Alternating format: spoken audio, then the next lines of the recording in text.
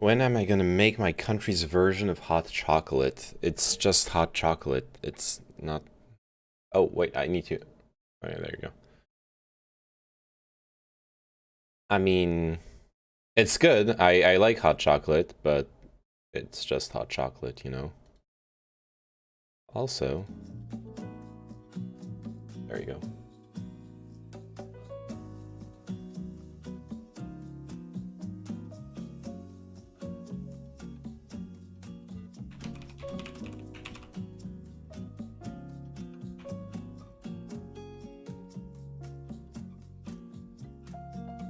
Hot snails.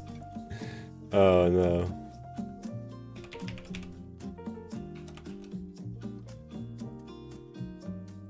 Oh crap, I forgot to update my YouTube. There you go.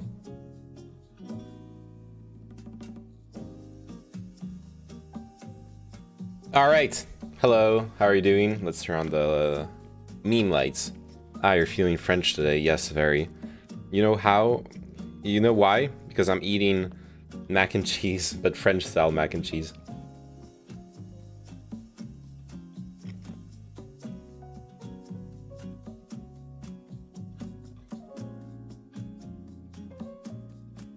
It's Frenchifying me up. Oh. That way, Nept. I finally did it. Fucking... Finally. I won 2 games in a row in Valorant. I ranked up yesterday. And guess what? You remember how I was talking about hidden elo? About how my hidden elo was way above my rank? When I ranked up, it took me from gold 3 to plat 2. I skipped a rank. That's how high my hidden elo was. Compared to the rank I was at. It finally got a chance to rank me up, and I just zoomed past plat 1. Hey, I found a picture of you on Google when I looked up your full name. Explain. Oh, what the fuck? What am I mangering? Qu'est-ce que tu manges? Okay, so I'm eating... Here, let me show you. I'm eating mac and cheese with little chunks of jambon. That would be what would that be in English? I'm not sure actually how to say it in English. I finally got my haircut. The new business cut. Nice. Good job.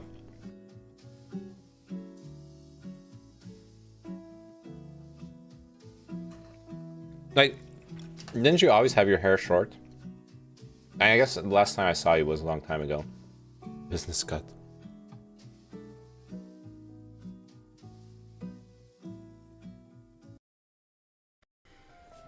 Hi everyone, it's Skunk Paste here, and you may or may not have noticed, but I just received a business cut.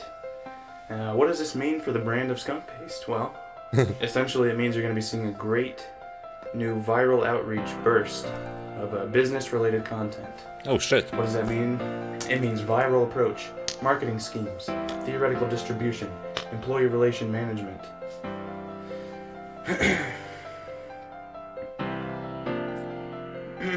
Diabolical web overdrive, advertisement sensibility, outreach announcements, quantized distribution, online web content, pivotal techniques to increase your marketability and sales output, stock portfolio tip trading, techniques, stock investment leeway opportunities, more content delivered straight to your feed. How can I increase my growth? What are my sales figures? What's my bottom line? What is the input-output mechanism for regrowth and remanagement? Staff clearing, business-wide accountability programs, accountability boosters, initiatives and incentives for your employees to overdrive their concepts, paid vacation time, and more. So with all of these great tips, you'll be sure to be successful. This is what the Sigma grind set looks With like. all of these great tips, you'll be sure to make it in the business field. Whether it's online distribution, sales management, team efforts, viral content, or anything related to business, marketing outreach approach, theoretical distribution theory, you will be making your success fields in the rounds. So I can't wait to see your growth. Together we're going to take this journey and follow it together. We're both going to be growing in our business ventures. So thank you very much for following my new business channel. And this is about business now. So I hope you like business. It's about business. So. Damn, I need a business cut now. I don't think we have a different word for jambon in English. Wait, you don't? How can you not have a word for that in English? These are all things you can expect from me now. Yeah. 2012 video, this guy was so ahead of his time. Yeah, this is dank. This is a good video. The terrifying truth about bananas. Oh shit, I'm clicking that. Wait, before I click that, real quick, important shilling moment. We've been publishing videos, one every day. Today's video is the fucking leftist speedrunning conspiracy breakdown of that Twitter feed. You can exclamation point speedrun in my Twitch chat, or you can just check out my YouTube channel, and there's a new video out.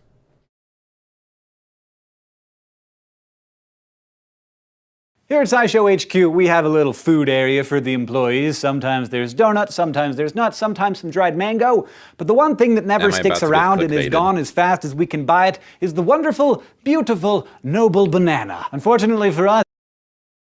Don't forget Raid Shadow Legends. Hey, Scoopsuru. I think we call it... How do you pronounce it if you call it jambon? Jambon? I guess you mean like ham. Oh yeah, ham! You would say ham normally, right? The jambon is a specific thing. Yeah, it is a specific thing. They may not be around forever.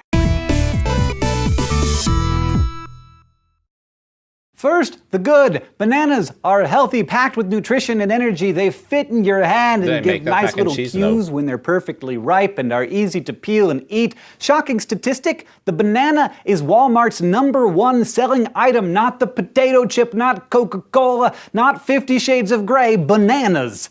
They appear to be so perfect for human consumption that Kirk Cameron attempted to use them to prove the existence of God. Of course, this banana was not created by God, or really even nature. Bananas, at least the ones that you see at the store, were created by people. Don't get me wrong, there are wild banana plants, lots of them. They're native to South and Southeast Asia, and there are dozens of species and thousands of varieties. They're just not the ones we eat. Some of those species, as you might suspect, have seeds. What the fuck That's is this guy what talking fruits about? are. They're fleshy bodies containing seeds. So you might wonder, why have you never eaten a banana seed? Well, you have.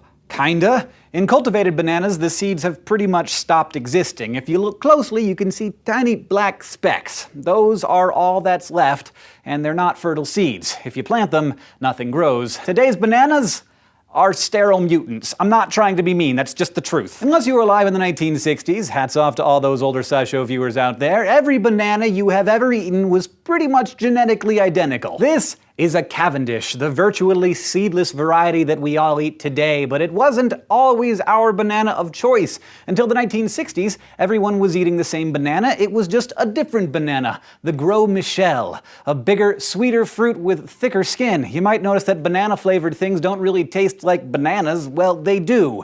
They taste like the Gros Michel. The genetic monotony of the Gros Michel crop was its undoing. A fungicide-resistant pathogen called Panama disease began infecting the Gros Michel crop. By the time growers understood how vulnerable their crops were, the Gros Michel variety was all but extinct. The entire banana industry had to be retooled for the Cavendish. Since they're seedless, the only way to reproduce them is to transplant part of the plant stem. And for the last 50 years, we've been good with the Cavendish, because it's more resistant to the Panama. This is not the business cut guy. This is another guy. Also, wait a second. So we're just cloning bananas?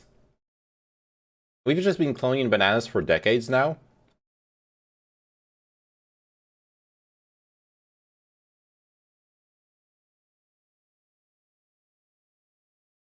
What the fuck? Disease. However, somewhat terrifyingly, Alright, a so strain I'll of check that Panama out. disease that affects the Cavendish strain that we all eat has been identified. A global monoculture of genetically identical individuals is a beautiful sight to a pathogen. The fungus only has to figure out how to infect and destroy a single individual, and suddenly there's no diversity to stop it or even slow it down. That's led to a lot of scientists worrying about or even predicting the outright Isn't that like every crop? I know there's very little genetic diversity in crops in general, like how most fruit works, but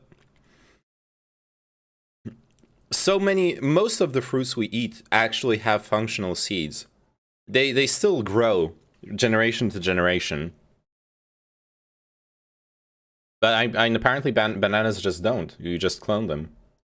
demise of the Cavendish. This wonderful, most popular of fruits might completely cease existence. The good news is, we now have a much better understanding of genetics, epidemics, fungi, and pathology. Scientists and growers have already taken steps to protect the Cavendish. Some growers are creating genetically different bananas that might replace the Cavendish crop if it fails, while scientists are attempting to genetically engineer Cavendish plants with immunity to Panama disease. Plus, we learned a lot from the Gros Michel debacle. Infected fields are quickly being destroyed, and new crops are grown from pathogen Name blocked our Twitch chat. Wait, what? No.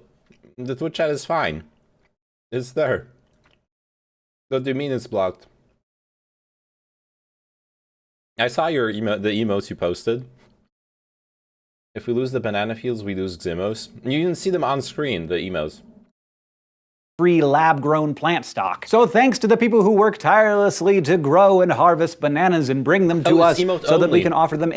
Oh, I'm sorry, I forgot to change it. So apparently there's this thing. God damn, I knew I was gonna forget. I fucking knew I was gonna forget. I'm so sorry. I knew I was gonna forget to set it back to normal. There, it's no longer an emote only. So apparently, there's no reason for me to be targeted by it, but I notice most streamers turn their chats to emote only when they aren't streaming. The reason for that is that if your chat is open and unmoderated, people can show up in your chat, start saying like racist shit, and get your stream banned. There's been cases of that happening. So, so a lot of streamers have gotten into the habit of turning their chat into emote only when they aren't streaming. So I figured I'd try it out. And I knew as I was setting it to emote only, I knew I was gonna forget to set it back to normal before I would start next stream. And of course I forgot. Relevant article, how do seedless fruits, okay. Inexpensively to our employees, and thanks to the growers and scientists working tirelessly to make sure that they don't go the way of the Gros Michel. Thanks for watching this episode of SciShow. If you have any questions or comments or suggestions for us, you can find us on Facebook, Twitter, or in the comments below. And if you want to continue getting smart with us here at SciShow, you can go to YouTube. No, if you want to talk to the phrenology guy, he has his own blog. He like responds to comments there. I'm not gonna do a segment on stream about him, but I actually went to his blog and I read a couple articles. I was curious. It's he's a full-on like neo-Nazi, honestly. No, I do not want to talk to him. Are you sure? I'm sure it would be a very interesting conversation. .com/SciShow and subscribe.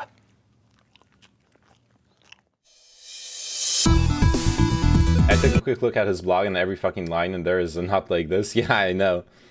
It's a fucking insane.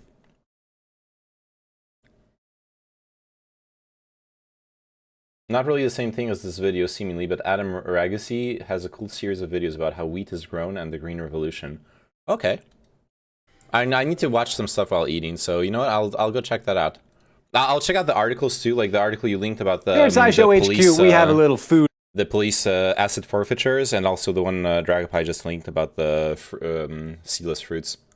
But first, watching videos, because that I can do while eating. Adam Ragusi wheat. I guess that's how I find it. Question mark? Oh, is it gonna be copyrighted? It might be. It might be unstreamable for me. I need to just stop free streaming to YouTube. It's pointless.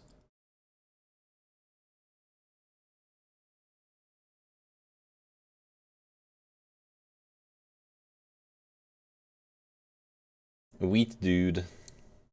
Oh, the growing bread. I've watched this already, where he grows bread from the. He makes bread from like nothing.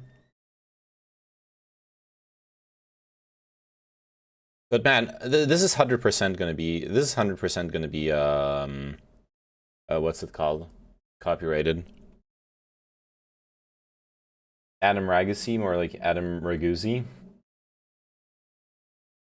I think I opened the blog in private. Neyman had a full-on race realist phrenologist show up in this chat and argue about Poland being such a great country. No, wait, it was better than that for Hyog.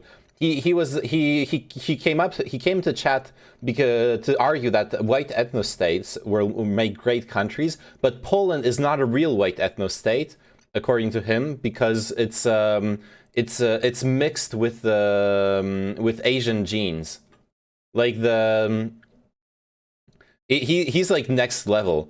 He's 100% mask off, but to the point where like he's purity testing European people.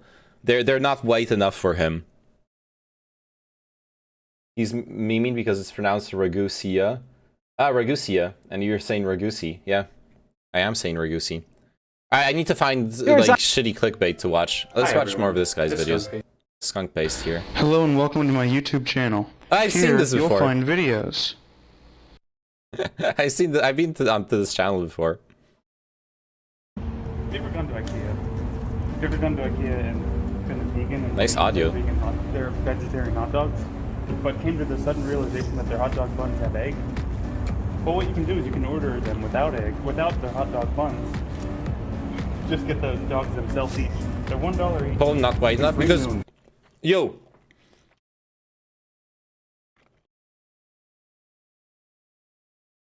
That guy had a fucking that guy had a fucking boner for like haplogroups. He was I don't know if you guys watched my the second time I streamed Disco Elysium. In Disco Elysium, you have this discussion with a guy who is totally like a race realist. He starts talking to you about the haplogroups and genetics and like racist concepts, like full on racist memes. That's where I like learned those terms. This guy was that person, like IRL. He was so.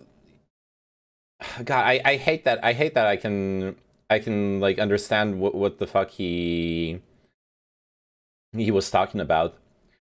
It basically for example the Hun invasions, stuff like that. It corrupted the white genetics in Europe. I can't keep up with the white supremacist memers anymore these days. Nick Fuentes is white, Polish people are not. I need the special pack of crayons these people are buying to figure this shit out. Yeah, pretty much. Bowls. You can bring your own bowls and your own knife.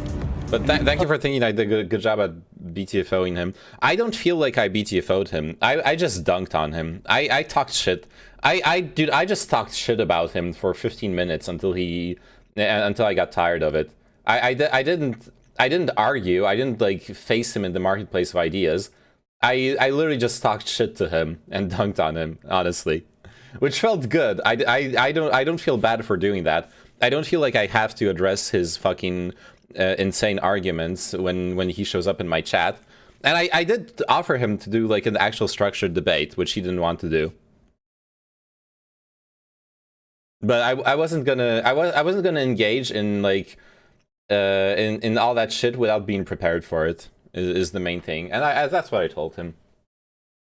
Them up and make little hot dog bowls.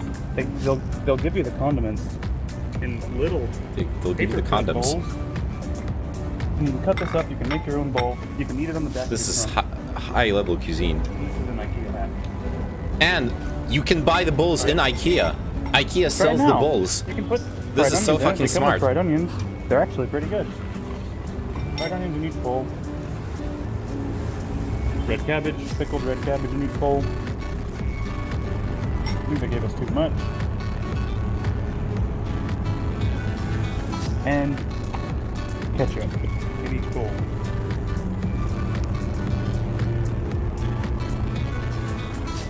Do you want mustard? No. If you want mustard, you can have mustard because they give you it. But I don't want it. And there's bowls. That's the idea. Eating a bowl of vegan hot dogs in IKEA's So, parking. An important part that you have to do when you make the hot dog veggie bowl is, okay, this is the technique. Park your car right next to the garbage can. Oh shit, that's big brain. So, like, all this trash, you know what, this is a shame, but it's gotta go somewhere. It's gotta go somewhere. The knife is ours, but it's gonna go, and probably in this receptacle actually, because it's mostly recycling. So just an addendum, an important part of the process. Wow, So there's we like- learned so much. Oh shit, it's not over. So one thing I realized when I came to recycle, this is Canton bottles only. I'm gonna have to throw it in the garbage. I'm sorry, folks. Just an important part of this. I just wanted to make sure everybody knew that's the second addendum. Thank you. Oh my god.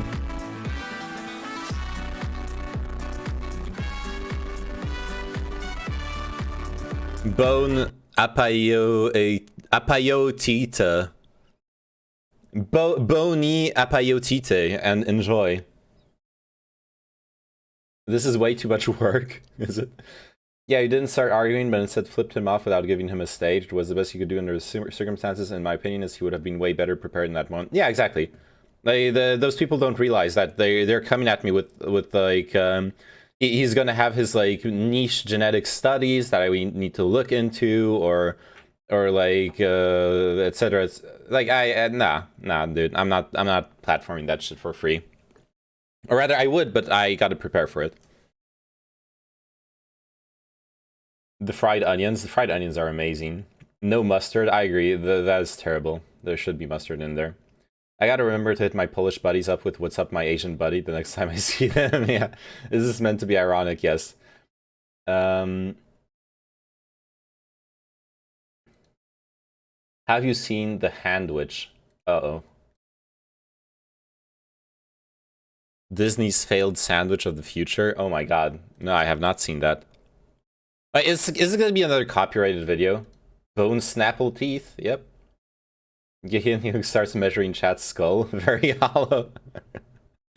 Okay, let's try this video. I might have to cut it off. By Raycon. Go to buyraycon.com/defunctland to save 15% today.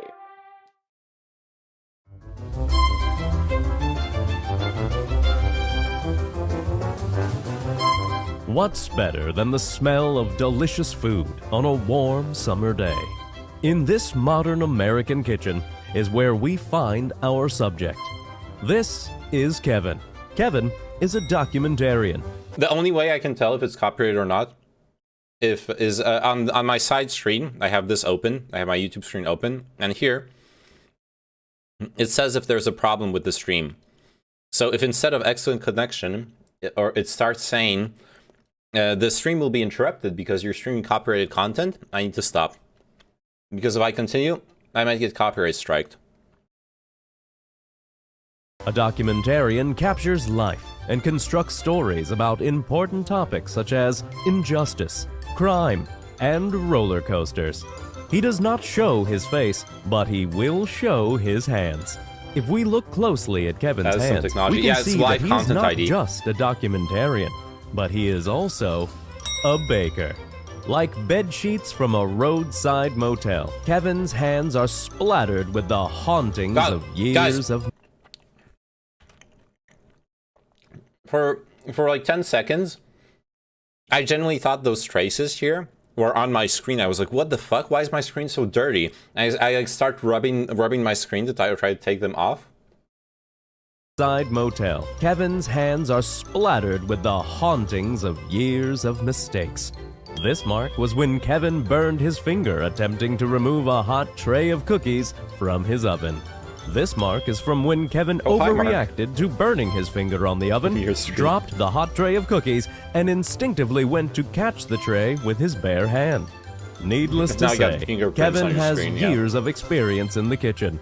And today, for the first time, he will combine his passions and embark on a historical culinary adventure. Yo! Those aren't tomato slices. Those are fucking tomato, like, discs. Those are tomato plates. Look how thick they are. Today, Lady. Kevin is going to learn the history of They're tomato and burgers, yeah. concoct his own sandwich. Wait a sec, you read that wrong. Sorry? You read it wrong. Do it one more time. Okay. Today, Kevin is going to learn the history of and concoct his own handwich. What is a handwich? I'll show you.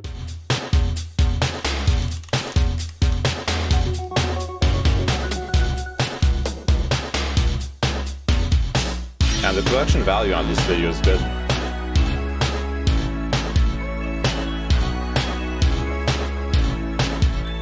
Around 1986, a new food item debuted in Walt Disney World, named the Handwich. The Handwich was shaped like an ice cream cone, but instead of a waffle cone, it featured a cone-shaped sub-roll, and instead of ice cream, it had fillings. These included such delicacies as ham and cheese, pulled barbecue chicken, roast beef and cheddar, and even tuna salad. The Handwich was billed as the sandwich of the future. Because of this, the Handwich was sold at Epcot's The Land Pavilion's farm. That looks absolutely abominable. Yeah, this guy started going all out on his YouTube channel. It's pretty great. It's really good, but holy, that looks terrible. Farmers Market food court, as well as the Space Bar in Tomorrowland. It was also served in Adventureland at some point. Wherever it was billed as Disney's newest attraction, implying that you can ride the Handwich, when in reality, the Handwich rides you. The official poster for the Handwich boasted that it was not just futuristic, but revolutionary. The, quote, first sandwich you can hold in one hand. The poster also stated that it was— What the fuck? Okay, I don't have a sandwich with me, but I have never had trouble holding a sandwich in one hand. Who the fuck needs two hands to hold a sandwich? Here, let me demonstrate. Imagine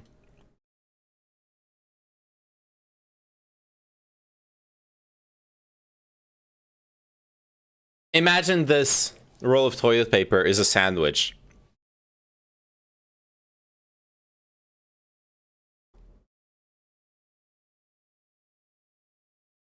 I know, I'm copying that TikTok guy. I don't care. But nobody had done it before then. They didn't have the technology for it. Clearly, you're more French than American. I know how big American sandwiches are, though. Let's go with that. To your friends, sometimes the fillings fall out. I know. And you know what's the solution for that? You hold your sandwich at the base. You squeeze it. You hold your sandwich at the base and squeeze it. And another solution is you can have it wrapped. You can have it in a container. So whatever fillings fall out stay inside. They don't like fall anywhere. And you just unwrap the container as you progress in eating your sandwich. It's not that hard. It really isn't. If you use the roll like a salt shaker in your mouth, it makes a funny sound. What? What the fuck? Someone just rang. What?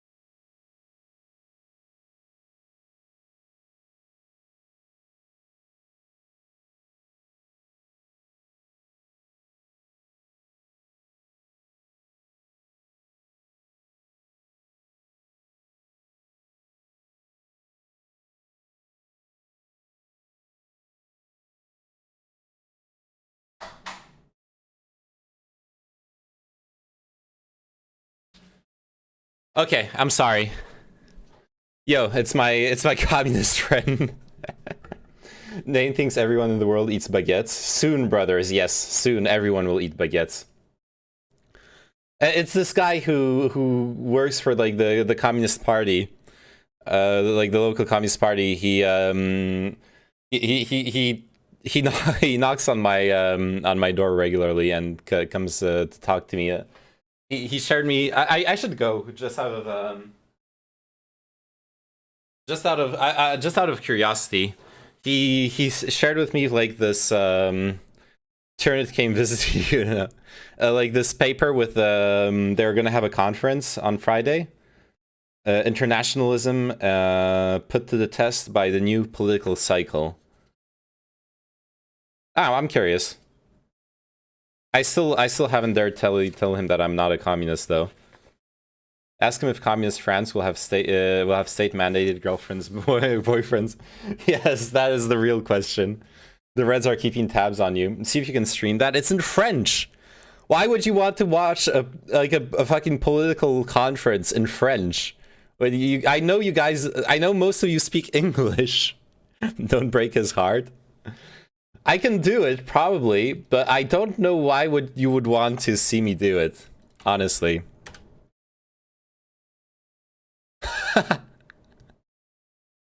I speak French? Okay. How many times would we hear praxis? Probably not much. Have you told him you're an ANCAP yet? No, because I'm not. Just translate it all into English for us. Ooh, that would be spicy. Sliced bread was invented in 1928. People in 1927. Yes. This is yeah, I guess this is how Disney thinks that people eat sandwiches. We all have Pixel 6s, we're fine. Oh yeah, the Pixels, they have the automatic translation meme, right? Yeah. Magic Turtle is alive. He is alive. He's alive in my Twitch chat. Hey, what are you guys talking about while I was away? I'm squeezing my toilet paper to this and you can't do anything to stop me. What? It's Kevin Perjurer. Yeah, don't ever like get him to testify in court. He'll do perjury. He's come to take the revenue back from his YouTube video. Yes. He opens door, no one's there at first glance. Hear angry noises coming from below, looks down, see Roser talking about Apex or whatever is making him angry. Pull out dustbin, sweep, back to stream.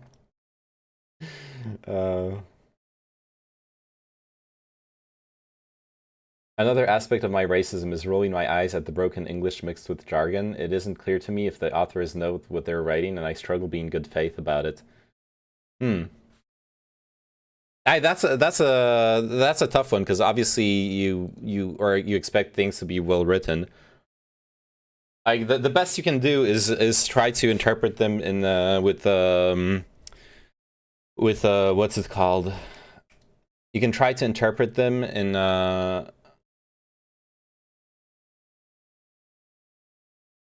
how do you say it?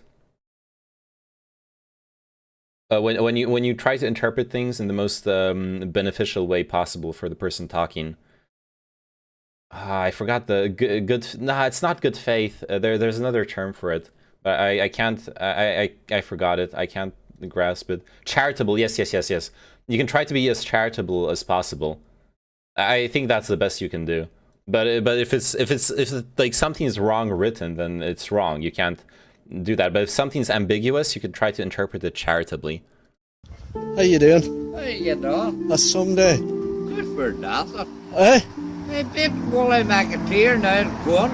Jesus, fancy rooster.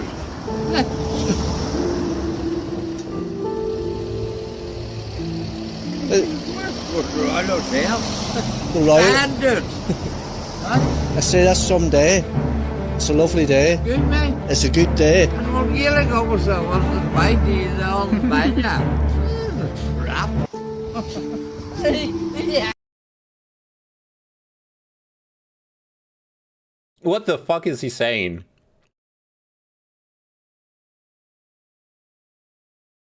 Hey, Golintexers.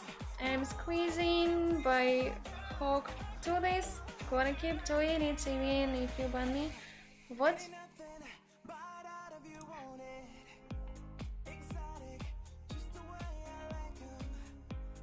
Oh. Hey, Goblin Texars. These always fall flat except the Skyrim one with two dudes arguing. So has it. I love the Biden one. I really love the Biden one. Alright, back to the video. She has a flat belly. Yeah. It's a good day. What? Yeah.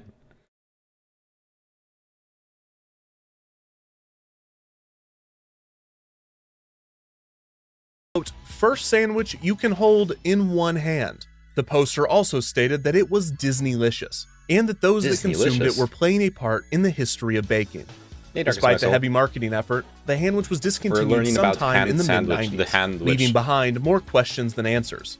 Luckily, those questions would linger, and the good people at Retro WDW would respark interest in the handwich during their Retro Magic event in 2019. Here, historian Brian Miles gave a keynote speech on the handwich, which was coded somewhat like a military briefing.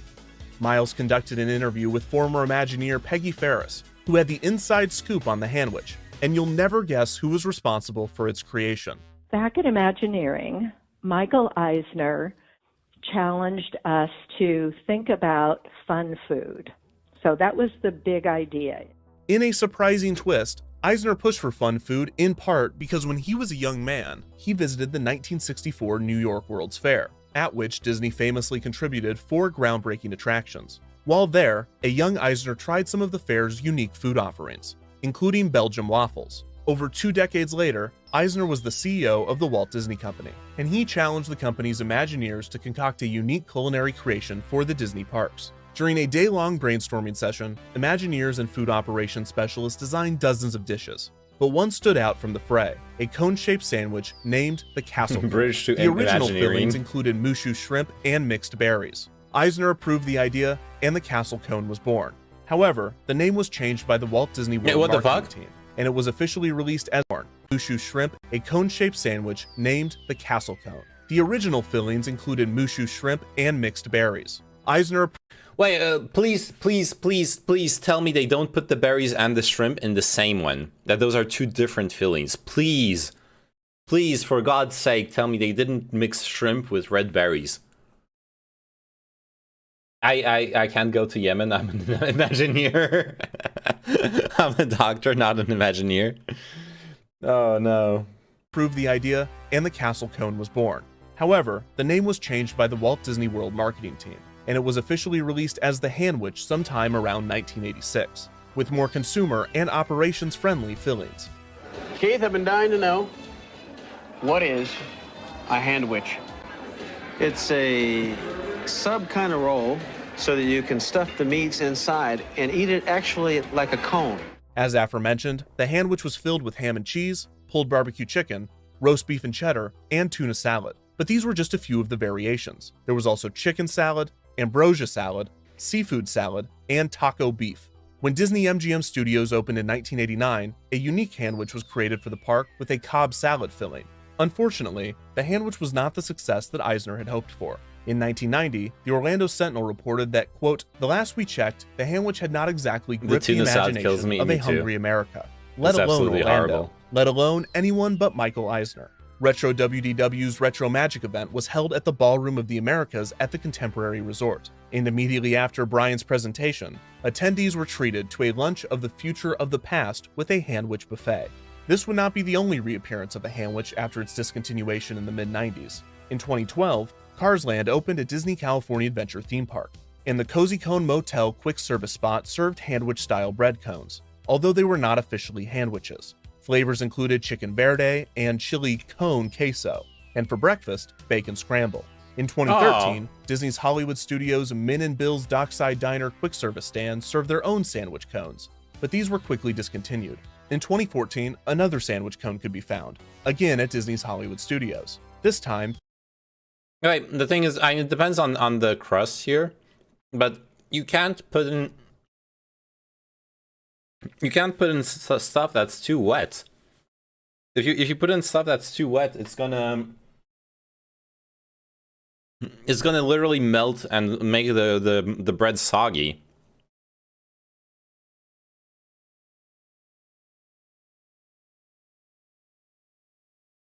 Ambrosia, isn't that the Greek mythology drink? Yes, ambrosia was the drink of the gods. It is the drink of the gods. Ambrosia and nectar. The gods drink ambrosia in Greek mythology and eat nectar. Fillings included a macaroni and cheese with bacon topping cone and a Fiesta chili cheese cone. In 2017, during Epcot's 35th anniversary celebration, a retro handwich was created, this time with a new mac and cheese with cheeseburger filling. While distinct from the original handwich, this was the most intentional of the handwich revivals, explicitly referencing the dish's predecessor. All of this is to say, the handwich is replicable, which means... Kevin, wait! You're not really going to recreate one of the handwiches, are you? No, announcer man. I'm going to recreate 3 of the handwiches. 3? Oh no. He's going to recreate the tuna one. I had a pizza on a cone once. It's fucking delicious, or maybe I'm just a monster. I love it. That sounds delicious. Sandwiches? That is a journey from which you cannot return unsuccessful. No, yeah. The thing is, pizza works without whatever shape you put it in. You can roll it up. You can literally take a pizza, fold it in 2, call it a calzone, and there you go. It's still delicious. You can roll it up. You can fold it, you can make fucking origami out of your pizza and it'll still be good. Just one handwich short, and you will be pizza lost can be folded to into time, a cone. just like It's not the a problem. handwich itself. Are you sure about this? It'll be fine. Now let's make some handwiches. Mouth-watering What if I blend the meals. pizza into a smoothie? Okay, I talked about folding, not about blending. Holy shit! I don't want to imagine that. Oh no. Look, I'm someone for whom I'm someone for whom texture is really important. Will it blend? Delectable dishes, tasty treats. No matter how scrumptious, they, like everything, will be lost to time. But unlike most of us, some will be remembered.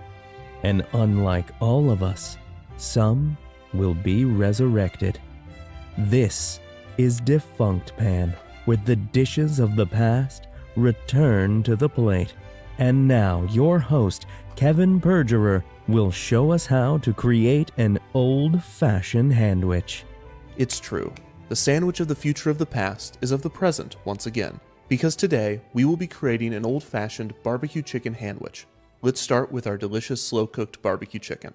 First, we make our sauce with a tablespoon of apple cider vinegar, followed by a tablespoon of Worcestershire sauce, a 1/4 cup of brown sugar, and a tablespoon of olive oil. I have peeled and grated an onion, and we are going to put both the onion and the juice into our bowl. Finally, let's add 2 cups of barbecue sauce. The only barbecue sauce you will ever need, and the best barbecue sauce in the world, is Joe's Kansas City barbecue sauce. I'm going to add the whole bottle to our bowl, and now we mix.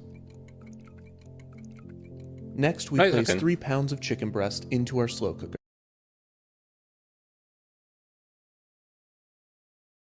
At that point, isn't the entire sauce just tasting of barbecue sauce?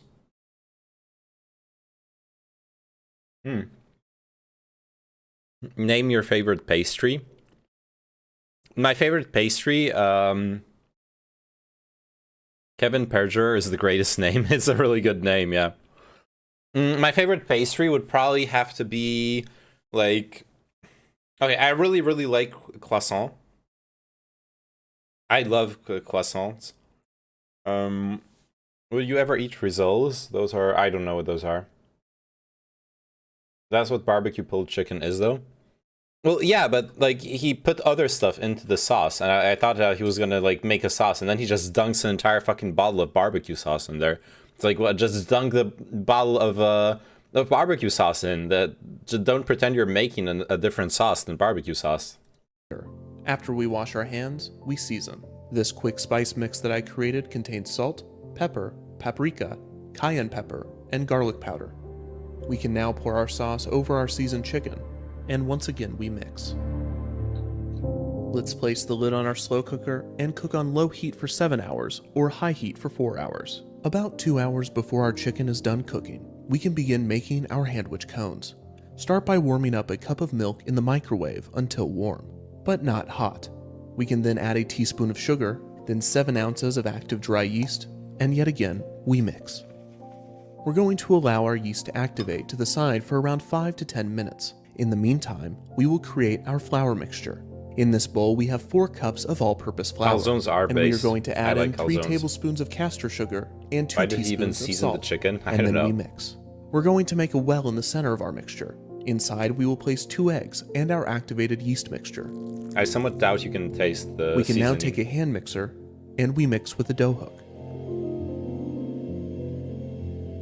After these are combined, we take a 4th cup of soft or slightly melted butter and add it to our dough. We now mix for around 6 to 7 minutes. We now place our somewhat sticky dough onto a floured surface to form it into a ball. Once we have done this, we can place it into a greased bowl, cover it completely, and allow it to sit in a slightly warm spot for 1 hour to rise. While that is rising, we can create our cone molds.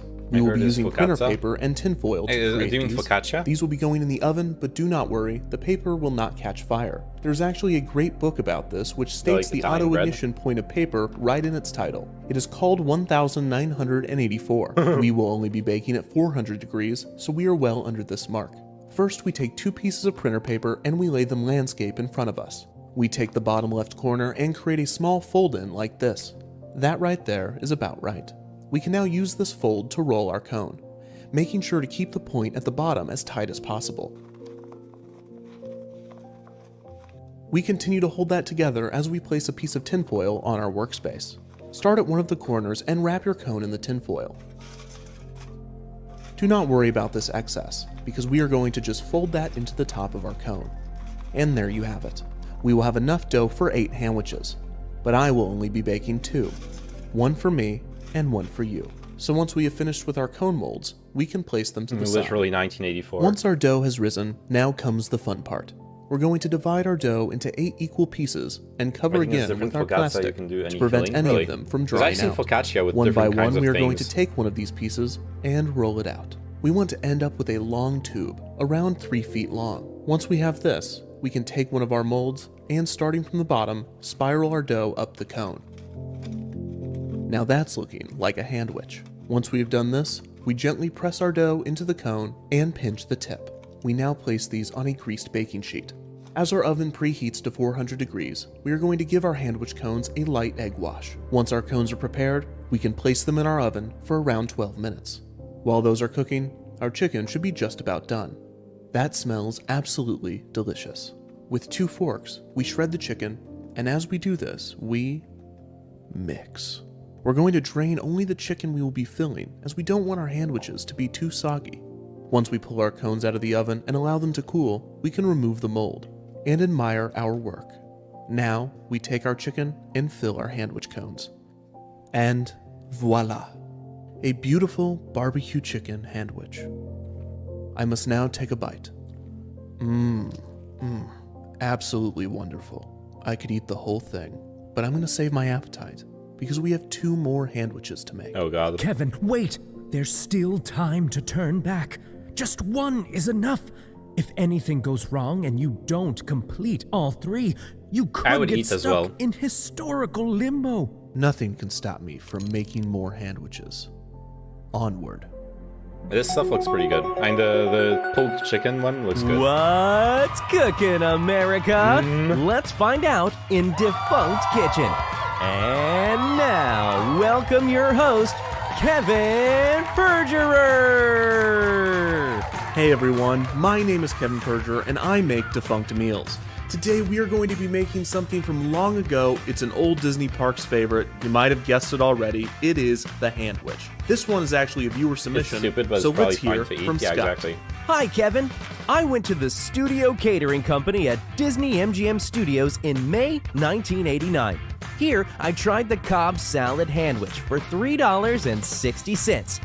It had a mix of finely chopped lettuce, egg, bacon, tomato, turkey, avocado, and blue cheese in a French roll cone. The blue cheese dominated just a bit, which didn't bother me. But if you don't like the pungent taste of Roquefort, you might not like this. I was wondering if you could show me how to make it? Scott, thank you so much for writing in. The sandwich is not only a forgotten food item, it is the perfect meal for many occasions. Let's say you have a daughter. She's a sweetheart, but she's a bit of an arsonist. Her principal is coming over to discuss her expulsion, and you have to cook something spectacular, or he will expel your daughter, and she will never be able to achieve the dreams that you've projected onto her. With these life-altering steaks, why not make a delicious sandwich? And I'll show you how. We're going to start with 4 strips of bacon chopped up, and we're going to place these on a wire rack, and we're going to rest that on top of a drip pan lined with tin foil. Once you have those on the wire rack, you can place it in a 400-degree oven for around 20 minutes, but make sure to watch it. After you've washed your hands, we can open our dough. Now I'm going to take advantage of the store for this one. This is French bread dough, and we're just going to give it a little karate chop, hi-ya. And now we're just going to open it up, and we're going to split it in half, just like that, into 2 equal parts for our 2 sandwich cones. Now we're going to wrap these around one of these cones. Now what this is, it's just printer paper wrapped in tinfoil. Now we have a tutorial on our website, and you can just go to that link right there, and once you made 2 of these, we can get rolling. So let's grab one of our dough, and just like we're starting a campfire, we just go to town. We want to make this around 3 feet long, and once we've done that, you can take your tinfoil cone, and you just wrap it around the very tip, and then you spiral it on. You just keep wrapping all the way to the top, just like that. Look at that. Degrees of rotation. Now we take our greased baking sheet and we put our sandwich on, and we do this again. But wait, what if the rotation was not in the dimension you thought of? What if it's a rotation in the complex numbers? Second sandwich, and once we've got that, we can put that one on right next to it. Well, in that case, it would be a complex number. We can put this in our oven, 400 degrees, even while the bacon is cooking just right under there. Now, while we got that cooking, I want to tell you about an incredible product. These are the Raycon Everyday E25 earbuds, and they're today's sponsor. These earbuds are the real deal. The Bluetooth pairing is seamless, it's incredibly responsive, and with 6 hours of playtime, you can do everything from commute to work to exercise on a single charge.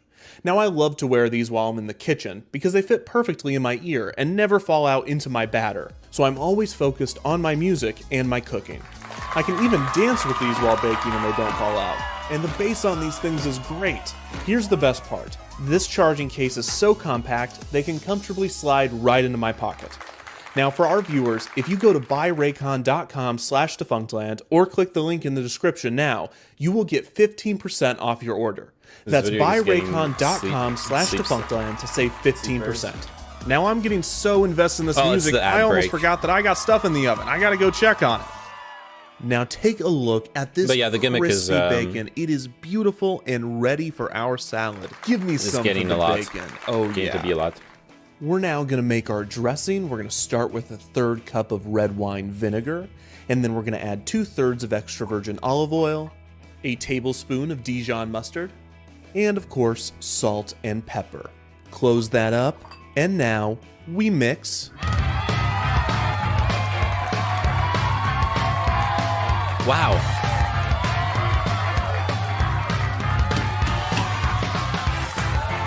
Whoa! All right, please stop clapping. It freaks me out when I'm using the knife. God, I'm tired. Okay, so we're going to take our lettuce and put it into a salad spinner, and you will never guess what that does, but I bet you'll clap anyways. All right, let's try to keep it at a mezzo forte. Kevin's got a headache. Let's go ahead and speedrun this salad. Bacon, cherry tomatoes, Roquefort, egg. Doesn't matter how you slice it, it'll still taste terrible. I'm going to open up an avocado and take out its pit. Boom, magic, it disappeared. No idea where that went. Slice up some turkey I got from the deli. And don't forget to throw a little piece of turkey over your shoulder for good luck. And we mix. And look what just came out of the oven. One of them's a little messed up, but that doesn't matter. We're going to keep on trucking. Let's go ahead and add our dressing to our salad and then fill these cones. Now I cannot wait to try this, so I'm not gonna. Let's take a bite. That is delicious. That's 2 beautiful sandwich cones, and you know what this pairs great with? Raycon Everyday E25 earbuds. Oh God. I know that these might have looked complicated, but do not be afraid of these. The sandwiches can smell fear, and if they smell it, they will become spicier. And check this out, we did that in under 5 TV minutes, which is roughly 13 hours. I hope you enjoyed today's episode. Now I've got to go make another handwich or I might be lost to... I don't know about this one. Yeah, I wanted to say something. I'm not a real French person. I fucking hate... No, I don't hate Roquefort. I can only eat it if it's paired with red wine. I can't eat those like strong, sharp, smelly French cheeses. The ones with plenty of fungus on them and stuff like Roquefort or Bleu. I can't eat them by themselves. I just can't. I find them disgusting.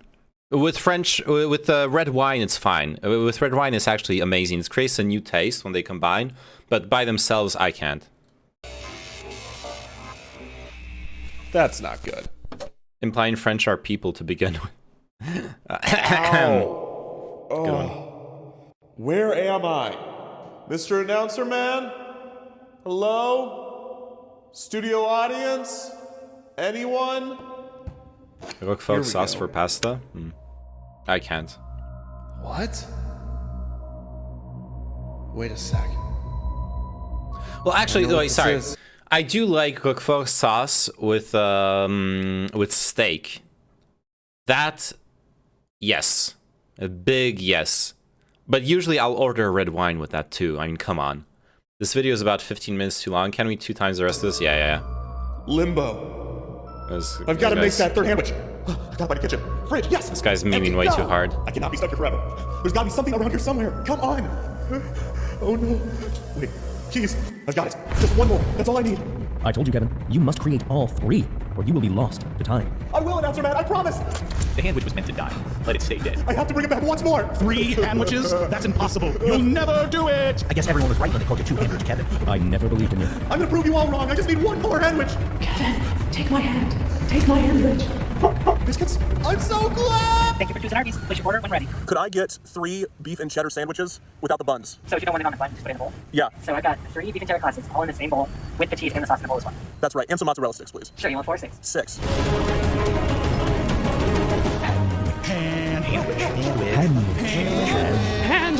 Handwich. What is a handwich? What is a handwich?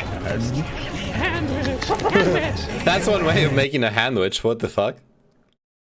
Just empty out and by 2 times I mean skip. Well, we're almost at the end. Be patient, my children.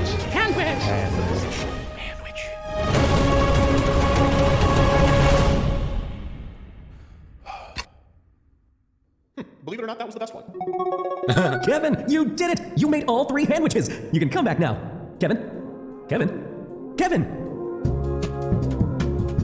Okay.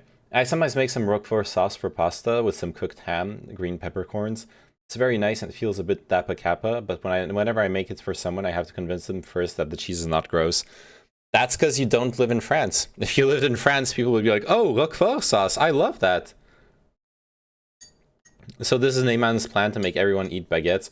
Dude, baguettes are really good. Okay, I don't need to make a plan for anything. The video's still better than the Marvel Cinematic Universe? What? No! That's objectively false. The Marvel Cinematic Universe is one of the greatest...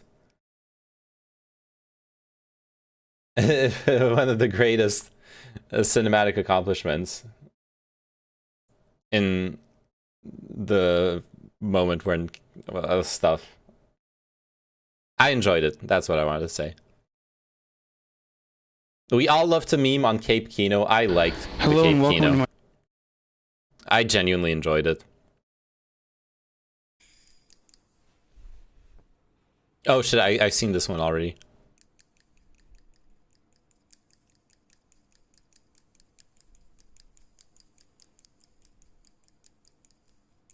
MR. Clicking, clanking on Jesus chain necklace for sleep and relaxation. Relaxation.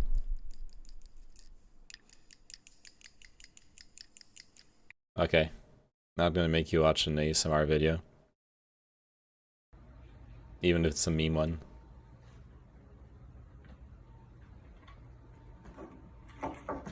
Here, spray it.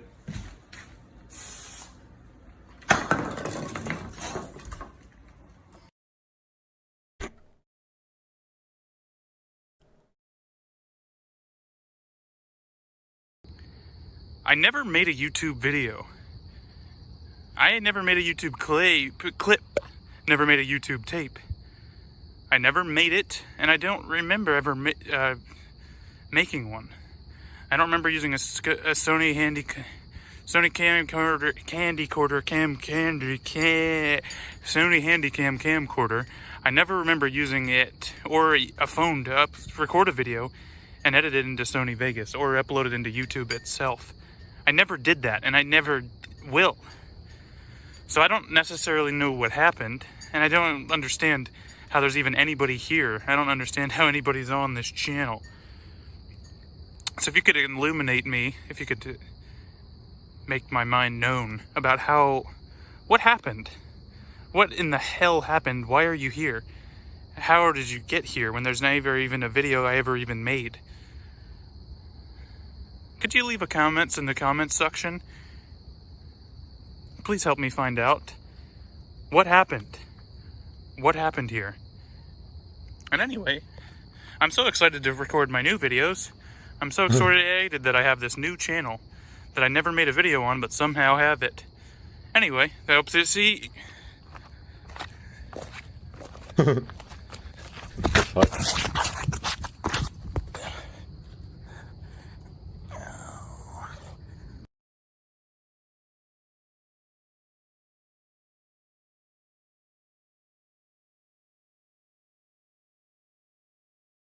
What you watching? I don't know. I'm watching I'm watching a YouTube channel called Skunk Paste. And it's weird shit.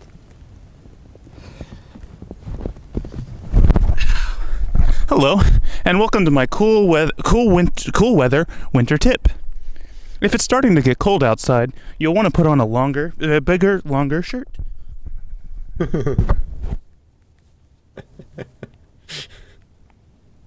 Okay, this is a good meme.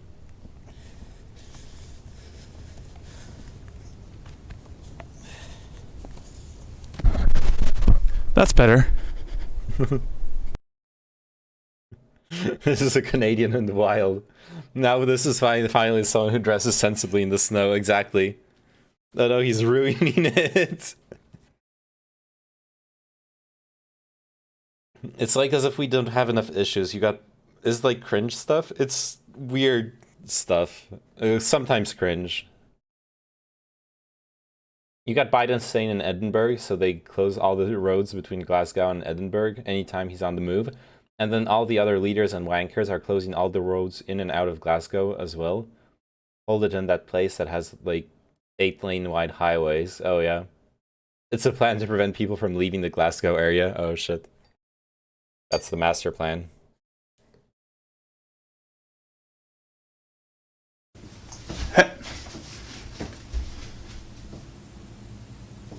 Have you ever taken an image with your portable digital phone and thought to yourself, that's alright of an image, that's moderately decent of an image, but what I really wish is that it was 19 times widened.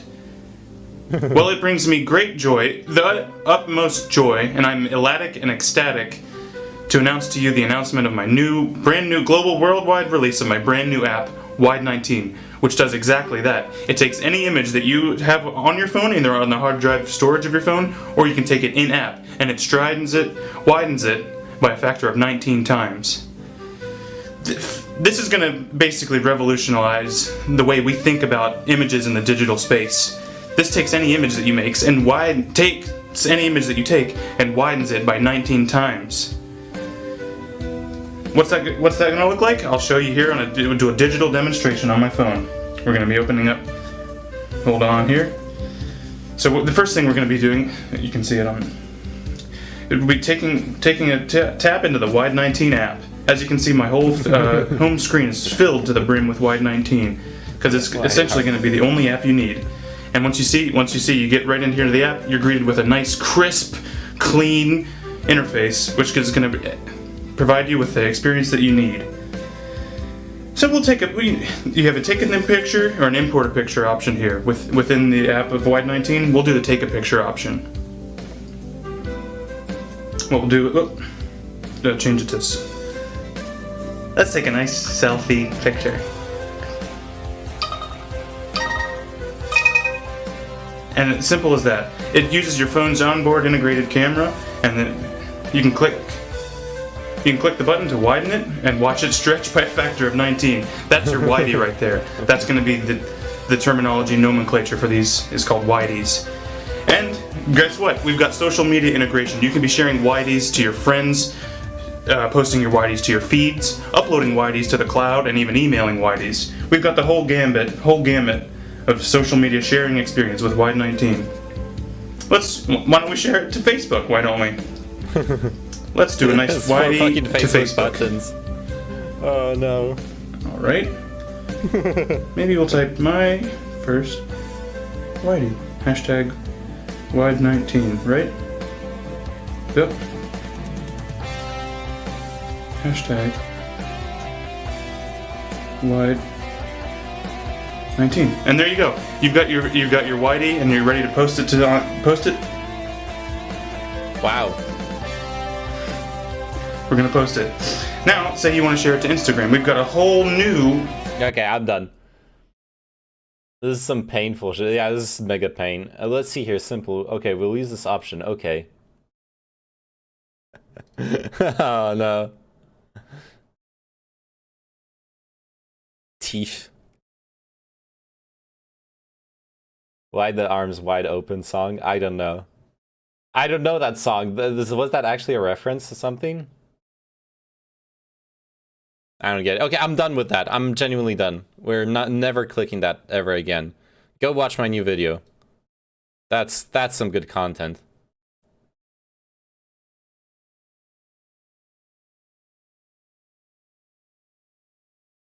All right. Oh. Fuck me. It's an old ass song that everyone listened to in the 2000s. Nice.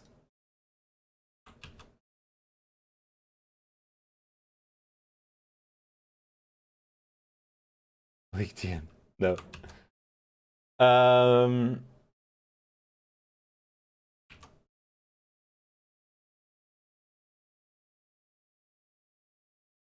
Okay. Hey, thanks for the follow. Maybe I'll see good one, Chinchilla. We carapace now. Wait, what is this? Isn't this this? What the fuck is this? The only time the band Creed was relevant? The fuck is this? Isn't this a train station? Or a factory? This is a factory. This is 100% a factory. No, this is not the Sydney Opera House. This is not the Sydney Opera House. I know why you're thinking that, but it's not that. This is the Sydney Opera House.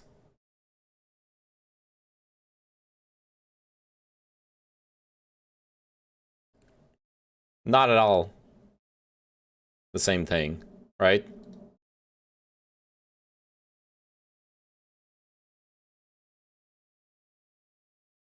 Glasgow.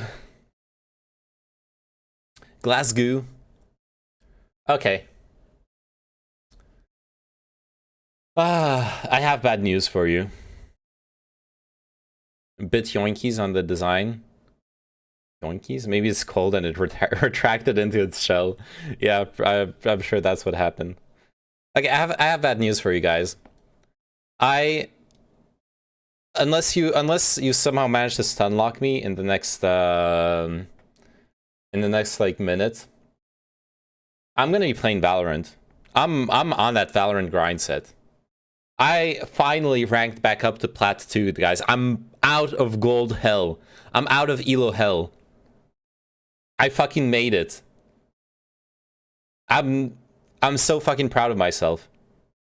I got nothing. Quick stun lock. Okay, you got there's an update going. And I'm out of the stream. Yep. Quick, say something sex related. Streams.gg chat.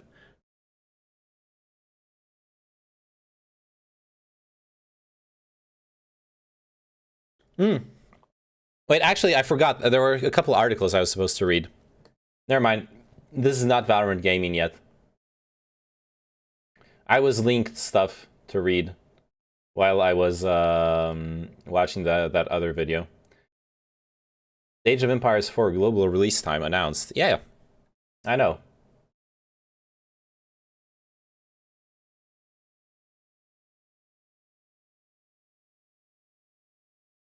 October 28th.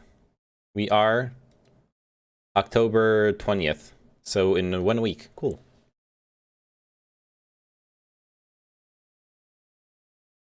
Alright, so let's stay on the fruit tip.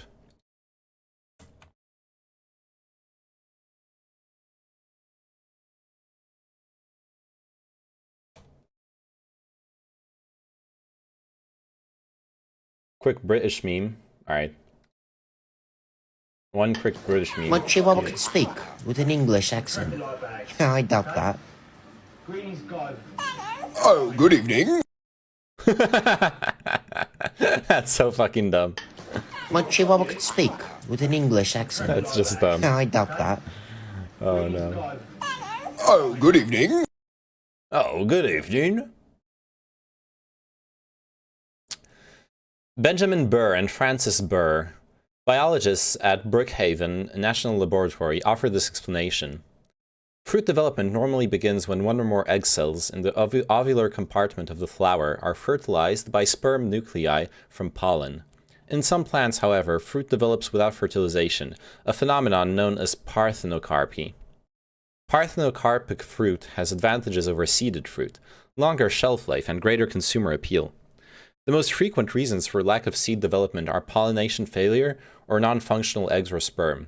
In many plants, self-incompatibility genes limit successful fertilization to cross-pollination between genetically different male and female parents. This property is exploited by citrus farmers who grow seedless fruits, such as navel oranges and clementines. Because these cultivars are self-incompatible, they fail to set seed when they are planted in orchards of identical plants, clones. These plants have a high frequency of parthenocarpy, however, so they still produce fruit. Such trees do not require seed for propagation. In fact, propagation by seed would be disadvantageous because the progeny would differ from the parent. Instead, nurserymen frequently propagate fruit trees asexually, usually by grafting.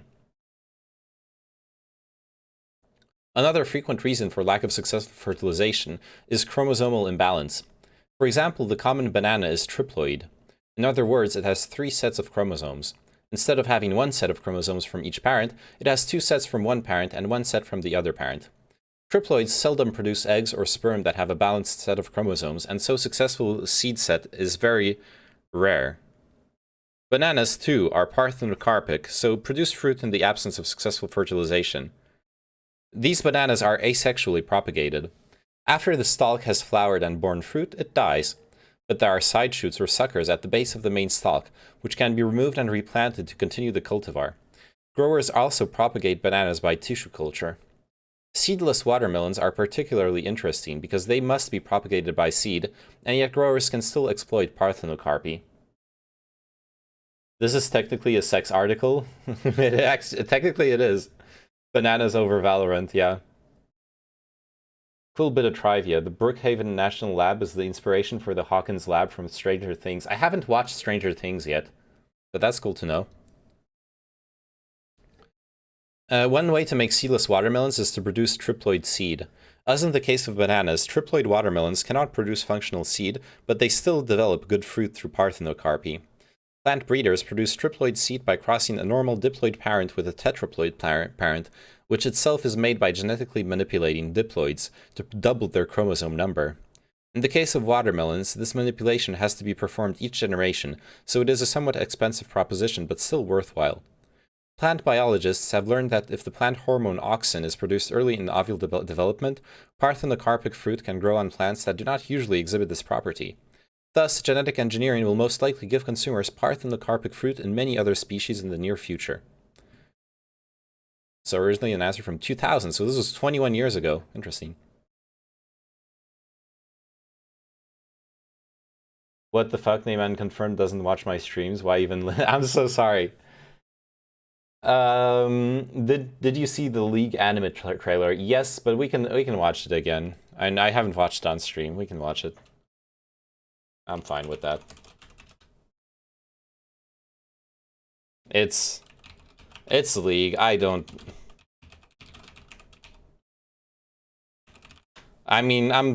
care that much. It's cool. It looks cool. When I was a kid, me and my sister, we played a game where we But pretended you to all chase have already monsters seen it away. anyways.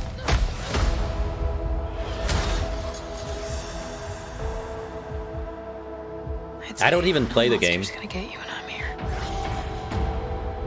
Then a real monster showed up. I have to find her. Animated. The world's growing smaller But every day. are you pissed that I typed anime to look for it? On the surface, the topsiders are leaving the undercity further behind. Oh no. I believe I've discovered something. Anime is actually only Japanese animation, okay? You don't understand what's at stake. Which it actually is. I shouldn't be, but I don't care. I'm sorry. You're right. Who knows? Maybe it's being produced in Japan. Okay. It's not anime style though. That's for sure. What are you waiting for? Continue to expose yourself as a normie. What? Yo, Senpai Chao. I'm actually gonna like. I'm not the weeb who watches fucking seasonal anime. I know. I actually don't watch anime. I don't watch anime. I read fucking manga. I've read shit tons of manga. I've spent hours and hours. I spent thousands of hours in my life reading manga. That is my weeb cred. I don't watch anime. I just don't enjoy watching stuff most of the time. More lives may be lost. The Undercity cannot be controlled. Then we have to go in by force. Riot copied Dota, so it makes sense that they need to have an animated series on Netflix. Didn't this series start work? Didn't League start work on this series before Dota started work on theirs? The cycle of violence will never stop. Someone told me that. I don't know if that's true. I have to try. Every single time you mispronounce mango, your credibility tanks even below 0. Don't ever lose it. Protect the family.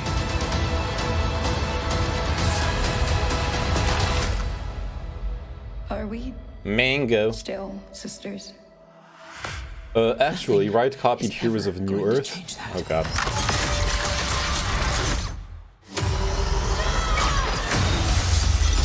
Nice Amy move.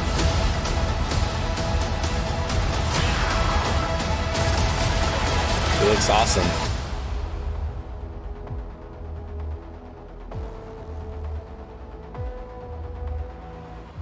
Are League and Dota different games? No, they're not. They're actually the same game with a different skin.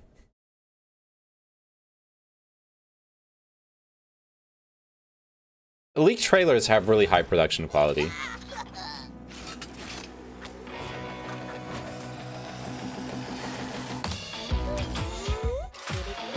Oh, this is copyrighted music. Anyways.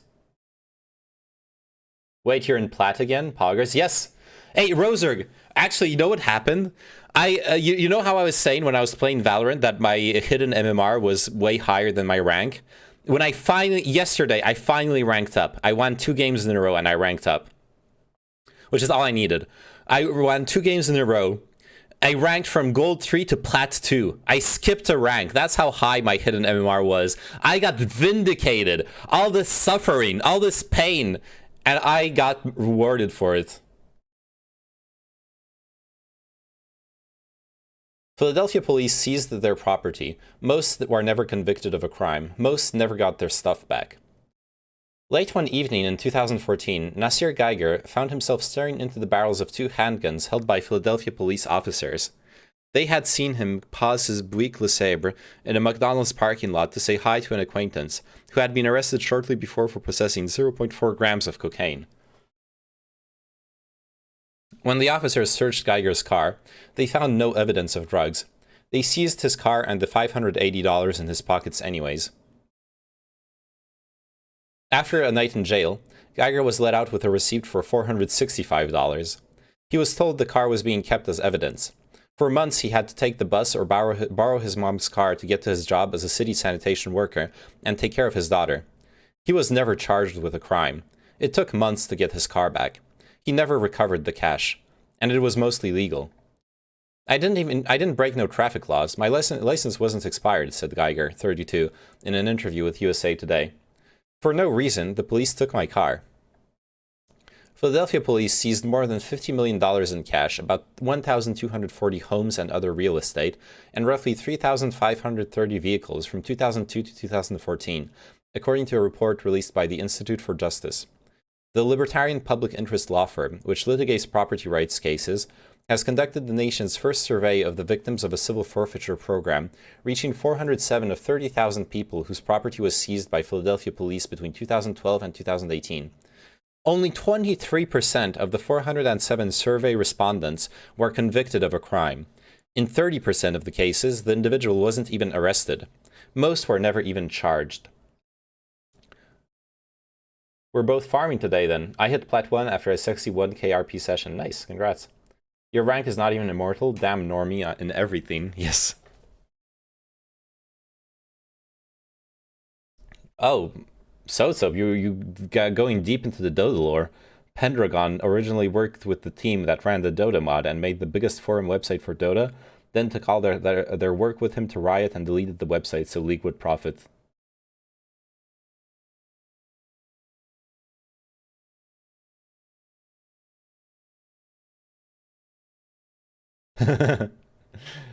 Did you forget again? Pat Labor 2, the movie you forgot about? Yes, I actually forgot about it. I haven't watched it yet, Milton Gitano. I'm so sorry. I'm reading this article. I'll check out the video after. The seizures were legal because they were done under civil asset forfeiture law, which does not require a person to be charged with a crime. How the fuck? How the fuck did that ever get through legislative bodies? Seriously.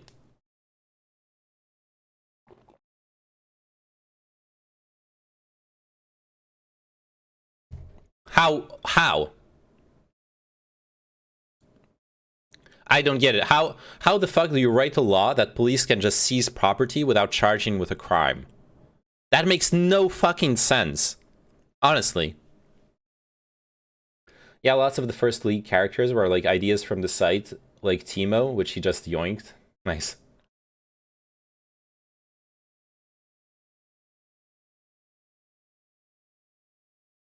American regulation, yeah. What used to happen in Philadelphia was illegal by modern standards, and it represented a form of institutional theft, Philadelphia District Attorney Larry Krasner told USA Today in an interview. The survey confirms advocates' arguments that civil asset forfeiture mostly ensnares law-abiding, low-income people of color rather than large criminal enterprises and drug kingpins. The amounts of cash forfeited were frequently small enough that it was not worthwhile to hire an attorney to get it back. Geiger was one of several plaintiffs in the Institute for Justice's 2014 class action lawsuit against the city of Philadelphia and its district attorney's office. The case resulted in reforms and $3 million in a compensation fund.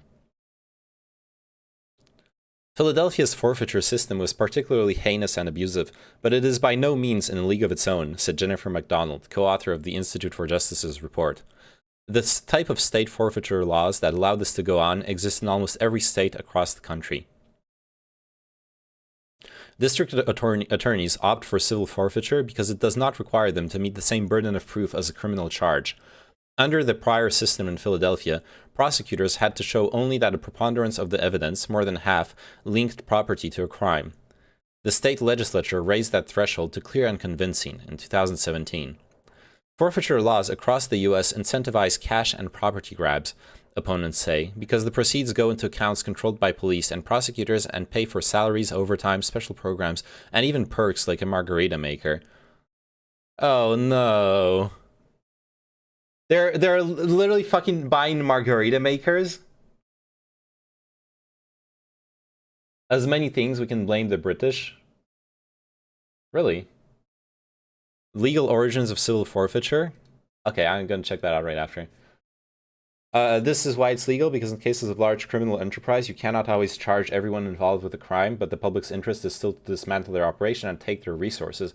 I understand that, but as with everything that gets used to target black people, etc. Yeah, look, that's a South Park meme. I know, yeah, the Margarita Maker South Park meme. No, look, so the problem is, there is a predominant principle in lawmaking that usually lawmakers follow. Usually lawmakers will follow this principle, which states that it is more important to respect innocent people's rights than to lock up guilty people. 99% of laws are written from that perspective. That is why we protect people accused of crimes. And we find that more important. We find it much more heinous if one innocent person gets punished and more guilty people get punished than letting guilty people go free. And honestly, I agree with that personally. I think most lawyers, most lawmakers, most people working with law abide by that principle. That is why I don't understand how you can create a law that allows you to punish people without charging them with a crime, without creating basic checkpoints before doing it. Because yes, in cases of large criminal enterprise, this civil asset forfeiture will allow you to, yeah, for sure, but you ask how it got passed into law, and that's why, or part of it. Yeah, it's just, like, even I love to shit on how the US passes some, like, really dumb laws sometimes. But usually the US is really good at defending the rights of the innocent, usually. And that's why I'm so surprised. This is normally not the kind of bullshit that passes, but obviously it did pass, so, like, I'm wrong. Innocent until proven guilty, yeah. Yeah, for sure, but oh, so basically war on drugs, dumb shit, apparently, yeah, or maybe even further back, like mafia stuff. Whoops. Maybe it goes further back into, like, organized crime fighting, anti-mafia stuff, the RICO laws and stuff like that. For months after his car and cash were taken, Geiger would drive by the police district building in a city trash truck and see his car sitting out front. He financed the purchase of another car as he unknowingly racked up hundreds of dollars in storage fees on his old one. It took him more than a year to get his paid-off car back. Under a consent decree approved by a federal judge in February, the Philadelphia District Attorney's Office and the police department are no longer allowed to use forfeiture revenue for salaries or other law enforcement expenses. Good. The way it was being used before, it was like a slush fund, said Jane Rowe, a spokesperson for Krasner, who took office in 2018 and negotiated the settlement of the class action case. Krasner, who is up for re-election, is more judicious than his predecessors about what is seized, McDonald said. He has committed to sending back up to $1 million in 2021 of civil forfeiture funds to community programs in the 4 zip codes most impacted by the practice, said G. Lamar Stewart, who heads the DA's community engagement unit. I don't know if that's worthwhile. The money should go back to the people it was taken from, if it wasn't involved in criminal activity. This is not... Sending it to community programs is cool, like, it looks good, but you're literally... Okay, so you stole money from people, and now you get free PR out of it. That's literally what this guy's doing. It's better than using it as a slush fund, but it's still really slimy. Like, just because it's given to a good cause does not make it really fucking slimy. Bootlegging is the main impetus for recent history. Bootlegging and crime syndicates in the early 1900s, I see. Yeah, it's covered in the link. Apparently it was created because people wouldn't pay for taxes and custom duties back when the US was just formed.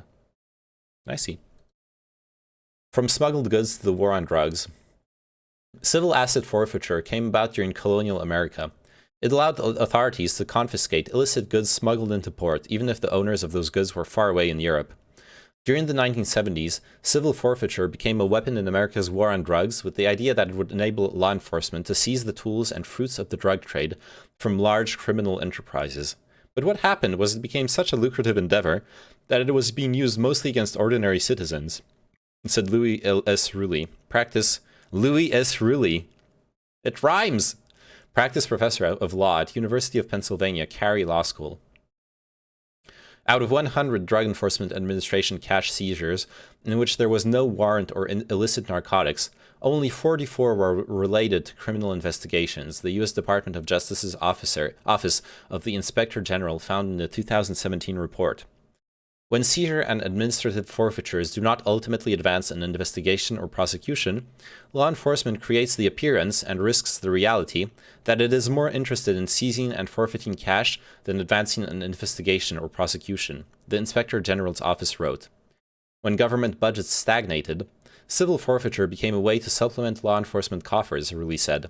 Over time, law enforcement grew more dependent on the funds. Would you approve if we gave the spoils to Invader V? Maybe. Maybe that's how you get me on board with this.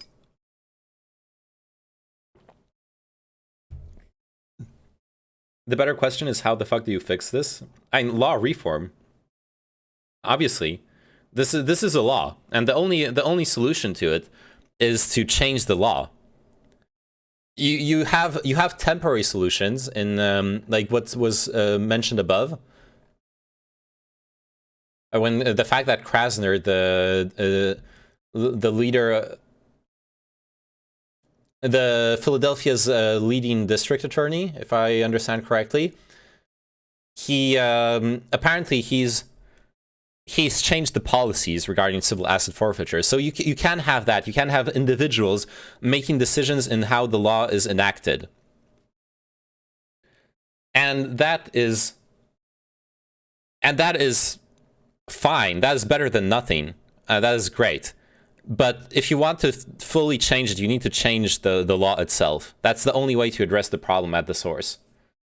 I'm very skeptical that this could be changed, unless the main reason it's removed stopped all war on drugs stuff, which seems unlikely now. You can remove it without stopping war on drugs stuff. The way I would remove it, if I had to attack it as a politician, I would frame it as personal property. I would frame it as because I know lefties are going to be on board with it. I don't need to use lefty arguments about how it targets people of color and minorities and stuff like that. I would go full fucking libertarian on it. You know what I mean?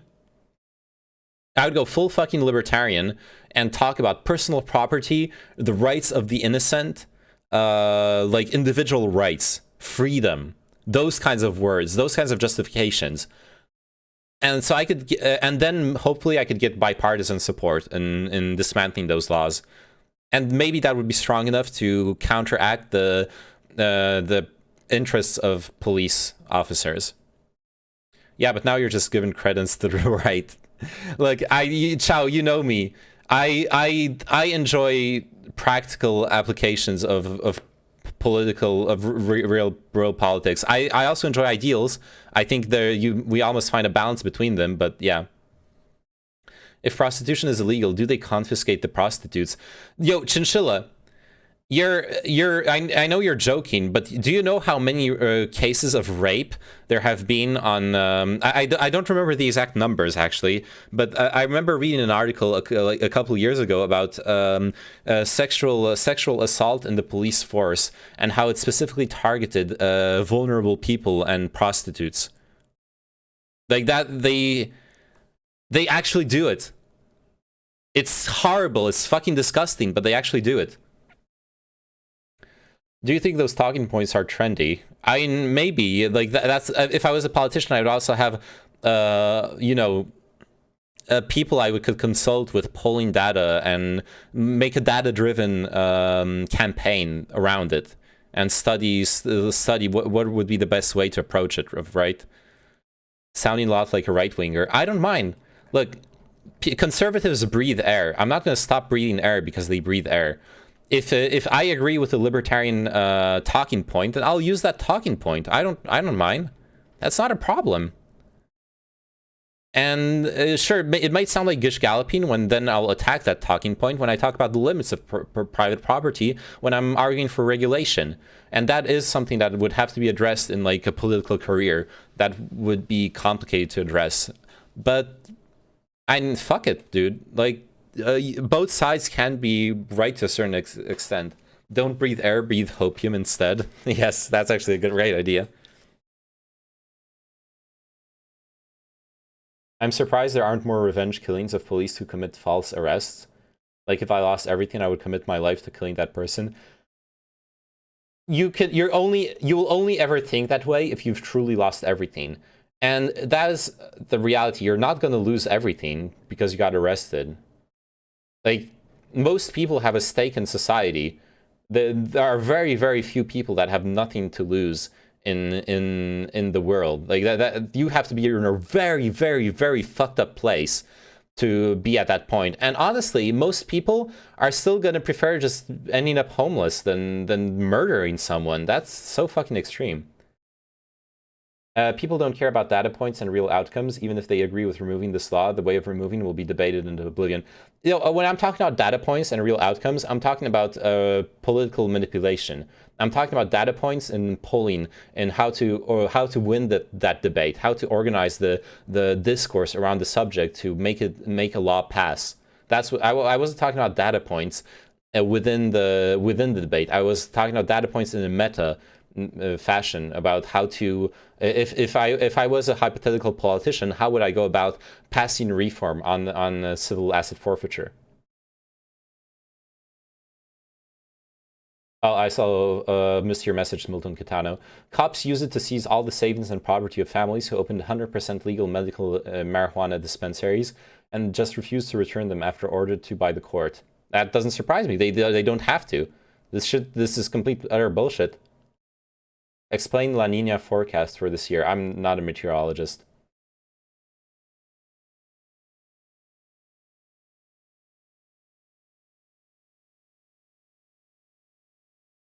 All right, back to the article. When government budgets stagnated, law enforcement grew more dependent on the funds. We saw bonuses in some places for people who could forfeit the most property. That's slimy. Holy shit. That is absolutely disgusting. I said the meme, did I? In the vast majority of civil forfeiture cases, the government does not need to prove the owner was involved in illegal activity. The proceeding against the property itself need only show that it was somehow connected to a crime, but in many cases, law enforcement never shows that connection, and it's up to the property owner to get the property back. See, this is one of those basic law things. Earlier, I was talking about how it's more important to make sure that no innocent people get punished than to punish guilty people. It's also more important to keep the burden of proof on the prosecution. The prosecution always has to have the burden of proof. That's what Senpai Chow earlier said in Twitch chat. Innocent until proven guilty. That is not just an ideal. That is a statement on where the burden of proof lies. By doing this, they've completely flipped around the burden of proof. Now it's up to you to prove, or at least petition the fact that your property legally deserves to belong to you. It seems like cops can get away with so much in the US, so it might be better to make them more accountable before trying to remove these complicated subjects. I think things go hand in hand. If you let cops have access to a shit ton of money, then they are going to have more power over society and influence over society.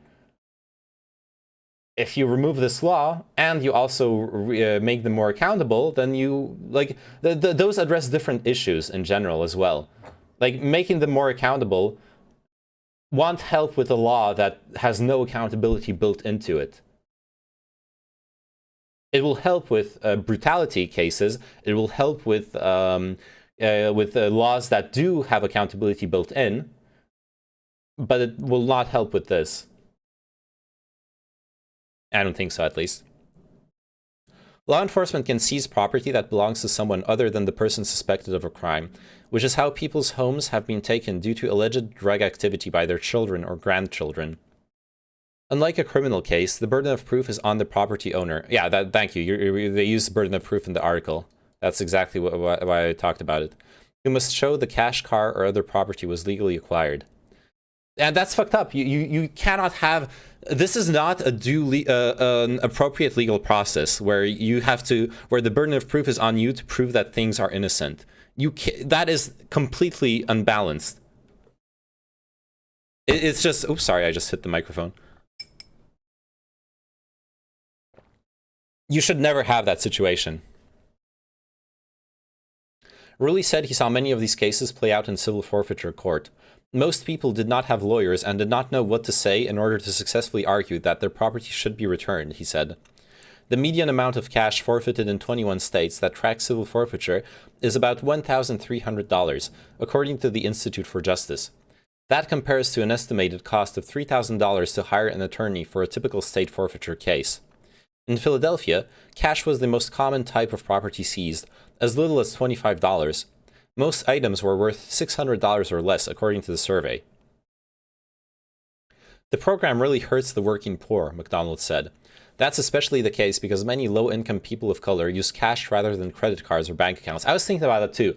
If you spend most of your money through a credit card, you're not going to have $580 in cash on you. And then you're not going to be vulnerable to a civil asset forfeiture thing happening to you.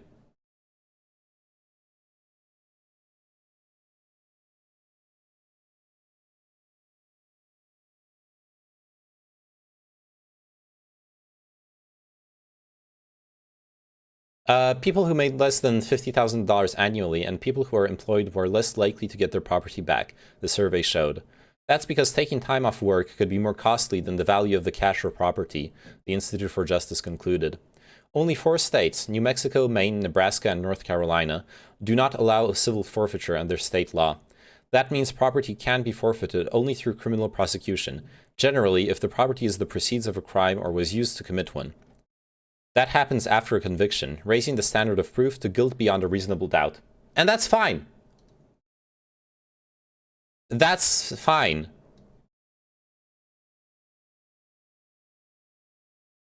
All but 6 states and the District of Columbia direct some or all of civil forfeiture proceeds to law enforcement. New Mexico, one of those 6, requires all forfeiture funds to go into the state's general fund, which removes any economic incentive on the part of law enforcement to seize items. That's great too. That's a really, really good measure to take. Just do what we do in Brazil and don't carry expensive shit around, forehead. How are you going to argue your $25 were acquired legally? Yeah, it's fucked up. Like, once again, the burden of proof is completely fucked up in that. The Institute for Justice's survey found that cash seizures per capita were most concentrated in 4 zip codes, with primarily Black and Hispanic residents with median incomes of $16,000 to $30,000. That's well below the median income of $45,000 for an average Philadelphia zip code. People of color are more likely to interact with police and more likely to have the type of interaction that allows property to be seized, McDonald said. They were less likely to have a college degree, less likely to own a home, and more likely to be unemployed, the survey found. Nearly 70% of those surveyed never got their property back. For those who did, it took a median of 9 months and as long as 3 years. McDonald said, in the vast majority of civil forfeitures, the case never goes before a judge. And that's when the money is taken legally. Some of the people who responded to the survey said police pocketed the cash they found or intentionally undercounted it on their receipts. Krasner acknowledged that some police officers in departments across the country, including Philadelphia, perpetrate an individual form of theft when they pocket cash. The law is quite clear that what they're doing is a crime by keeping it, Krasner said, but that is just the reality of policing.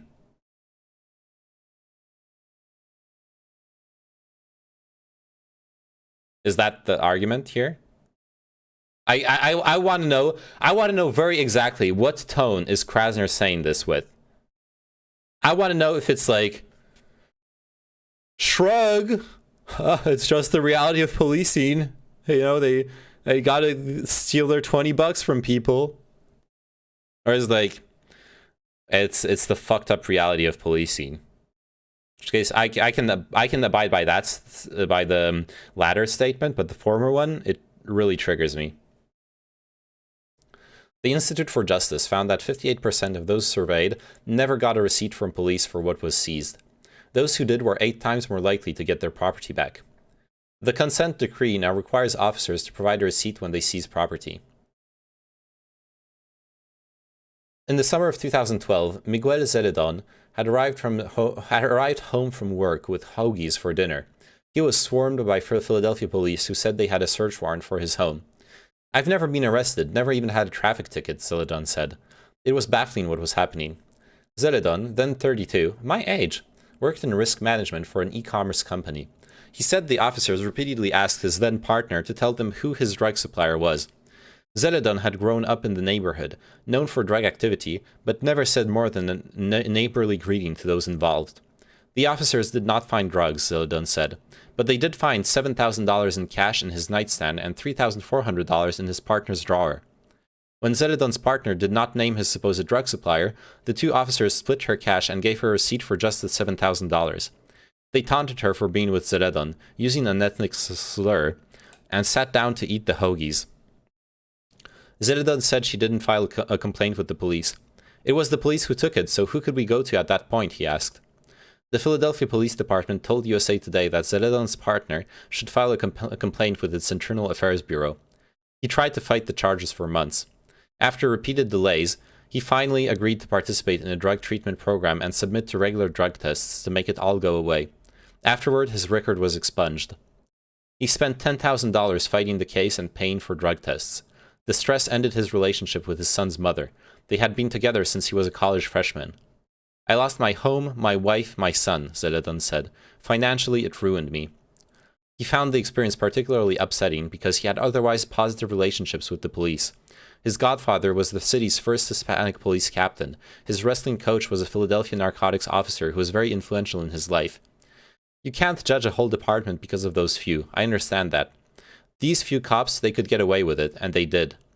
A part of the Institute for Justice's lawsuit, Zeledon said.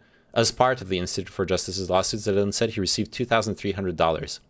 This could happen to anybody, Zeledon said. Your life can be turned around in a matter of seconds. Literally stealing, yeah. It's disgusting. It's absolutely disgusting. I knew civil asset forfeiture was really bad, but I never read like an in-depth article about it like this, and it's even worse than I thought it was.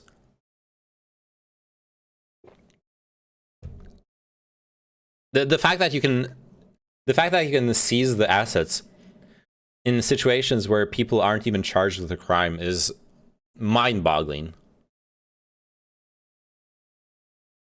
Pat Labor 2, the movie.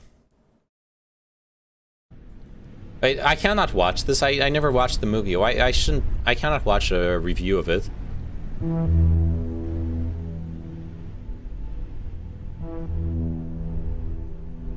Let's take a look at Pet Labor 2, the movie, The Forgotten One. This is the second cinematic movie out of a larger, but God, the animation is so fluid, though. Universe, including a Look TV at this. series. Still worth to This is take a look beautiful. at today because of its art style and intriguing plot. This video will contain some spoilers, but not for the second half of the movie. The animation is amazing. This is why ACAB is a narrative nowadays. Laws like this. Yeah, I know. That is true. That is why ACAB is a narrative. I agree.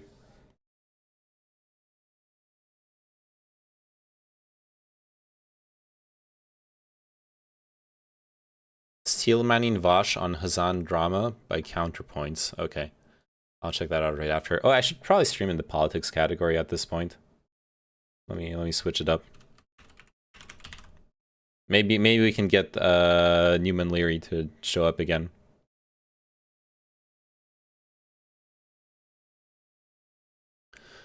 According to the Justice Department, there are three main justifications for civil forfeitures: punishment and deterrence, enhanced police cooperation. They mean cooperation between different levels of police, revenue for law enforcement. The United States Supreme Court has upheld the principle of civil asset forfeiture at the federal level. Jeez.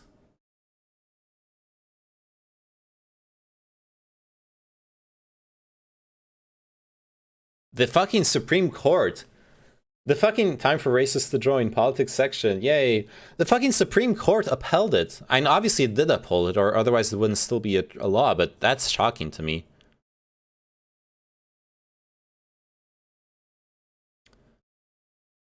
In addition, there are more than 400 federal statutes that empower police to take assets from convicted criminals, as well as from persons not charged with criminality. I wanted to see the history of it.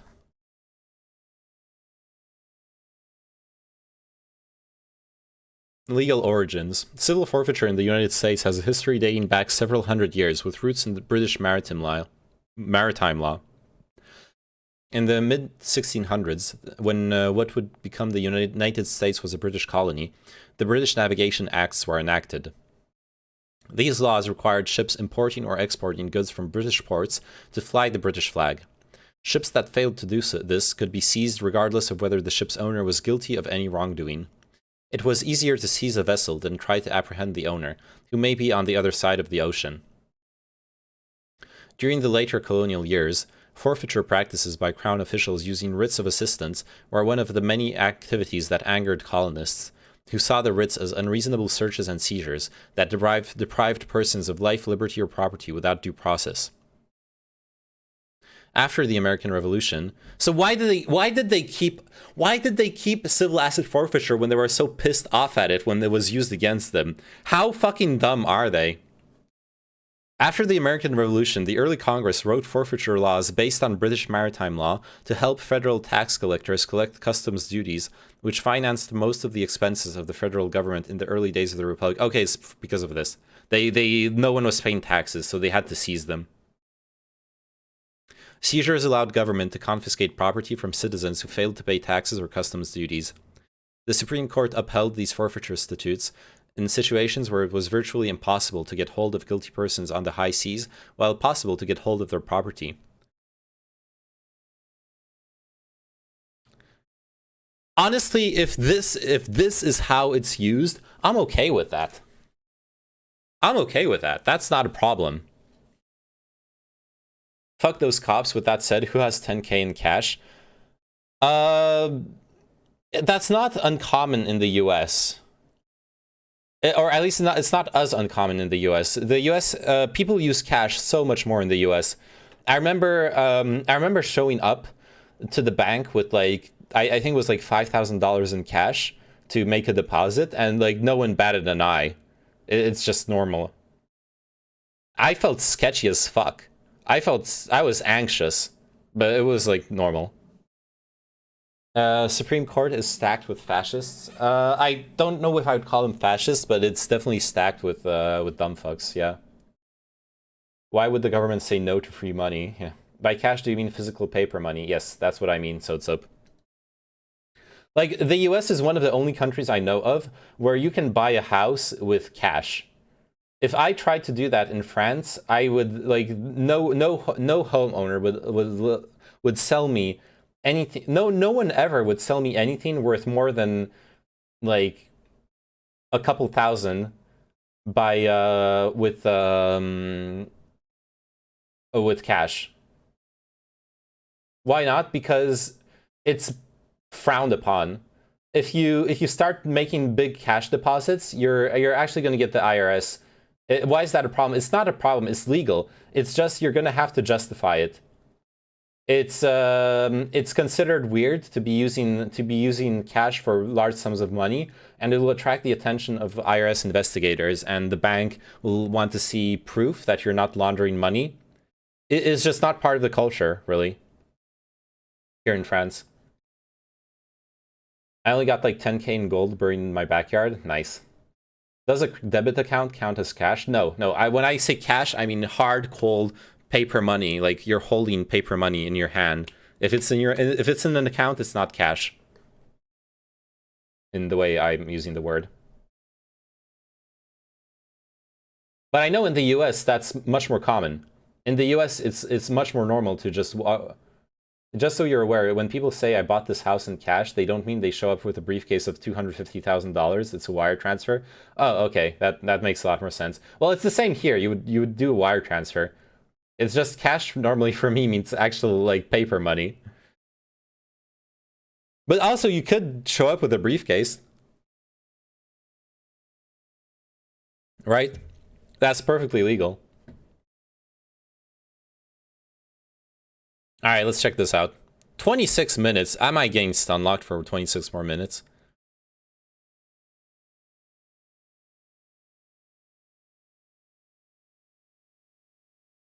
You could buy like cars or something, maybe in cash. Well, yeah, that's not something you're ever going to see here either. Yeah, sure, but at a private sale, you usually wouldn't because it would need to be counted. True. Here, they love buying property in cash because that is how you launder money. Yeah. It's a good video, you'll agree with it. Well, that doesn't necessarily make it a good video. Me agreeing with it's something else. My name is Connor, and today I wanted to steel man Vosh on Hassan Piker. One, guess what? Y'all love this shit. So, Verdant Force, if you're tired of talking about Hassan or talking about Vosh... Buying a $3 million home in cash, Hassan time? Yes. Don't watch. I saw your comment. There's plenty of other stuff to watch. Go watch the 40K stuff, or the science fiction stuff, or the media breakdowns. At a bank or law office or something, it would be fine. Stuff. There's plenty of other content. If you don't like this content, don't click on it. Get the fuck out of here. All right, those of you who want to do it. Recently, Vosh had a debate with Irrelevant about Hassan's personal conduct, his personal finances, and whether or not it's a liability or a problem worthy of addressing in the leftist spheres. Irrelevant, AHRELEVANT, identifies as I want to say a SocDem, social democrat. So basically he wants to take capitalism as far as it can go with redistributed programs in order to help people out. And Vosh, I believe, identifies as a libertarian socialist, where he actually wants socialism, the decommodification of basic human need, and workers to own the means of production. So these are two people at the extremes, one at the extreme of capitalism, one at the extreme of socialism, meeting in the middle. And the social democrat is the person who's criticizing Hassan Piker, who is also a socialist, who is being kind of stand in this conversation, right? So primarily it was an optical debate about the utility of criticizing Hassan Piker for not doing more with his wealth and his power. It boils down to a few core points that I want to go over so that they can be addressed. And I also want to bring up criticisms that I don't think were addressed in this debate. So Irrelevant's position is pretty simple, actually. Hassan has incredible reach, influence, and money, and he should do more with it. He should invest in mutual aid, do more charity streams, donate to electoral campaigns, and millions of dollars is more than enough to meet Hassan's material needs and have a real impact on the world. One point that I want to bring up before we move on is that Vosh brought up a counterpoint of like, well, when is enough? And what is the arbitrary line between somebody who has a subsistence income and somebody who has millions of dollars? And what is the exact percentage that they should contribute to causes that they ostensibly care about? My answer is that once you meet subsistence, once you're able to survive, and then once you're able to achieve your reasonable goals of humanity, own a nice place, have a wife, have some kids, take care of your people, all that kind of stuff. Then if there's an excess of wealth after that, then sure, take care of yourself, live your dreams, YOLO, all that shit. But there should be a decent chunk of that larger excess that goes to the thing that you care about. That's the moral difference. If somebody's making $20K a year and they're $200 behind on their bills, I'm not expecting them to take all of the money in their checking account and donate it to the Democratic Socialists of America. However, if somebody claims to be a socialist and they're able to live off of $500,000 a year and they can live in the nice side of town and they're making $3 million a year, I do expect some portion of their wealth to go to the thing that they care about. I think that's an important moral difference. But without getting too negative, let's go over Vosh's perspective in a way that I think is charitable and understands it and isn't dickish. Let's do it. So Hassan, this is Vosh's perspective, or at least what I heard during the debate, is that Hassan already contributes to the socialist cause by normalizing socialism. In 1990, which he does. You came out and said that you were like, I don't think it's as strong as argument as some people like Vosh would make it, but it is a strong argument, and it's one that's completely ignored by like Irrelevant and Destiny and people who criticize who criticize Hassan. They just completely ignore the fact that Hassan absolutely does contribute to his cause simply by the nature of the content he makes. Hassan doesn't have to donate anything, but then you're just weird as fuck as a socialist. Then everyone's weird as fuck. Like, obviously he has more means to donate than most people, so that counts for something, just like the Connor just said. But if the bar is hypocrisy, you have to realize everyone's a fucking hypocrite. Everyone has ideals on how the world would be a better place, and almost no one is constructively doing things to advance those ideals. I'm not doing it. You're not doing it. We're not doing anything here to advance our ideals and change the world for the better. We are not.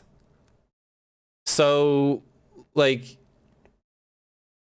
I don't like Apple labor practices, yet I have an iPhone. Curious. Yeah, like, at some point, you have to accept that that you can have ideals and not dedicate yourself to their advancement.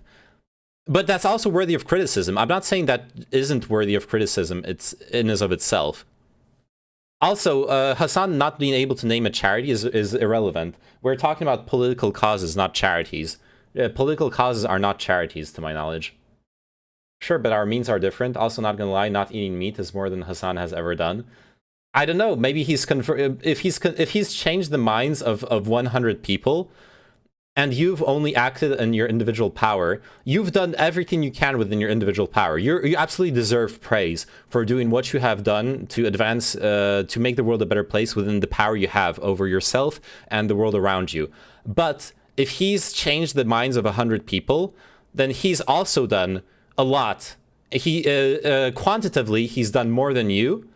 But morally, he's done just as much. He's done what's within his powers, which is to influence people. And I think that has to be acknowledged. So even if he doesn't act according to those ideals, if he makes other people act according to those ideals, you have to acknowledge that quantitatively he's doing more than if he was just acting according to those ideals. I mean, in terms of living your own values, not in terms of overall advancement. Oh yeah, sure. In terms of living your own values, then yeah, someone who's vegan probably lives closer to their own values than Hassan does. That being said, what Panopticon said in Twitch chat, I believe he does donate quite a bit. I don't know about that, but he very well could be donating a lot just anonymously, or like not publicizing it. And if he does, then he does contribute, you know. My water's ready. I'll be right back. Socialist, people would lock you up in an insane asylum because it was so obvious that it was morally incorrect because of the historical terrors and horrors of China and Soviet Russia during the 20th century and the final great collapse of the Soviet Union and all of the stories that like poured out of the Eastern Bloc in the years after that. It was obvious that socialism or communism was evil and stupid and shouldn't be tried and all that kind of stuff. Well, it's been about 30 years and we have a new generation and they don't care about any of that crap. And they're not being paid very much, and they don't have very good benefits, so they're, you know, likely to be recruited. I think Hassan lives close enough to his own values. They're just not what he claims they are. Hassan, you believe he's a grifter? Is that what you're saying? And charming, and handsome, and funny, while also being publicly a socialist and forwarding socialist memes. He's already doing a public service by radicalizing tens of thousands of young folk. And by the way, I'm not saying radicalize. I'm pretty sure that like multiple people have used the term radicalize when it comes to Hassan Piker specifically. As a matter of fact, I'm pretty sure some of his media was agitation propaganda, specifically propaganda to get young people riled up so they do something stupid. Vosh's point is that this is a service in and of itself, that the pundit class and the mainstream media don't necessarily, like, their service to their political faction is not necessarily that of, you know, taking their material wealth and directing it towards their politics. Yeah. It's more of punditry and propagating ideas and all that kind of stuff. And that Hassan's wealth, that's a fair point, is a pittance, a tiny amount compared to the amount for other people who are. I mean, a grifter isn't a bad thing given the position you just described, right? Yeah, I don't think. So he's. I have a hot take. I don't think Hassan is a grifter in the strictest sense of the term. I most likely believe that he's. I really believe that he believes in what he says. He hasn't, you know, couched his ideas in, based his ideas on axioms.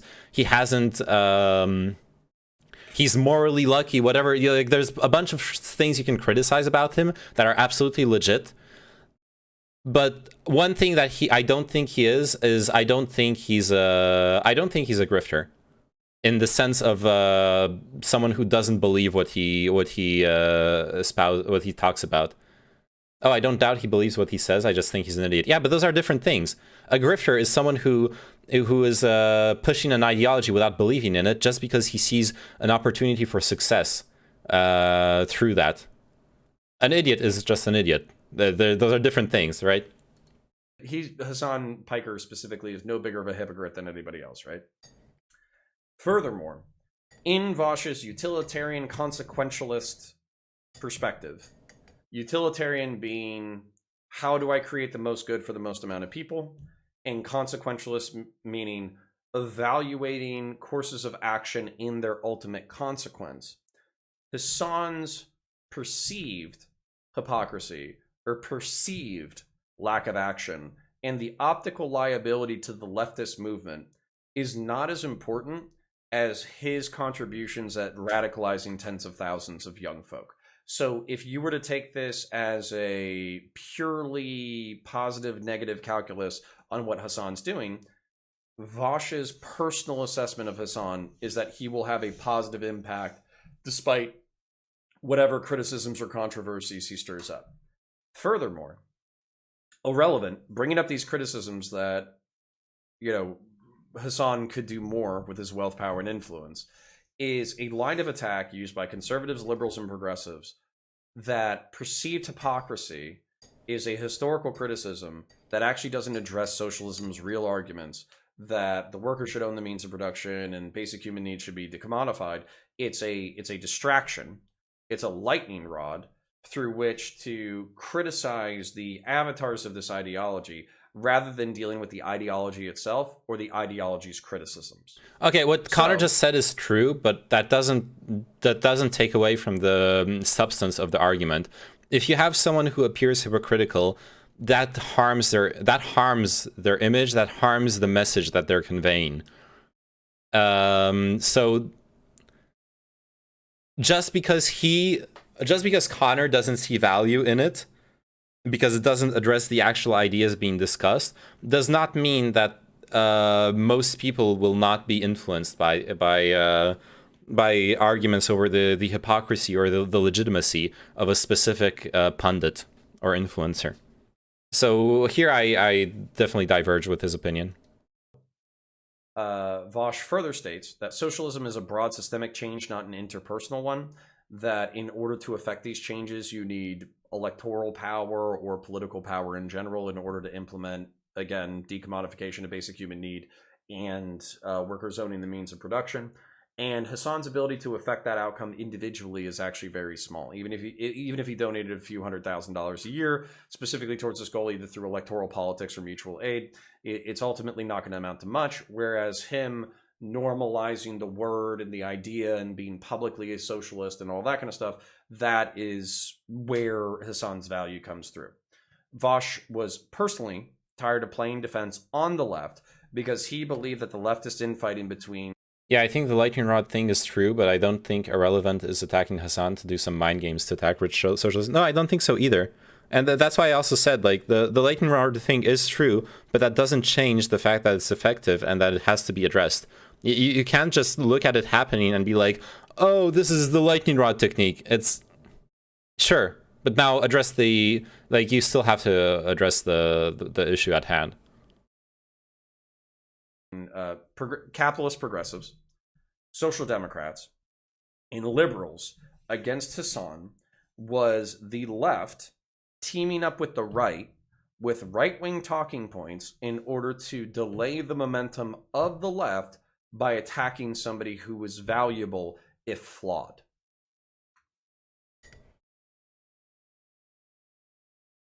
Can we pause there? Is that a good summary of the ideas?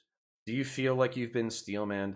If you're a Voshite or a Hassan stan, do you feel I know like Shungite. I articulated that? I don't know Voshite. That thing in good faith? Because I feel like I understand the arguments fairly well. What's a Voshite? And I still have some problems with it that I'm going to articulate to you now. But what I want from you, before you leave a negative comment in my subsection, is I don't want you to say I don't understand. I feel like I understand perfectly. I feel like I was able to articulate Vosh's ideas and criticisms and his defense and all that kind of stuff perfectly well. So if you have a further explanation that you feel like I missed a sub point or I missed some nuance. Hassanians versus Vashites. Well, no, this is Hassanian. This is Hassanians versus or Vashites versus gonna say like mauled, DGGers. seethe, I don't care. Hey, okay, let's be real. You know, The people shitting like Irrelevant is a Destiny Orbiter, and I don't mean this in a negative way. It's just the reality. You go to I went into a Irrelevant stream earlier today, and I watched it for a little bit. And who did I see in chat? I saw Momo, RTBA. I saw the fucking. It was literally Destiny waiting room. It was literally the fucking DGG community sitting in his chat watching him because Destiny wasn't streaming. That's the reality. There's nothing wrong with that. He's a successful content creator. RTBA is a Hassan mod. No. I don't know. RTBA is an Irrelevant mod. I can say that. I've seen that today. I'm out of the loop on DGG Orbiter drama. So Irrelevant is like a 500k viewer. A 500 viewer Andy, who is a political streamer. He almost exclusively does React content to political stuff, and he provides commentary to it, and he does it from a Destiny adjacent SOCDEM perspective. So like. And he's debated with Destiny, usually on Destiny's side, several times. That's like why I call him an orbiter, is because like his community and Destiny's community, they're literally the same. Like the Venn diagram is a circle. The reason why he's the main reason why he's grown as a content creator is because he's been afforded the attention from the DGG community. At least as far as I can tell. I might be wrong on that, but as far as I can tell, that's the main thing that grew his community. Because I remember when he used to be 100 to 200 viewer Andy, and now he's a 500 viewer Andy, sometimes 1,000 viewer Andy when he's covering big drama and like Destiny's not streaming but shows up on his Discord. That kind of stuff happens too. I feel like I'll regret learning about this. Maybe. So anyway, all this to say, so Irrelevant is arguing with Vash. This is what this video is about, concerning whether Hassan is a hypocrite or not. Vash is defending Hassan. Irrelevant is attacking Hassan. And all I wanted to say is that this whole like attacking Hassan thing, it's very DGG. It's very like Destiny shits on Hassan all the time. So Irrelevant shits on him too. I'm framing this very uncharitably for Irrelevant, and I'm sorry for that. I'm certain, just as I'm certain Hassan is not a grifter, I'm certain Irrelevant truly believes in the opinions he espouses publicly, and that he adheres to those opinions. That he's not grifting for like DGG clout either, but he is dependent on DGG clout. That's kind of what I wanted to mention in passing. And why it's interesting to see, and I want to mention it in passing because then you see that, well, he's creating content centered around a main disagreement between the DGG Destiny community stuff, opinions on Hassan and the rest of the world who don't necessarily hate Hassan. It's like good content for him to make because it's the content his viewership will love. Does anyone else remember Destiny getting drunk with Hassan and acting like an absolute fool? Yeah, I remember. It was cute. They would have been good friends. Leftist, so I don't really care too much about your opinion. But while that was very rude, and I do have a lot of leftists in my audience, so I am sorry about that. If you do have some constructive feedback or criticism, go ahead and leave it below. So this is my problem with that perspective. All right.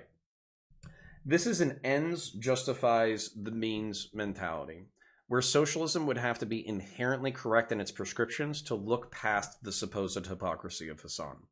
Radicalizing tens of thousands of young people without an incremental game plan and no real agenda is bad, actually. Telling tens of thousands or hundreds of thousands of teenagers that all of their problems is in some external system and all they have to do is smash it in order to realize a utopia, and then have no real game plan about how to create like community consciousness or mutual aid organizations or actually deal with like the complex logistics, just make co-ops, forehead infrastructure that would be necessary in order to create a state capable of delivering on these ends. And on top of that, basically saying that the current state as it exists needs to be destroyed in order to do so is bad, actually.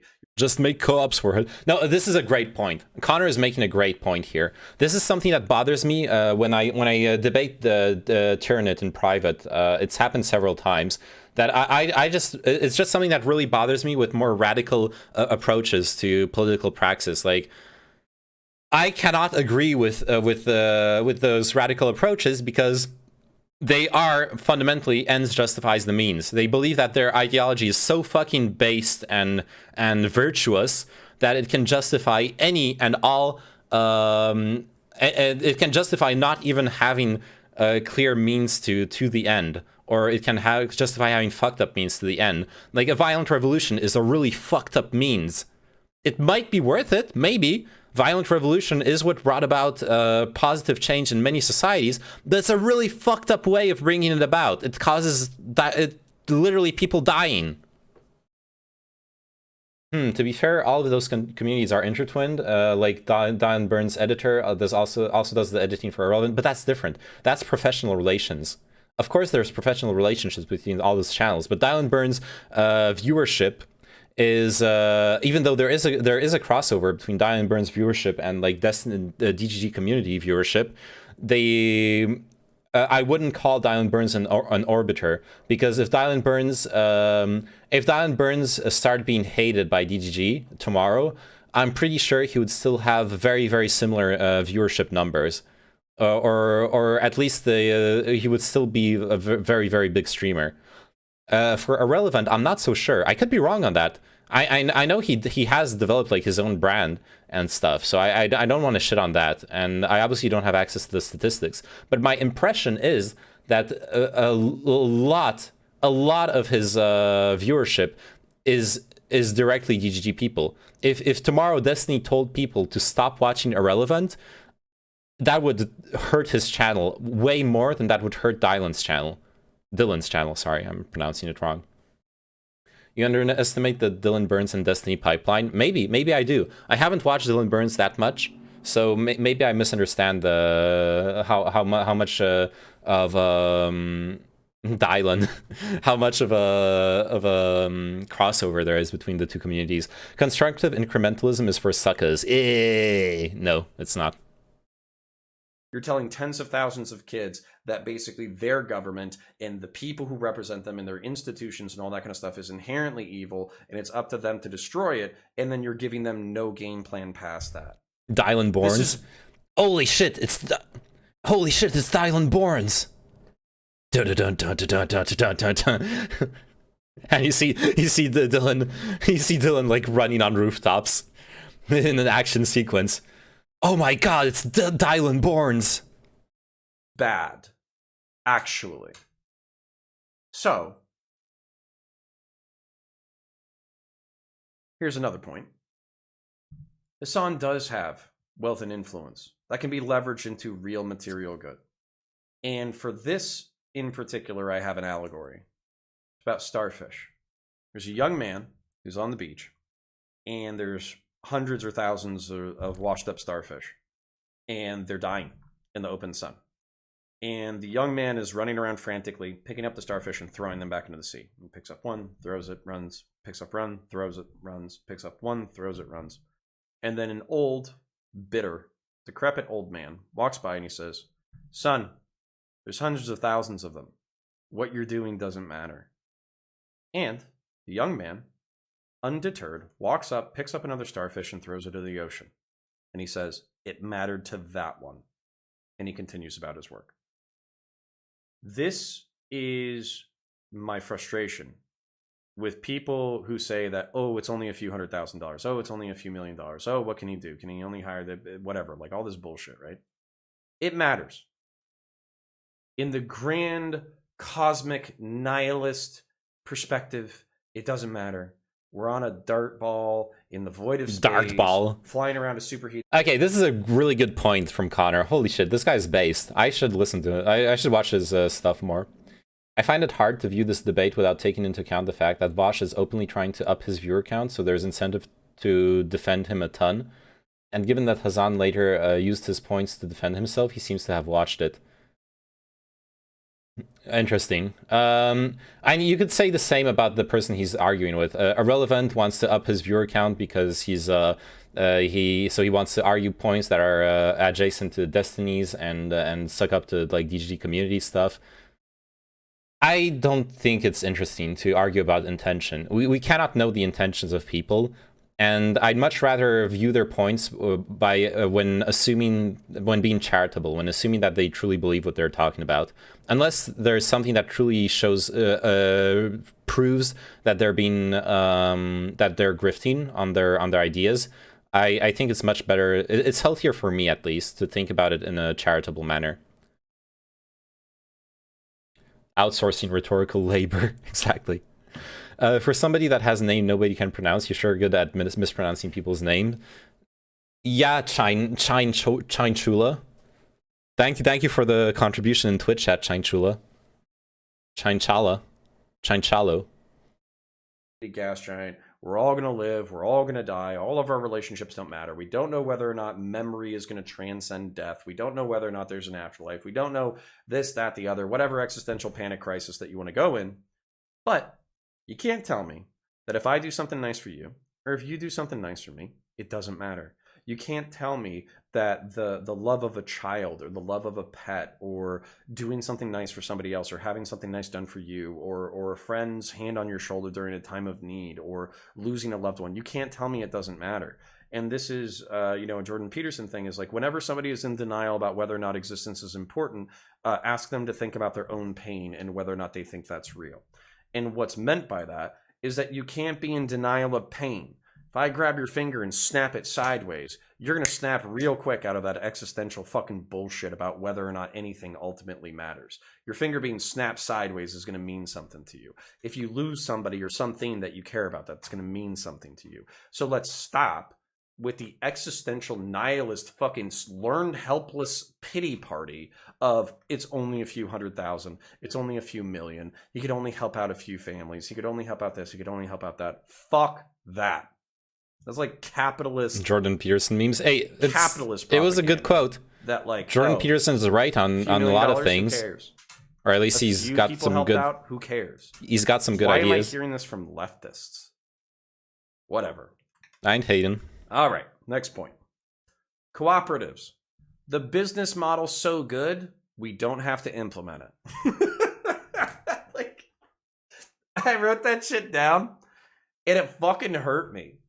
It hurt me. True, he made me clean up my room once, made me feel good. Nice. Heard debate after debate after debate after debate after debate. Cooperatives are awesome. They're efficient. The employees are happier. Everybody's happier. Workplace productivity goes up. Benefits go up. The economy goes up. Everybody's paid. Everybody's happy. Everybody's so good. And then you ask the largest leftist streamers in the world to say, hey, why don't you pay your employees? Why don't you pay your employees a living wage? Oh, he's an editor. He's a contract worker. Oh, they're mods. They're contract workers. You make $2 million, bitch. You could pay 4 fucking... Dude, I have to admit, I think this is absolutely...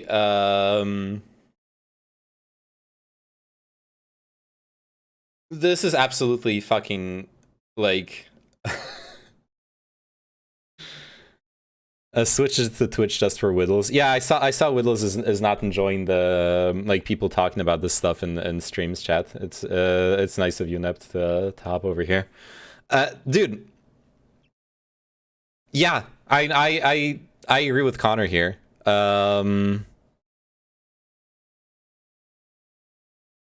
Like, I don't agree with shitting on cooperatives. Cooperatives can function.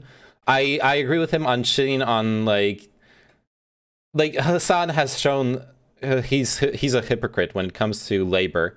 He is a huge fucking hypocrite when it comes to labor. The editor drama was absolutely disgusting. It's slimy, and he doubled down on it too. Instead of admitting his mistake when it got brought up, he doubled down on it before finally relenting.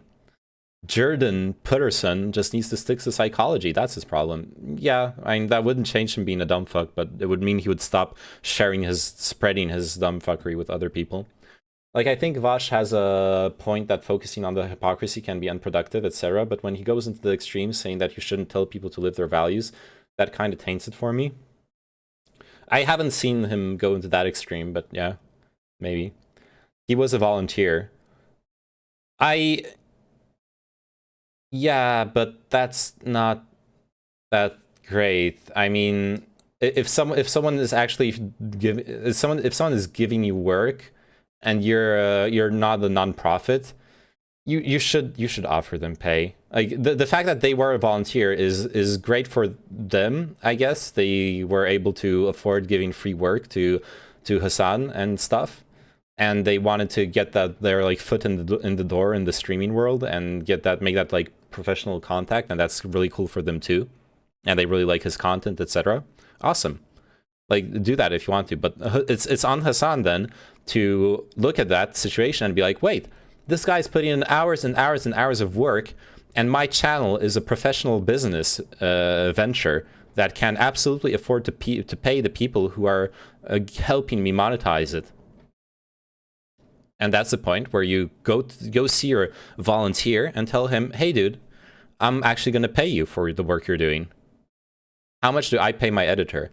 Right now, I don't pay him much because I do not make money off of this channel. This is not a professional business venture. This is a small stream, very, very small. And I've barely made any money off of it the entire year. In fact, I've made zero money off of it because I've spent money. I've invested money into the stream time and time again, much more than whatever I've gotten. Even counting the Raid Shadow Legends stuff, which I still haven't, I still haven't gotten close to the payout.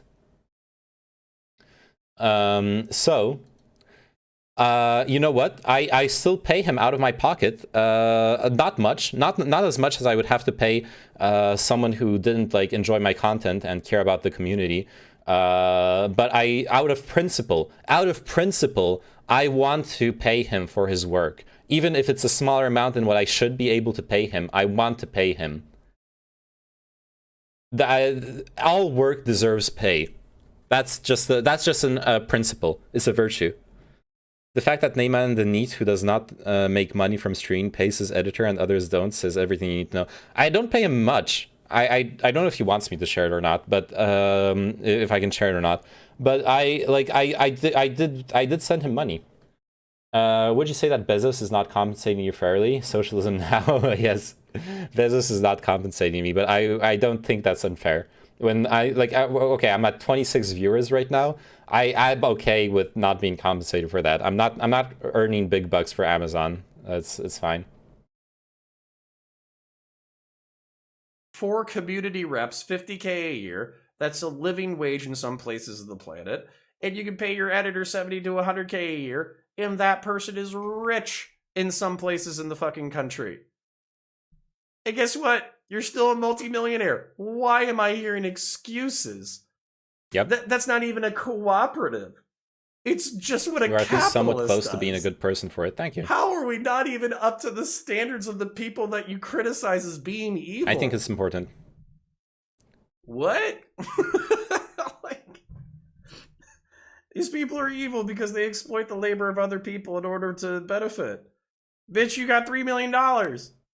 Pay the people who work for you. What is? Yeah. What is this? Yeah. All right. 50K a year is more than livable in every single place in the US. Can you wait? Can you live in New York on 50K a year? Can you live in San Francisco on 50K a year? That seems a bit on the low end for those places. I know people in New York. Their rent is like $1,200 a month, and they're not renting something amazing. It is nice for most non-metropolitan areas. Yeah, non-metropolitan areas, it's fine. 50K a year is a very, very nice salary. But for like living in New York, I think that's low. You can't live in a brownstone in Brooklyn. Oh yeah, you'd live in a shitty area. Yeah, and then like your commute's like what, an hour and a half. I mean, you can live it, sure. Your conditions aren't great, but you can live it. I'm sure you can figure it out. You can finagle it. Yeah, without memeing, I genuinely appreciate your sentiment regarding this. Oh, thank you. You can live in fucking Queens for 50k easily? Really?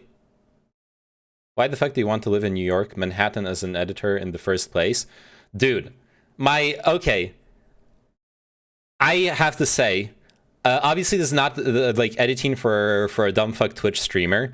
I know an editor who lives in New York. She earns like fucking, she started off at like $50 an hour and she worked her way up in the firm. This is like a reality TV editing studio. She worked her way up in the firm. I think right now she's at like $200 an hour. She earns fucking bank, dude. Living in New York as an editor. At least New York has rent control. London doesn't even have rent control. I don't have an... Okay, that's a firm, not a YouTube editor. No, that's not a YouTube editor, absolutely. That's like a professional TV editor. Honestly, I don't know about rent control. I've read so many papers and articles saying rent control is bad for the end consumer that I'm pretty convinced there has to be something in that. I just haven't dug down the rabbit hole to make my own opinion on it. But yeah, apart from that, sure. Serbian livable wage is 183.45 euros. Do you pay your editor in dinar or euro? Or do you pay your contractor relative to the cost of living in Serbia? Dude, look, he isn't working full time for me.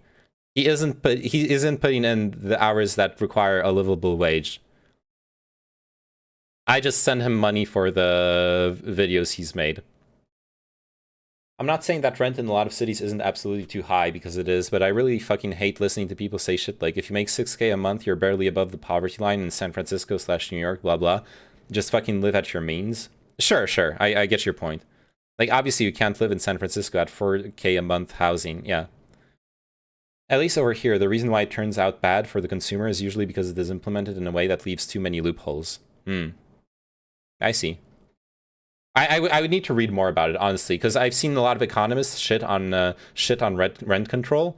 There seems to be an almost consensus in the field that rent control is bad, but once again, I haven't done the research myself, so I don't want to, like, I don't have a strong opinion on that. Why, yes, Neyman, affordable housing is bad. No, I'm all for affordable housing. Like, I love affordable housing. It's just, I think, if I understand correctly, affordable housing should be achieved by different means than rent control, if possible. Do you think someone who says they're vegan and constantly promotes veganism, etc., should stop eating meat? Yeah, but they're probably doing more for advancing veganism. Can be used hey, like thanks for the follow. and pull apart my enemy's arguments. They're probably doing more for spreading veganism, regardless of whether they're eating meat or not.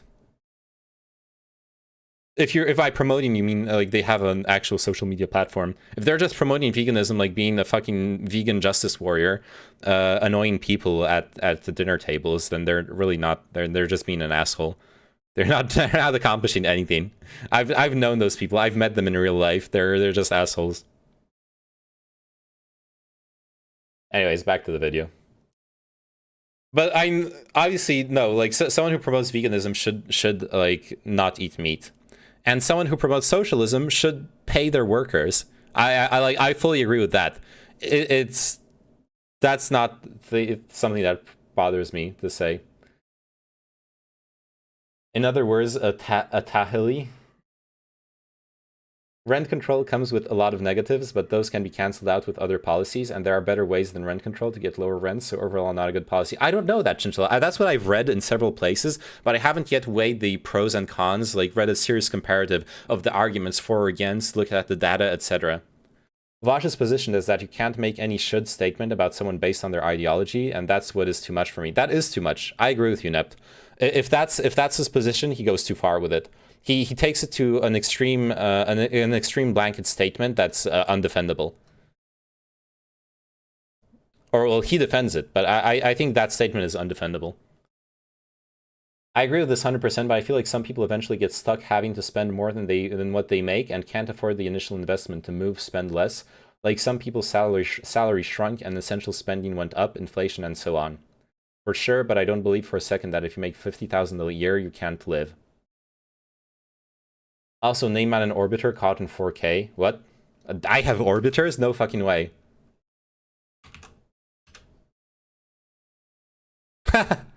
Neyman and viewers also watch Destiny.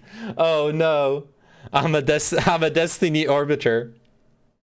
Oh no, caught in 4K.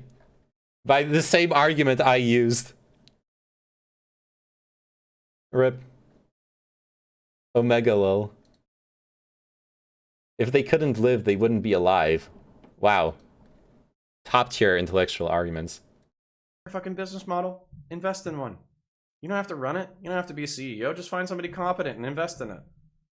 We'll see how that goes. All right. Anyways. So cooperatives. The business model, so awesome. You don't have to implement it because it's not competitive in a capitalist economy. It is competitive. Okay. Well, it can be competitive. Makes sense. It's just like any other business. It can work, it can not work. So, also, it has advantages, it has disadvantages. Once we integrate the system, right, we decommodify basic human need, and the workers own the means of production, a lot of things are just going to fall into line. People are going to be happier, they're going to be able to take care of their families, they're going to be paid better, wages are going to be better, all this kind of stuff. And yet, we can't create a small-scale model of it working before we expand up to the big thing. There's something in business called a prototype, right? Where if you have a great idea, you build a working model of it, you work out the kinks, and then once you work out the kinks, you scale it out to create production lines for the broader market. That's how it works.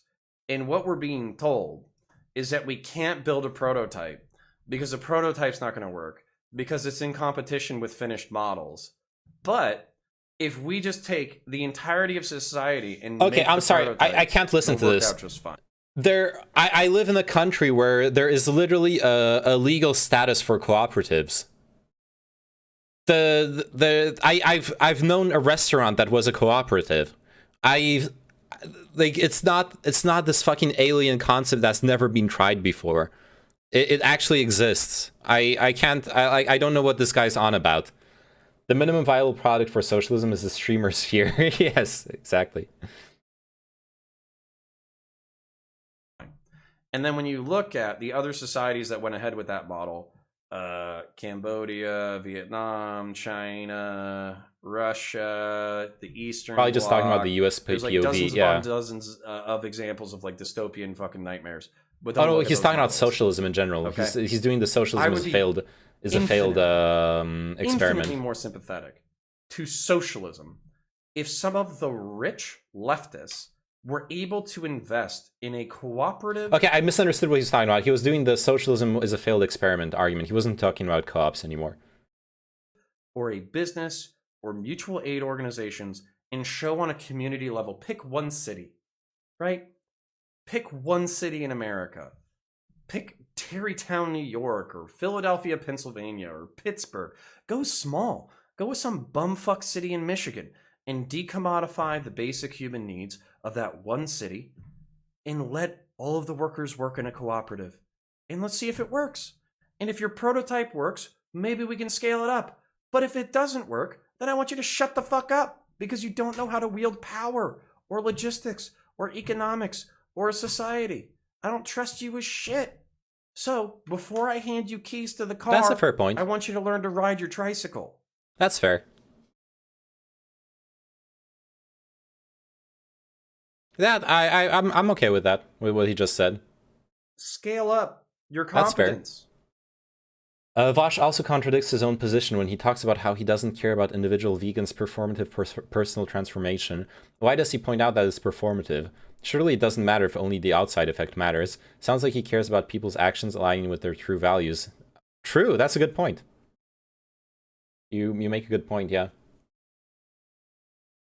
I was just reading some study that says most lower class households spend more on essentials / food than middle higher class because zoning, supermarkets, availability, bulk buying, services being expensive. Like once we're middle class or above, we're set, but those people are just in a cycle of being fucked over. Yeah, it's a common trope that poor people cannot afford the processes that allow them to save money. When you're rich, you get to save so much more money on the same expenses that poor people get fucked on. That's just the known thing in general. And there are a lot of factors that go into that. That's a big ask for globalized economies, though. Make your own toilet paper, True. You can't actually have that's a good point, Couchard. You can't actually have an isolated experiment. You would need to have an isolated. You would need to, whatever socialist experiment you make at a smaller scale, you would have to make in a way that can interface compatibly with the rest of the world and the economy, which any socialist experiment would have to do anyways. So I don't think that's an unreasonable thing to ask. Poor people can't afford bidets. Yeah. It's expensive being poor, absolutely. So the fact that he takes a super extreme position to defend Hassan that he himself doesn't seem to live by makes me think he's just simping to keep the viewer bridge alive. I think maybe that's why he's simping. I think what he's doing, from what you're describing, I would assume that what he's doing is he's doubling down. It's just ego debating. He has argued a point. It's something I've seen him do in debates with Destiny or like other debates. He's a very good orator. I think Vash is a very good public speaker, but he has this tendency that a lot of people have. It's like almost everyone has it, that when he starts being pressured on something, he will double down on it. He will walk down the road to its fucking end, even if he sees the wall he's going to crash into from miles away, because he's a smart person. He sees that he's walking into a dead end. He is running into a fucking wall, and he'll do it. He'll do it at full fucking speed with his arguments. Why does Twitch keep doing this thing where it goes like back a second and I have to hear Neyman repeat what he just said? The fix for that is to set the quality. You can't be on auto quality. If you're on auto quality watching a Twitch stream, it does that. Yeah, it keeps flicking between quality settings. I had a Discord argument over fucking retirement age in Germany. They said they can't afford the retirees they have in Germany, and I said the future is now, old man, build more robots. Nice. Did you dab on him after? It's expensive being poor has been my experience for the last 10 years. Pepe laugh. This Twitch shit is infuriating. It's a bad bug, yeah. It's a pretty bad one. It's cool to see that Twitch is giving me the video quality option though. Twitch has been really nice to me about that. Normally, since I'm not partnered, I'm not entitled to having quality settings, and since I'm not what's the next status, affiliated, I have less chances of getting quality settings. But I don't know, maybe Twitch recognizes that I'm like bigger than most affiliated streams, so that they just give it to me. I don't know.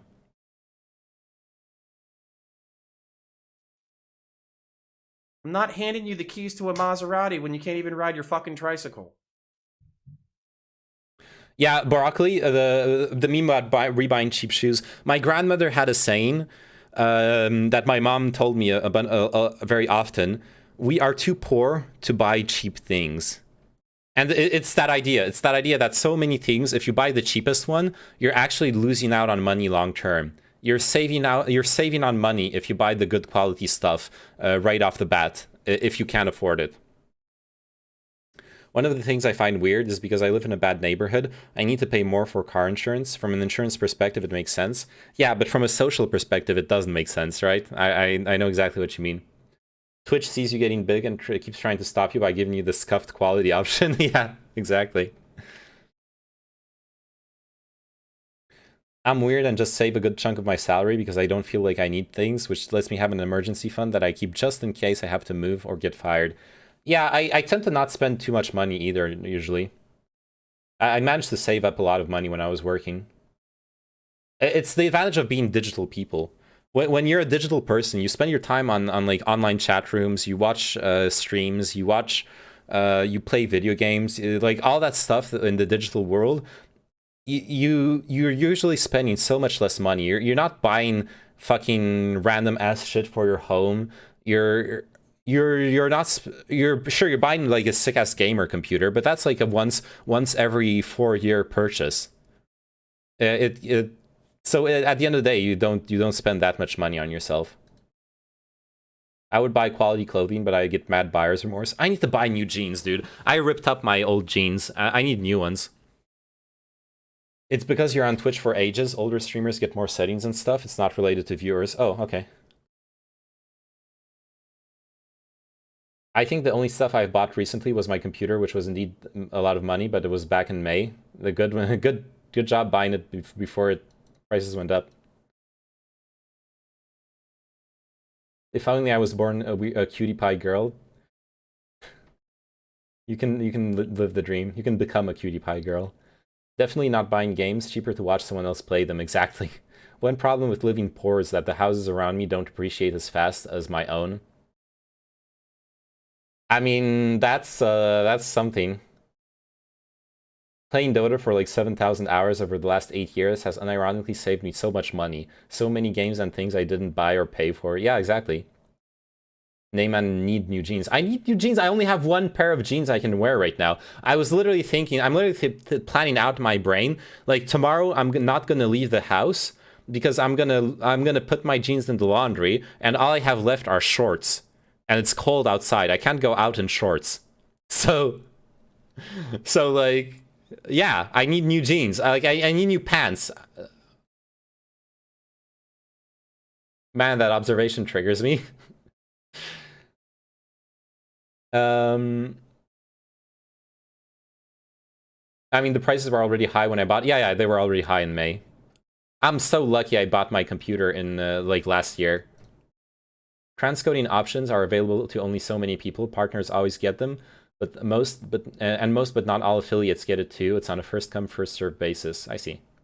Go out in shorts. It's starting to get cold outside. I can't. Anyways, back to the video.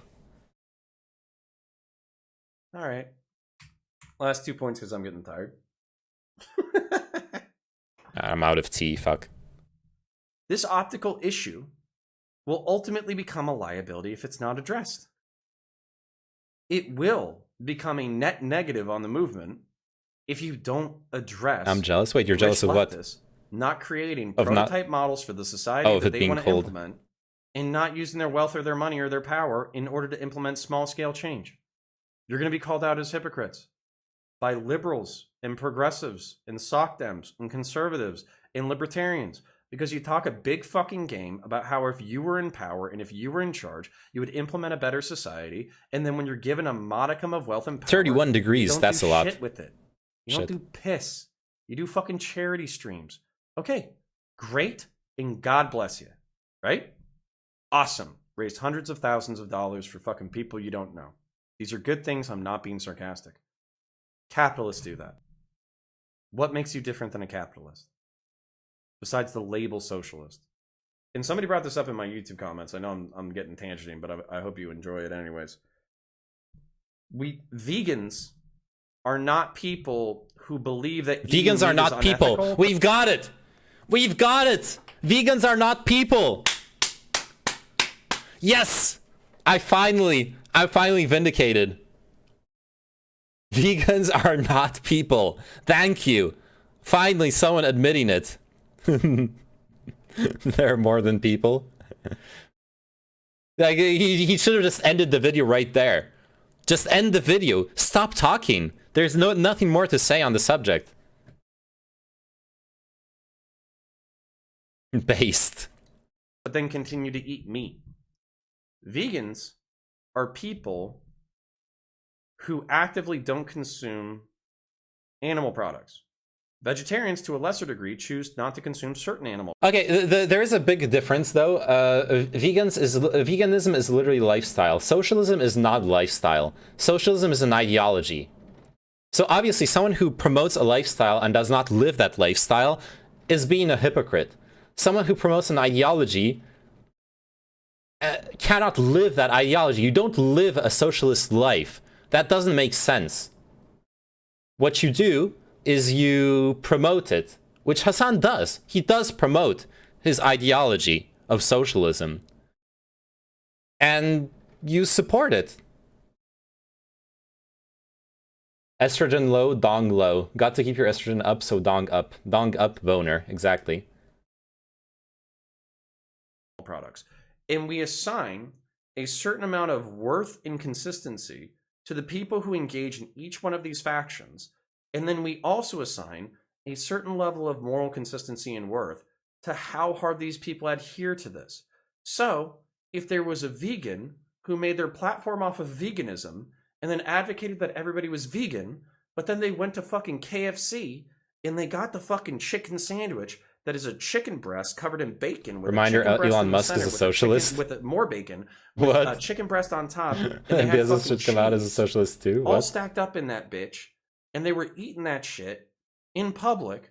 We'd be like, yo, you're a fucking vegan. What are you doing? And then when a friend walks up and they're like, hey, guys, don't worry. They still think that eating animals is bad. Everybody else has the correct response of, what the fuck? What are you talking about?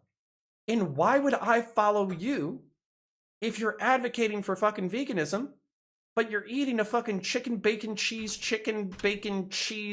sandwich in front of me? By the way, What I'm the actually a fuck? socialist, just not the kind that shifts resources from the most So this productive to the will be least a productive, liability. pretending to do good. And it will ultimately hurt the Well, movement actually from a causing harm. consequentialist True perspective socialism if you're not seeks good able for to all. create some kind of standard Okay. and hold people to that standard.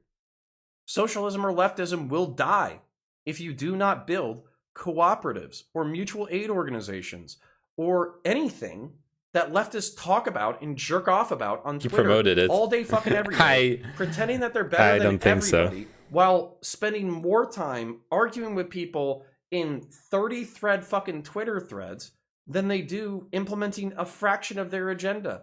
And it's okay for broke, bored, anxious young people to spend their time that way, but not for rich, powerful, influential people to spend their time that way. And I think that should be clear. Okay. Final thing. Using supererogatory, meaning that it would be good if you did something, but you're not morally obligated to do it, and then not caring about hypocrisy and using virtue ethics like a slur, turns off most people, including me. And it will be used as a counterpunch against the movement, 100%. And the reason why is because we don't fucking trust you. If you're talking about normies or liberals or progressives or sock dems or conservatives or libertarians or off-fash or whatever, any political faction who sees that you are granted a modicum of wealth and power and you do not exercise that wealth and power towards your stated ends will use that as a counterpunch to fuck you over. And Yeah, they will say, that's true. Young people of the world, why are you listening to these fucking weirdos when they're given money and power and attention and influence? They fail to yield it and they give you excuses as to why they can't. I mean, you can't say he's not a socialist, right? Yes, I can actually say he's not a socialist. In that tweet, he already contradicts himself. He's already he is already whittling away at the idea of what socialism is. If you look at the tweet's specific language, obviously it's a tweet that he's not going to go into much detail, but he's already saying, not the kind that shifts resources from the most productive to the least productive, implying that you deserve the resources you have because it's productivity. This is not a socialist thinking. Just because he's using the word socialist does not make what... he uses the word socialist in the first sentence, and then his entire second sentence is meritocracy, not socialism. So no, he's not being a socialist. He's not actually promoting socialism. He's promoting meritocracy. But that's like a subtlety of the rhetoric he's using, I guess. And you can, that absolutely happens. People use the words and then say the opposite of the meaning of the words. That's something that can happen, and that sucks. It sucks to argue against it. But in this specific case, I can take the same tweet you linked and say that it proves that he's not a socialist. That one's kind of easy, but I get your point. I get your point that someone like tweeting,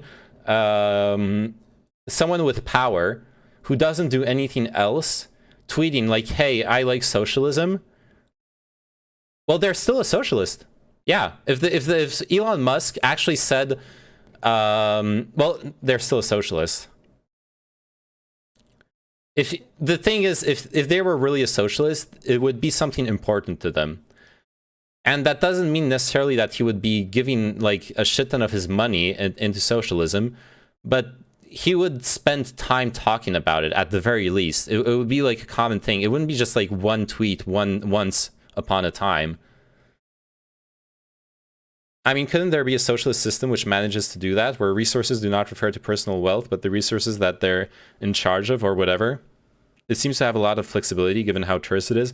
Yeah, but sure, like that kind of socialism system probably could exist.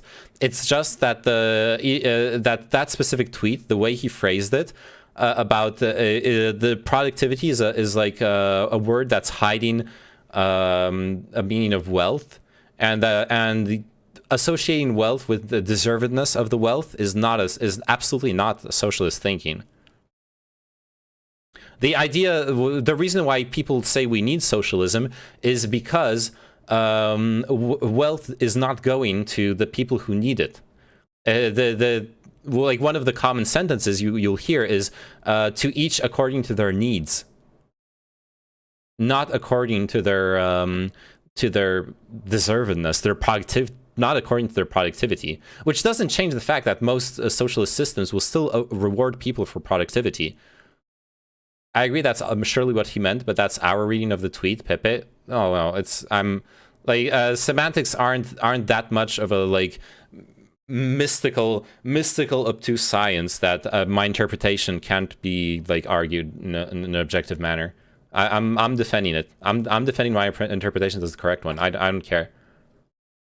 You're not going to convince me that what I said is like too fucking ambiguous to defend. And maybe you can, but I could change my mind, but it's very unlikely, is what I'm saying. Why not come over to my faction? We actually care about what you say and what you do, and here are all the ways in which we are trying to implement our agenda in the real world. So I'm sorry, leftists. This might be a depressing video for you. I'm tired. I have no idea what the fucking momentum of this video is. But I would strongly consider it. Absolutely strongly consider it. Because if I can articulate irrelevance arguments, and if I can articulate Vosh's arguments, and then I can articulate a dozen arguments that haven't been addressed by either movement, and you're sitting there scratching your head, or you're trying to come up with a dozen ways through which to like refute my fucking arguments, but you can't quite get there, so then you say like you're bald, or you know, just come up with like personal insults. I didn't want to give you guys any ammunition. I'm not actually bald. I just shaved my head. But if you come up I'm with pretty like sure bullshit baldness doesn't care comments, about I'm assuming being voluntary or not. I'm assuming you got nothing. And that sucks. Again, it doesn't suck for me. I have like an incrementalist, statist, Republican, pseudo-libertarian, centrist thing. My politics are already represented, and on top of that, I want to make the world a better place through incrementalism. I want to teach people how to eat. I want to teach people how to work and make a living for themselves under the nightmare authoritarian system. I want to teach people how to defend themselves in a kinetic and financial perspective. I want to teach people how to shoot. I want to. Well, the problem is that you're saying he's surely not a socialist because of this contradiction, where the contradiction relies on your interpretation of the word productivity, and it's possible there is no contradiction.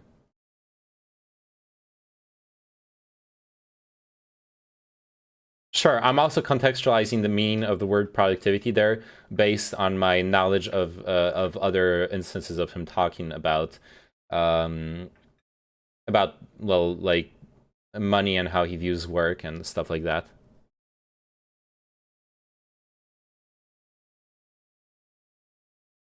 I guess I'm contextualizing it with my bias against Elon Musk, honestly. Like, let's be honest about it.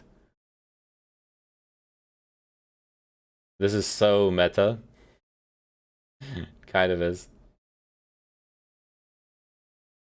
Teach people how to have good relationships. I want to teach people how to pursue their own egotistical goals. And I want to help them climb the self-actualization hierarchy. And while I'm not yeah, I know you agree with me. And I know you're playing devil's advocate. I've also learned a lot of things over the past 10 to 20 years through doing things and fucking it up. Whereas a lot of the people that you follow, not a specific dig on anybody, but a lot of the people that you follow have a lot of really highfalutin fucking ideas about how to change everything. And then you ask them how to implement it, and they're like, I don't know. And for sure, let me say something. If the way Elon Musk had structured his companies was co-ops, if SpaceX was a co-op, if Tesla was a co-op, then Elon Musk saying I'm a socialist and saying like whatever weird shit he says afterwards, I would read it much more charitably. I would try to interpret with a charitable interpretation where I try to understand him as a socialist, not as someone who's bullshitting. But since I know he's a bullshitter, his history is that of a person who bullshits other people. That's literally his job. I view it uncharitably as a bunch of bullshit. That's just the nature of the game. Now, what does that mean for like Hassan or other pundits? I think, yeah, but Vash's point is that his personal actions shouldn't have any bearing on whether you read him as a real socialist. Yeah, and I already said I disagree with Vash's point. Vash is taking his argument way too far. He's taking his argument to an extreme that's just insane. Of course, your personal actions have bearing on whether you're seen as hypocritical or not. The real key to this, in my opinion, is accepting that everyone is hypocritical, and then learning to understand what level of hypocrisy you're okay with or not. And as long as you're honest with yourself about what your hypocrisies are, because you are also hypocritical, I'm hypocritical. Every single one of us have our hypocritical blind spots in our lifestyles. As long as you're honest with yourself and acknowledge that, then you can judge fairly other people's hypocrisy. But I feel most people are not honest to themselves about this. I feel most people see at any instance of hypocrisy and immediately think, it's hypocrisy! They're a hypocrite, they're a terrible person! No, being a hypocrite does not make you a terrible person. Being a hypocrite does not make you lose all credibility. It's the level of hypocrisy that matters. It's subtle. There is no clear-cut moral framework. There's no clear-cut like a hard set rule that I can give you to decide whether something is bad hypocrisy or acceptable hypocrisy. I can't. It's you got to judge it on a case-by-case basis. You got to discuss it with other people. You're going to debate about it. You're going to have disagreements about it. It's just what happens. It's the nitty and gritty. It's the real world. To be fair, if political streamers were to actually go out there and try to change the world, they will get boycotted a lot. Just look at Destiny with the mayoral race. No, look, Destiny is a horrible public figure. He created his fame by being edgy and reactionary. Well, mostly edgy. Reactionary means something else. Sorry, not reactionary. He made his claim to fame by being edgy. And, well, reactionary on certain talking points. He's reactionary on, like, the Second Amendment stuff. Hassan would get boycotted as well. Hassan has some bad shit too in his past. Yeah, his 9/11 take where he got banned from Twitch for like a week. For that would probably get dug up, and like other stuff too. Absolutely. So in my opinion, in Vash's framework, you can't say Elon isn't a socialist. That's what I was arguing. Sorry if that wasn't clear. Oh, yeah, sure. In Vash's framework, you can say Elon is not a socialist, but Vash's framework is fucking insane, in my opinion. Now, I disagree with that. There's surely shit you can do where you don't get backlash like that. Oh, you gotta be flawless as a political streamer. That's not impossible, Chinchilla. It's not impossible to be flawless. At least flawless to the level that you need to be to work in politics. I think a lot of people right now in the world of politics on Twitch are probably meet the necessary bar to be to work in politics. Not all of them for sure, but quite a fair bit of a few of them probably do. The problem with the mayoral race was that Destiny was too influential there. If he's just one cog in a large system, the backlash wouldn't really happen. Like, he can do stuff like the Georgia Senate race and nobody would care about him. That's true. If he's a small player in a big campaign, then obviously there's less focus on him. That as well is true. If he's a big player in a small campaign, then it's like a big fish in a small pond. Of course, then people will dig stuff up about him. And that's a fair point as well. If you take all those political streamers and dump them into real political praxis, working on big campaigns, it's not gonna, like, there's not gonna be much shit flinging. I can't believe that. Big. I can't do it. Do you think these folks influence voting, etc.? Yeah, they do. I don't know how much they do, but they do. The thing we're talking about here as well is like the mayoral race and the streamer called Destiny is someone who actually went into the real world and did political praxis. So he, for example, when Georgia was having the Senate race, he went on the ground and was canvassing. He used his platform to get people to come to go to Georgia and canvass. He brought hundreds of fans of his to Georgia to help the campaign. So, like, obviously he was influencing voting, directly influencing voting. He did a little praxis, exactly. We still hear about crazy Nazi right-wing people who participate fundraise for conservatives, though, who are equally as influential as Destiny. Yeah, sadly, it seems like conservatives are sometimes... Did Destiny physically knock on doors? He did. He physically knocked on doors. He streamed it. I watched a bit of it. He physically knocked on doors, gave tracts, talked to people... debated them a little bit, like, nicely, to try to convince them to go out to vote for his cause. He literally canvassed. He actually canvassed. I have so much respect for him for that, honestly. Like, I know we love to shit on him in streams.gg, but I respect him so much for what he did there. Yeah, I honestly think, it's kind of a meme to say it, but I honestly think that the conservatives have much less of a moral high bar to pass when it comes to people supporting them. It's much easier for them to have like neo-Nazis supporting them and close their eyes to that. Even if he just coordinated and didn't do it personally, that would be a good thing. Yeah, I agree. I respect that as well. Objectively a good thing. Yeah. We might hear about it a bit, but it won't nuke their campaign like it did with Gudgel. Yeah. I guess I wonder what the demographic influence is in the larger scheme of things. Yeah, I wonder as well. I would be very curious to see proper polling on how those influencers change people's minds. I would be fascinated to see the real data on that. Because that would resolve also a lot of those discussions about, like, whether this person who makes millions being a pundit on Twitch and doesn't really contribute in practice to his socialist cause, whether that person is a hypocrite or not. If that person is putting like thousands of people out there to vote for left-wing causes, I'd say I don't give a shit that he doesn't spend his money on like or publicly spend his money on leftist causes. Honestly.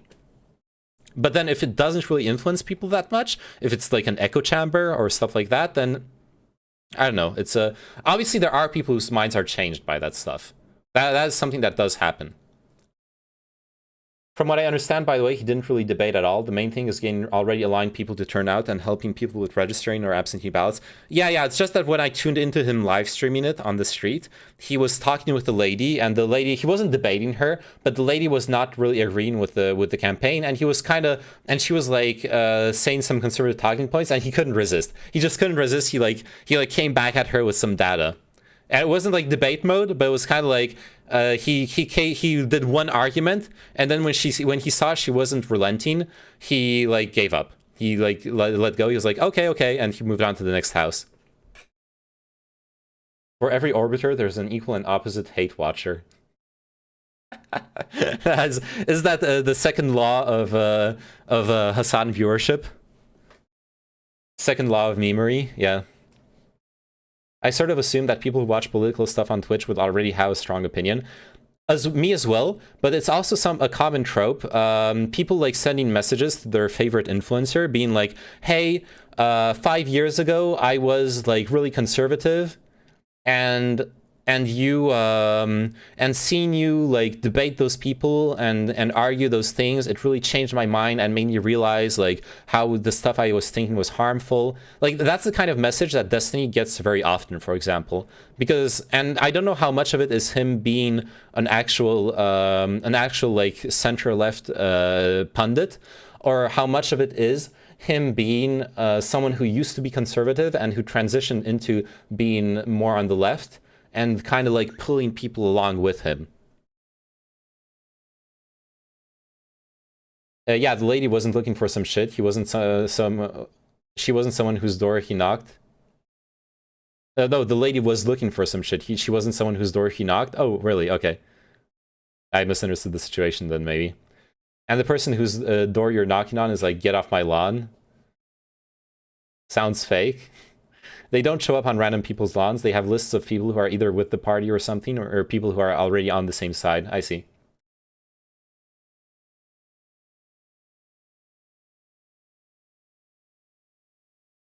Wait, what are you guys talking about? Some murder shit? The internet overall influences a lot of people's thoughts with so much dumb shit, like how many people became alt-right due to crazy SJW compilations. Yeah, that is why I have no doubt that someone like Hassan or Destiny, etc. Oh, the "thank you saved me" comments sound fake.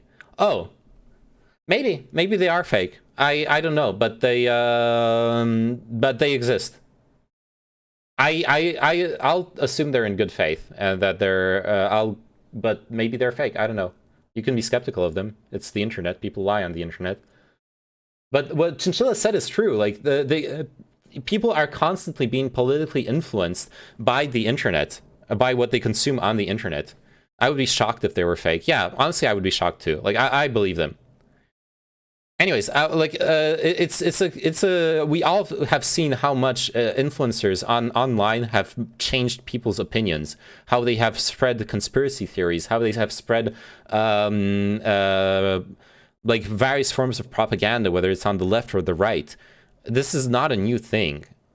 So I disagree. I think it's, I don't know to what extent. I don't have the studies at hand, the data at hand, and I would love to have it. But I think it's definitely 100% sure that those content creators do influence people. The way that canvassing typically works is that there is a manifest of people who are in a sympathetic district but are not registered to vote. And so you go after them because it's way more likely to motivate someone to go vote for a Dem in a Dem district than to go to a Republican district and try to convince them to vote for a Dem. That makes a lot of sense. I don't think my mom would be surprised if I turned out to be a serial killer. I don't know how this makes me feel. What the fuck? Neither would we. What the fuck? Yo, chill, chat. What's going on with the murder stuff? Stream it. I don't know. How is that satisfactory at all? How does that help you at all?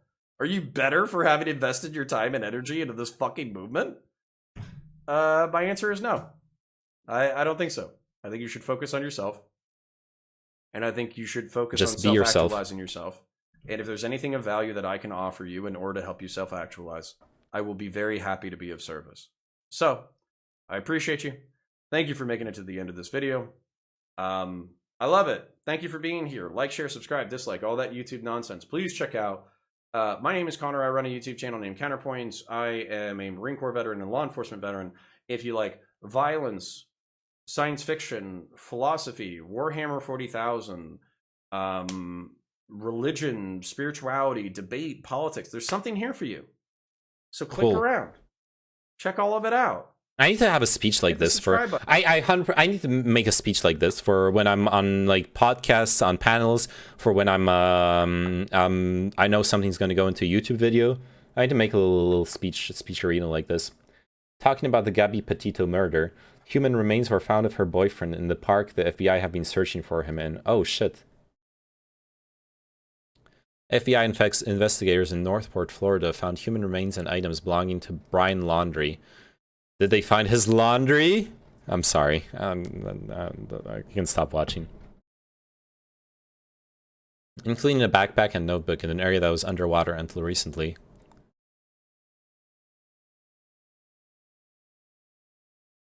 Tomorrow's speech on Poland. Yes.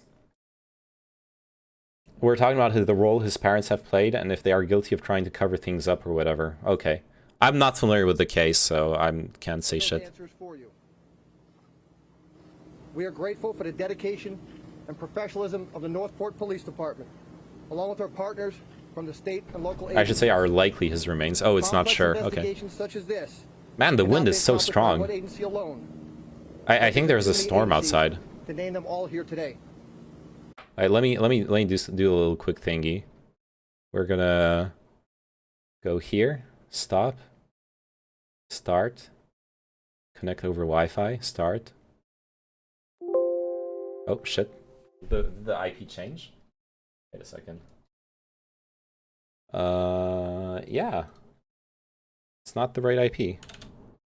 .49. Start. There we go.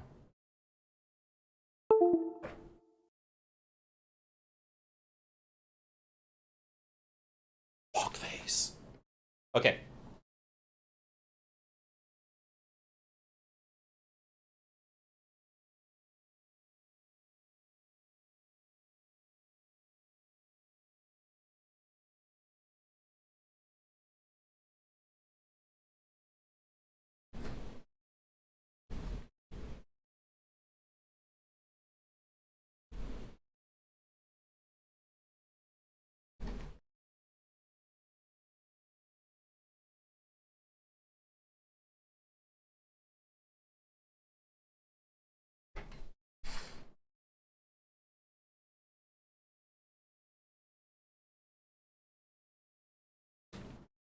Casino time. Don't jump. There's more than light. Like then you know, dude. The wind is so fucking strong. I was holding my phone. Beautiful, the best weather there is. Yeah, it's so nice. I would love to like honestly. I would love to stop the stream and just chill by the window for like an hour and enjoy the weather. Maybe you know what we can do so we can enjoy the weather a little bit. I can open up the blinds.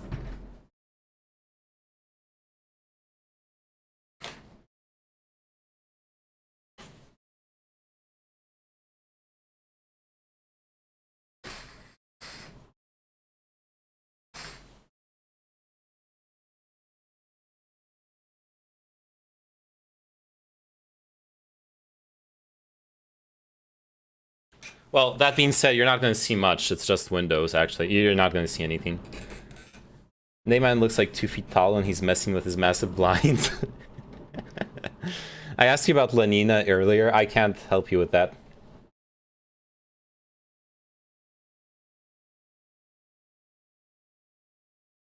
God, I wish they're big blinds, okay? They are big blinds.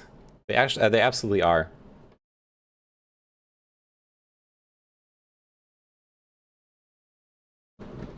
Man, can you... I wish you could hear the wind. It's fucking amazing. I guess I'm biased because Namestream is the only one that could possibly save me. True.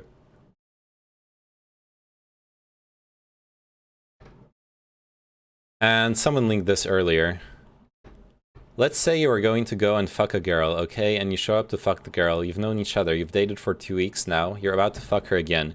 You go to her house. You lay in bed. Something's like a little bit off, though. You can't tell. And then after you finish the deed... You look up and you're like, wait a second, did you catch... Oh, I've seen this. This is like Destiny. Okay.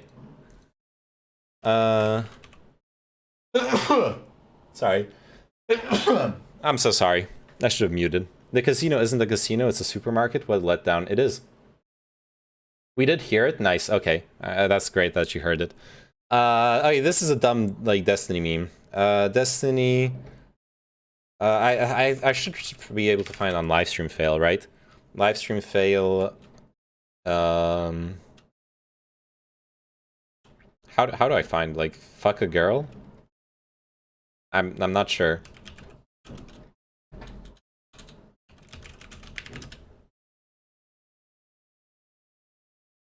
Nah. Destiny livestream fail. I guess I saw. I don't fucking know, dude. I'm not finding it. How do I find like fuck a girl? Look, I'm looking for something specific. God, okay, let's just go down live stream.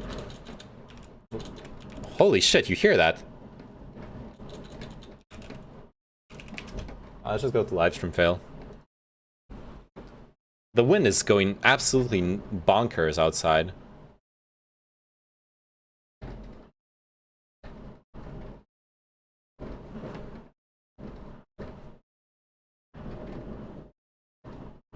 I don't know why the wind gets SCP-173 once in. Yeah.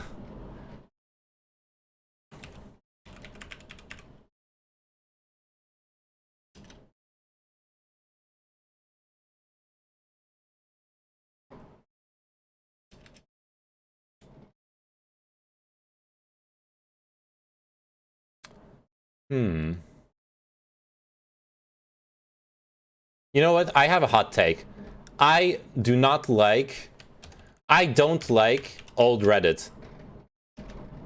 I actually think old Reddit is bad. I genuinely think old Reddit is garbage. Thoughts on Valkyrie products?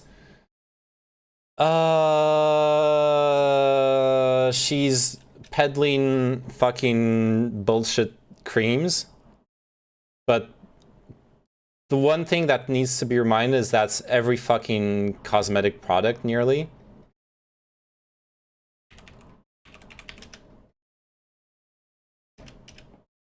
Like, there's so much bullshit pseudoscientific stuff going into cosmetic products marketing. This is not a new concept. And she deserves all the shit talking. Like, I'm not trying to defend her. She deserves the shit talking. This is a blue light cream? Yeah, it's the blue light cream. She deserves like people talking shit about it, but those same people don't give a shit when it's not a gamer streamer making the cream. So like, I don't know. Maybe try caring about that stuff if it's really that important. Try caring about it in the rest of the time it exists, not just when it happens to be Valkyrie doing it. Oh yeah, this is the clip I saw. Off though, you can't tell. And then after you finish the deed, you look up and you're like, wait a second. As Destiny creates a conundrum. Oh yeah, how do I find that? Can I search on Twitch clips? Twitch clip, Destiny creates a conundrum. I just wanted without S-Fan's reaction. Let's say you Oh, were gonna go and fuck a girl, okay? And you show up to fuck the girl. You've known each other. You've dated for 2 weeks now. You're about to fuck her again. You go to her house. You lay in bed. Something's like a little bit off, though. You can't tell. And then after you finish the deed, you look up and you're like, wait a second. Did you cut your hair? And then her twin sister comes out of the closet. But that's your girlfriend. And she's like, I just made you fuck my twin. And then the guy looks over at his girlfriend and he laughs. And then his twin brother comes out of the other closet. And he says, that was actually my twin. Did they both rape? Did they rape each other? Who's the... What's happening there? Let's say... There you go. Sure, but can I extend that to you, train on gambling? I think it's natural to care about the things in your space more. Yeah. That's actually a very fair point. Of course you care more about it when it's within your own space. Absolutely.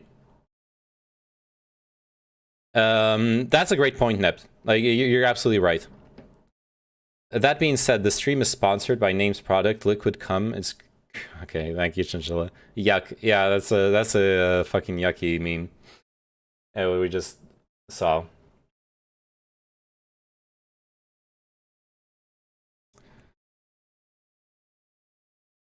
Someone linked the text form, and I knew there was a video of that streamer like saying that, so I had to go find it. Okay, it was important. It was an educational experience. Twitch chat, people weird. You're the people weird. Go up. All right, I think we've exhausted all of the stalling content I had here. I'm not going to get into the Brian Laundrie murder stuff because I am unfamiliar with the case, and I'm not that interested in should gambling be legal on Twitch. No.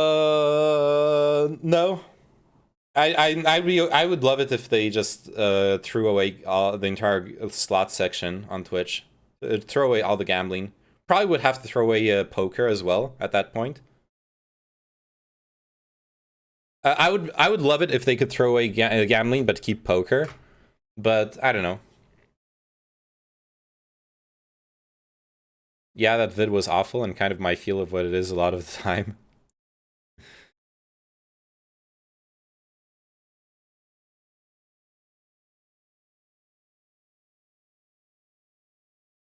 Poker isn't gambling. Poker can be gambling. Whether poker is gambling or not depends on how the people play it.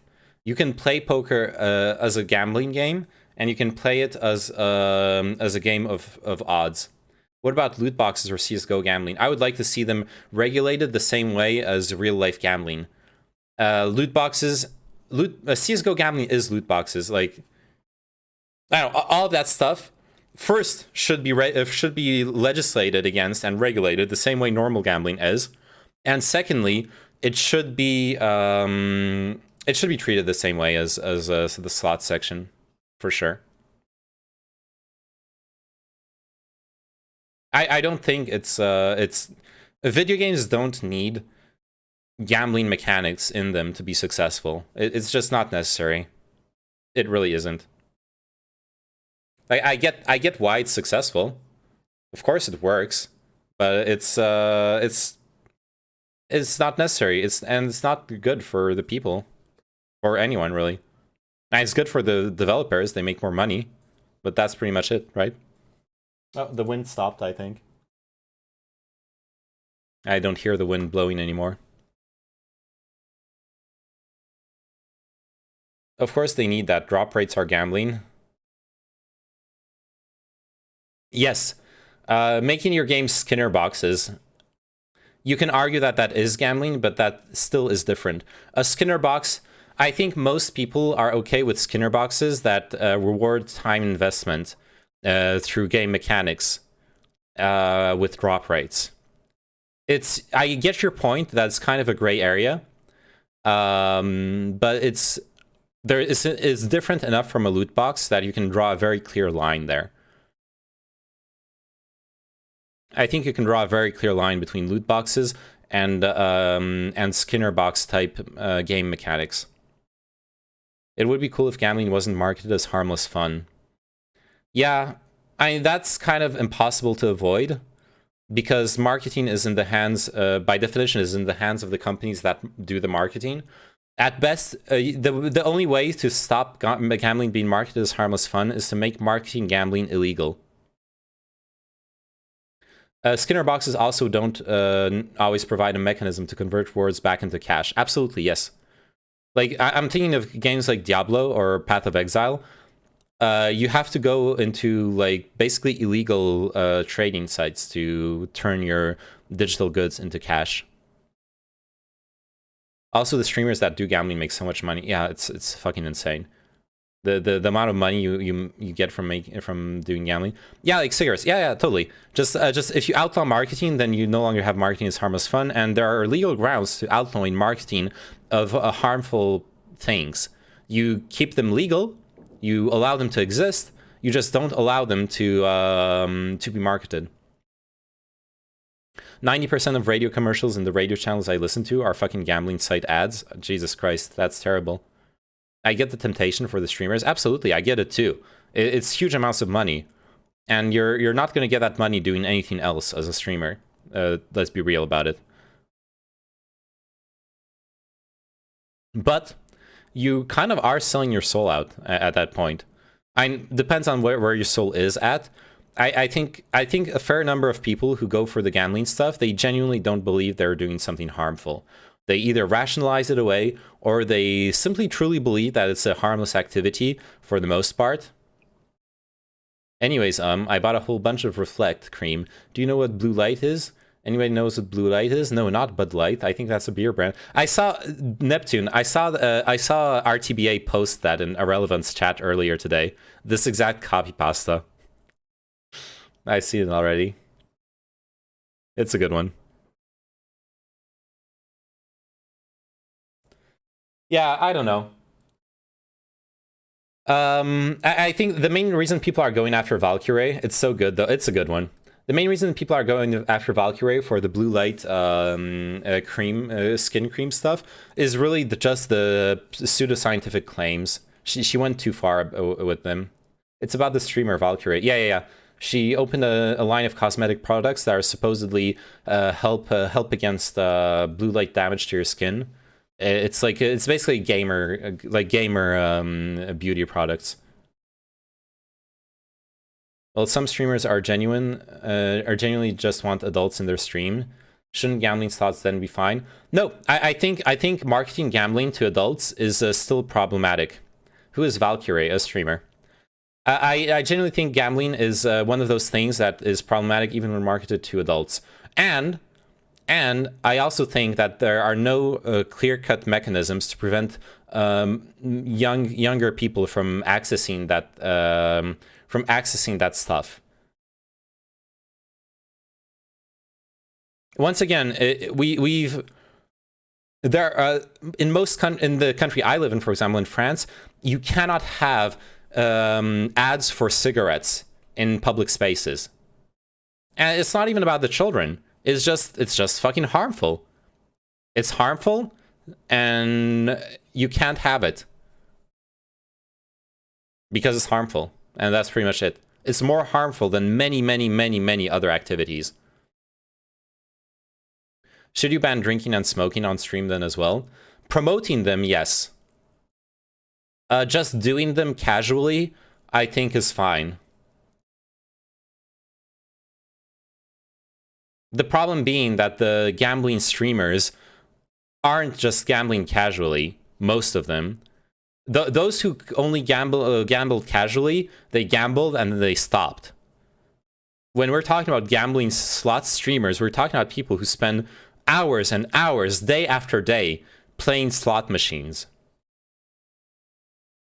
That would be the equivalent of someone, day after day, drinking themselves to oblivion on stream. And that would be banned. That is already banned by Twitch TOS. If you drink yourself to oblivion on stream, you get banned. You get banned on off of Twitch. An unpaid whiskey review on stream. I've done that already, actually. Is that why you're asking? Because I've reviewed the whiskey I bought. Also, big brain strat. Take the gambling sponsorship for the absolute minimum amount of time necessary to collect the 7-figure payout. Then hard switch back to, I learned why gambling is so bad and I really regret taking the sponsorship, and get social credit and more money. Maybe. I mean, that's kind of what I did with Raid Shadow Legends. I took the sponsorship, and then the second it ended, I was like, guys, I don't regret taking it, but I don't play Raid Shadow Legends. It's a terrible game. It's monetized in unethical ways, and you should not play it. I didn't get the money yet though. God, I hope I'll get the money. $400, dude. Yeah, that chatter in streams is talking about XQC and Miskiff. Wait, what chatter in streams is talking about XQC and Miskiff? Blue light damage is the last type of damage chronically online viewers need to be concerned about. Oh yeah, true. Oh, you mean yeah, because they did like gambling, and then they said like, oh, it's bad, I regret it. Is that what you mean? Yeah. Actually, you know what? You kind of make me want to taste my whiskey again. I haven't drunk it in months.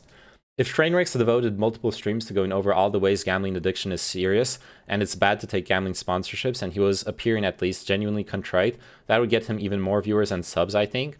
I don't know. A short term, yeah. Long term, I don't know, because the gambling streams are very successful for him. You looked into the gambling things. How much do they rely on the whales? If I had to guess, I would imagine that the people ruining their lives due to gambling make up a larger share, while alcohol sales are largely more casual drinkers, people whose lives aren't dictated by it. So that's how I would differentiate there. Didn't think of that, but that's a good point. Yes, gambling profits are mainly driven by whales, by people ruining themselves for the over gambling. Absolutely, that is absolutely true. There are numbers to back that up. 100%.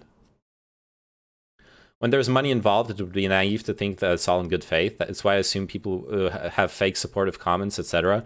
Yeah, the supportive comments I believe in, simply because there isn't money involved. Like you don't gain money for reading a supportive comment. You do gain money for being sponsored to show gambling on stream. Don't forget those gambling sites are super sketchy as fuck. Well, yeah, they're all like in places where they have like a bunch of legal loopholes and stuff. I'm gonna drink a bit of whiskey. You made me. This is your fault, Chinchilla. You made me want to drink whiskey.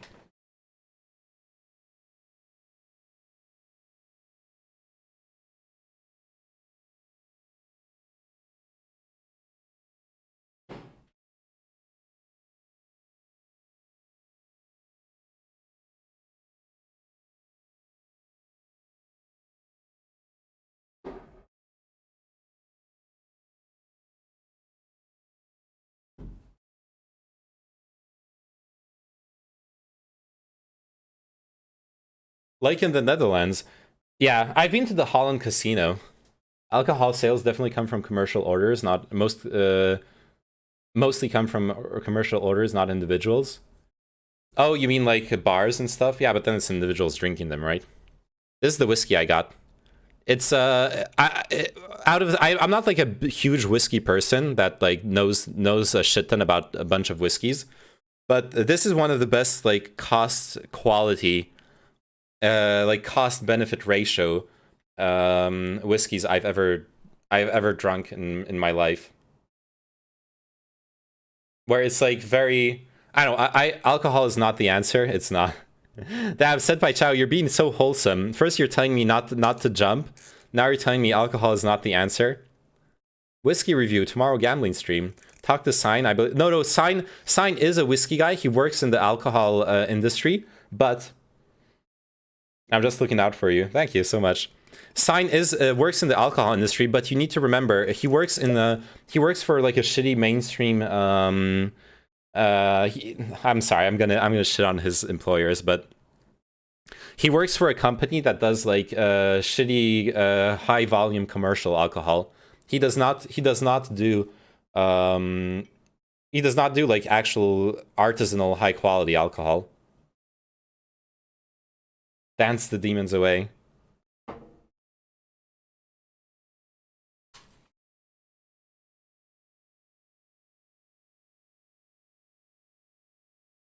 You what, mate? I'm shitting on your employer's Sign. Look, is it true? Like the company you work for, it mostly does high volume commercial. I'm just wrong. Okay. I could be wrong. I know the company you work for has like a lot of different like companies that are subsidiaries, and some of them might be very like very high quality, sure. But like I remember, okay, the thing is, I remember you telling me who your employer was, and I looked up the vodkas that you guys market, and they're like the bottom, not the bottom of the barrel, but they're like not good, in my opinion. Wait, that's it? That like a tablespoon of whiskey? Yeah, I'll drink what I feel is comfortable for me to drink. Okay, I don't give a shit what you think is a manly amount of whiskey to drink. Okay. Everyone, never succumb to peer pressure about how much you should be drinking. That shit is so fucking toxic. It triggers me. All vodka is the same? Not true.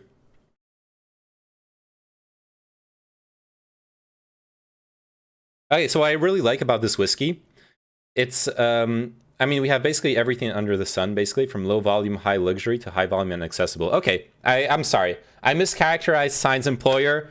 I retract my statements. It's all good. So yeah, this is a very peaty, very smoky whiskey. As you can tell, like from the marketing on. Hey Skits, how are you doing? As you can tell from the marketing, like it's called the Talisker Storm.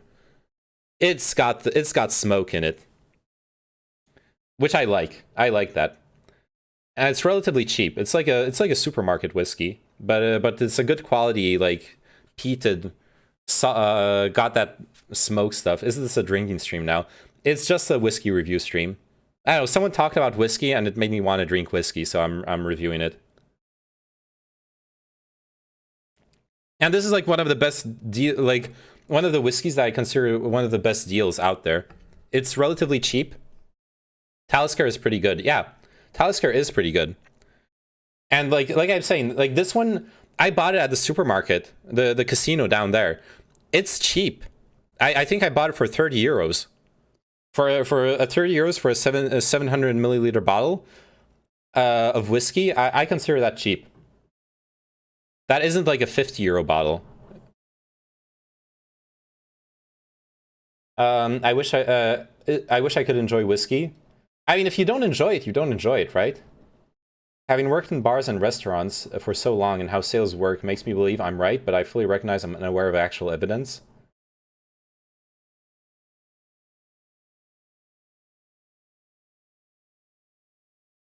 There's plenty of people who go to casinos and just spend a few $100 in a weekend on vacation and aren't addicted, just like there's people who casually drink once a week. No, soap. I have read studies on gambling. Gambling is much more dependent on whales than other businesses are. Than like alcohol is dependent on alcoholics, and much more. Of course, there are casual gamblers.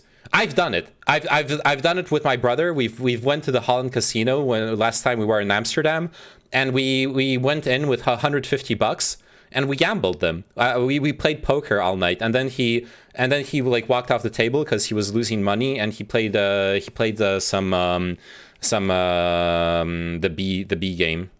Fuck, I forgot the name. The game with the two blackjack. He played some blackjack, and if you could link, I'd appreciate it. I would have to find it again. I don't have the link on hand, but I could try to look it up for you while talking.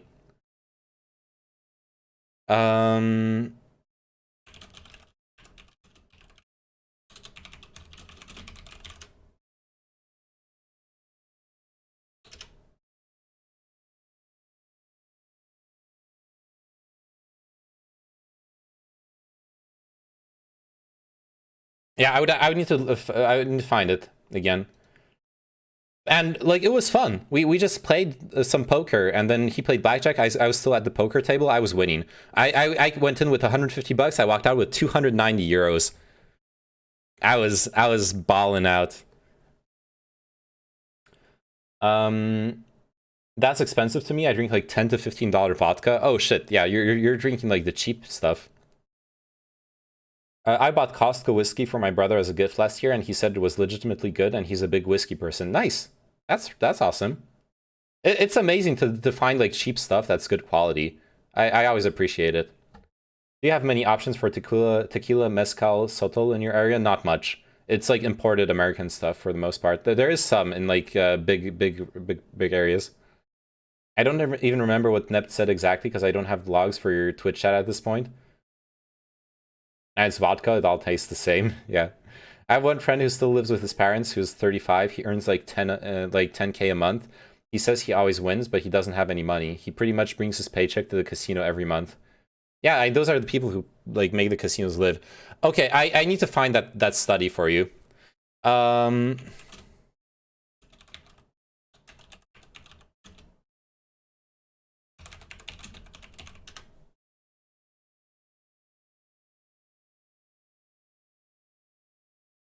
Is it this one? I think I'm gonna have to look through my browser history like very far back.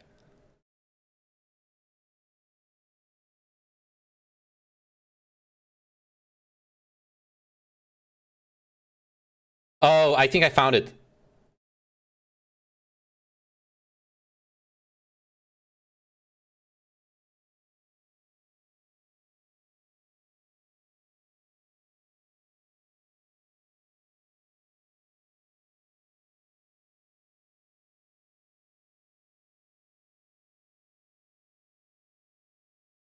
Okay, this study is not on gambling itself. It's about loot boxes.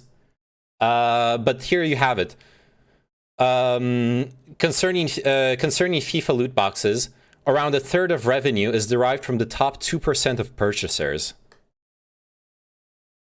And moreover, these players have considerably higher scores of problem gambling symptoms. For example, with the 5% of gamers spending over £70, $100 per month, almost 1/3 fall into the problem gambler category. And I read this entirely back when I studied this study. And they have links to actual gambling studies as well. Here, I'm going to link it to you, Soap. It's more about loot boxes, but how does this relate to alcohol?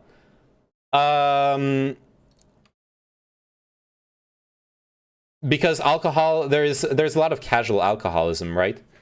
In our societies, I guess I would need an adjacent study on alcohol revenue to show that it comes from casual alcoholism and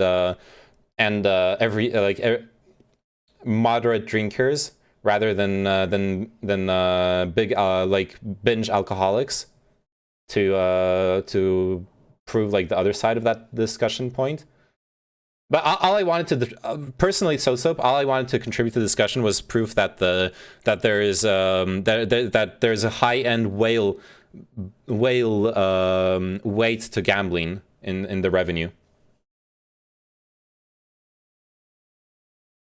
Yeah, you can catch a fake wine expert by just looking if they just like expensive wines. Same goes with all kinds of alcohol. Just because it's cheap, it doesn't mean it's bad. Yeah.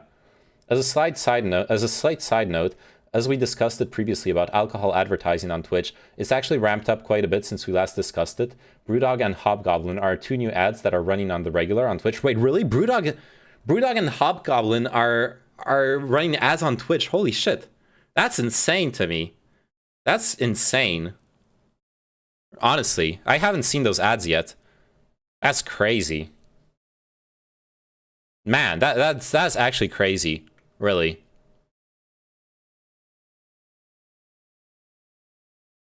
Yeah, this study is really, really good. If you want to look more about like the convergence of gambling and gaming through loot boxes, this is a very, very good study about it. Like, sort of a meta-analysis.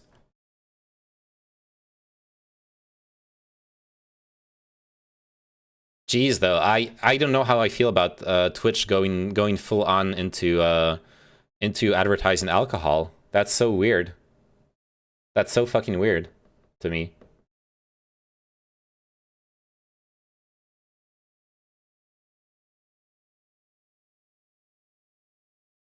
I don't know, let's look it up. Alcohol consumption rates by how do I look it up? Alcohol consumption rates.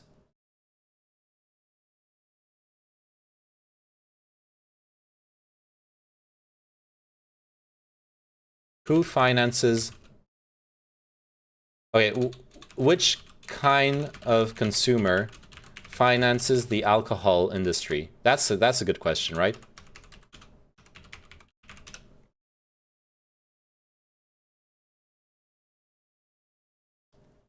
How dependent is the alcohol industry on heavy drinking in England? Great, this is a perfect study. Aims to understand the extent of the alcohol industry's financial dependence on drinking above government low-risk guidelines in England. I found it. Nept Soap. I found the study to put data on what you're discussing. Scenario modeling using descriptive analysis of pooled data from the 2013 and 2014 waves of 2 nationally representative surveys, the Health Survey for England and the Living Costs and Food Survey. We estimated the proportion of alcohol sales revenue accounted for by drinkers above guideline levels and how this varies between different beverage and retailer types. We then estimated the impact on sales revenue if the entire population reduced their drinking to within guideline levels, as well as the average price increases necessary to compensate for such a loss of revenue. Keep in mind the government guidelines are probably to the point where what people consider normal is already over it. Possibly, yeah. No, but this is consumption linked to sales. So this is an analysis that analyzes sales related to consumption. This is exactly what we're looking for. Binge drinking was a huge issue in the UK years ago, particularly ciders that you could drink at volume and dirt cheap from supermarkets. Yeah, the high alcohol percentage ciders are fucking horrible. Yeah, we have that here with beer. We have like 10% alcohol content, really cheap beer. That's absolutely that's accessible everywhere. That's really cheap, and that's disgusting taste wise. But it's great for an alcoholic. You can get like absolutely blasted on it. Was something happening to people? Yes, it was part of alcoholism in England. Measurements, transaction level estimates of volume of alcohol purchased and price paid by beverage type and trade sector. Findings. Those drinking above guideline levels are estimated to account for 68% of total alcohol sales revenue in 2013-2014, 81% of off-trade revenue, and 60% of on-trade revenue. I don't know what those are. What's the difference? What is off-trade revenue and on-trade revenue? Off and on trade. Off-trade market includes all retail outlets like hypermarkets, supermarkets, convenience stores, mini markets, and on-trade outlets like bars, restaurants, coffee shops. Okay, cool. This represents 77% of beer, 70% of cider, 66% of wine, and 50% of spirits sales value. The heaviest drinking 4% of the population account for 30% of all consumption and 23% of all industry revenue. That's huge. That is huge. If all consumers reduce their drinking to within guideline levels, alcohol sales revenue could decline by 38%, down 13 billion pounds. To mitigate this loss, average prices paid would have to rise substantially, for example by 2.64 pounds for a pint of on-trade beer, or 12.25 pounds for a 70 centiliter bottle of off-trade spirits.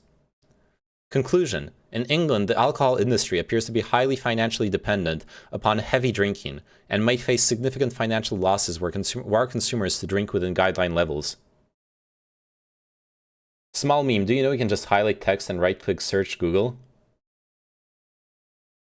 Okay. Can I? I can. Cool. Yeah, that is huge. Yeah, the takeaway from this is that there's literally no difference and neither of them should be promoted on stream because both industries can't stand as they are without ruining people's lives. Yep, that is true. This is very similar. This is very interesting. This is very similar levels to gambling. Very similar levels to gambling and the dependence on people who are ruining their lives. And yeah, you were right, Soap. You were absolutely right. Good job on pushing us to like research it.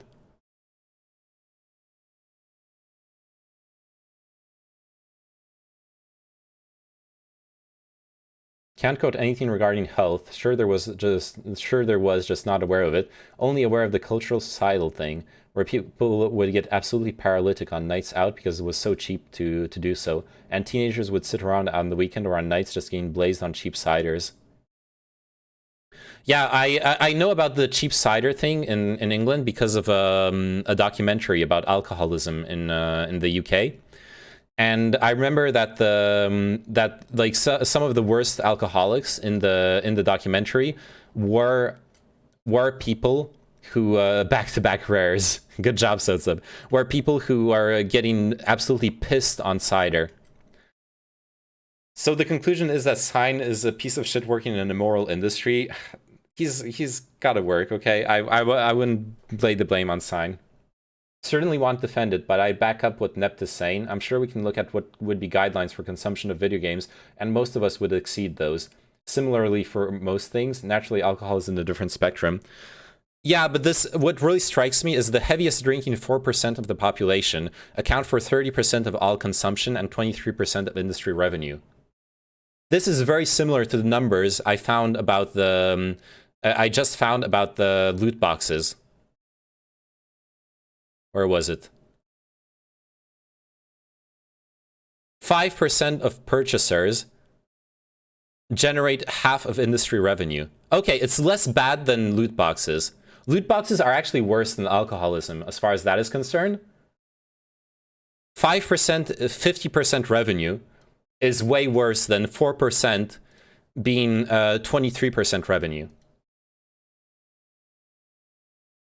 It's not So it's not quite as bad as the gambling loot box thing, but it's a very similar paradigm.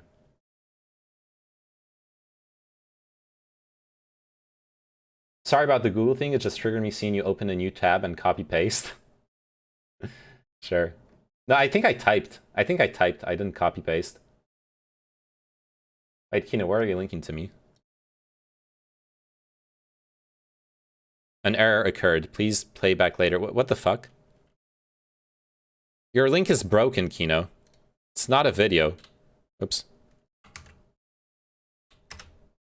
Oh, this is the video. You added a vodka proof Planet Money. Oh, I've seen this. I've seen this video already. We've watched it on stream. Yeah, about how vodka is just the same thing chemically, always, whatever the price you pay. Sure, but we're talking factors, and I just don't like where it comes across as one is bad and the other isn't, which isn't what you're presenting, but when someone sees something as worse, it's like it validates everything that's not. Yeah, I agree. But that's why I originally wanted to look it up, is because my original point, but my Grey Goose looks cool. Yeah, Grey Goose looks cool, absolutely. My original point was that alcohol is less dependent on heavy drinkers than gambling is dependent on whales. That was my original point. And this study pushes back against that. It still confirms it. Alcohol is less dependent on heavy drinkers than gambling is dependent on whales, but it's still very dependent on heavy drinkers.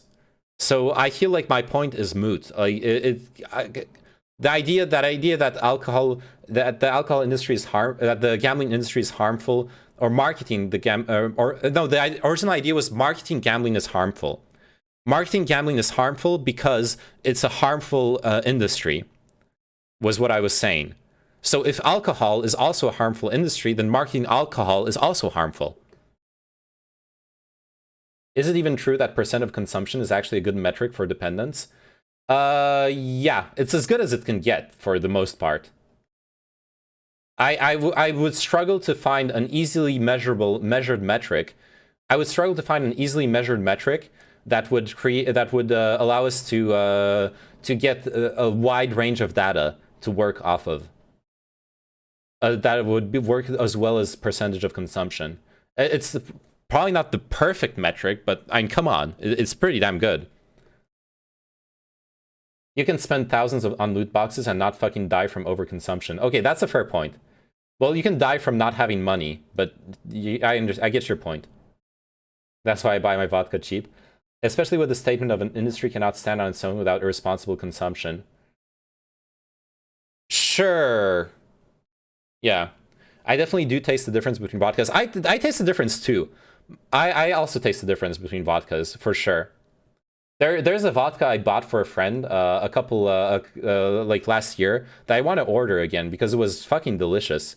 It was some artisanal, small batch stuff. It was amazing. And I can taste the difference. It was so smooth and everything, but chemically there's not much of a difference.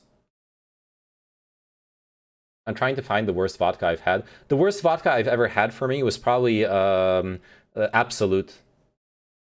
Absolute vodka I find absolutely disgusting. Like literally $10 vodka I've tasted was better than Absolute.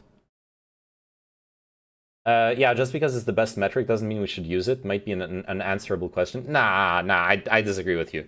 I disagree with you. It's a good enough metric, I think, for what we're studying here. I've had like $50 vodka and $10 vodka, and they tasted identical to me. Gambling addiction leads to alcoholism and higher suicidality, though. It's not that they lead to it; it's they're correlated. Alcoholism, I'm pretty sure they're correlated, but it's not one leads to the other. Is that they're both very intertwined, if I recall correctly. What I read about it, I could be wrong. I'm not. I don't remember the exact relationship, but I remember reading about it and that there was very strongly correlated.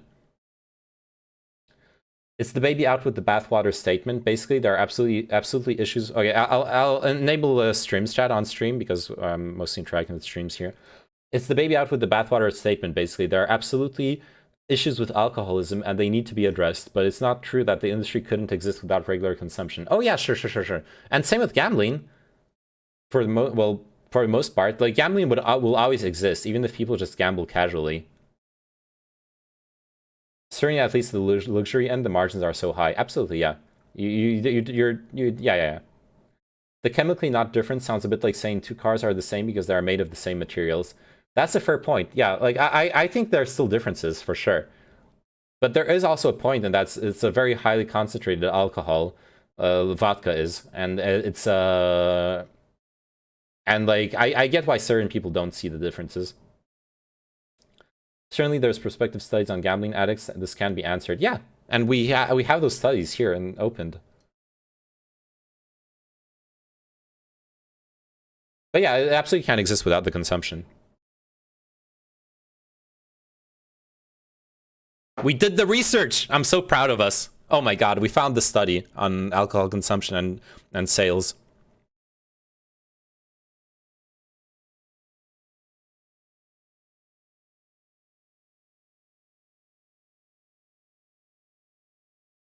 You did it. No, you did it. I couldn't have done it without you.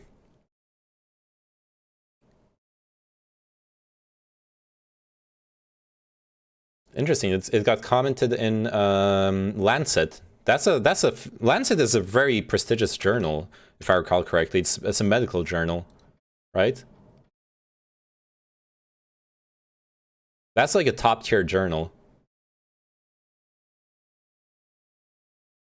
They have an article, Partnerships with the Alcohol Industry at the Expense of Public Health. Probably same as the above one here, published in Addiction. Commentary on Bhattacharya et al. The reliance of the alcohol industry on heavy drinkers makes case against industry involvement in alcohol policy.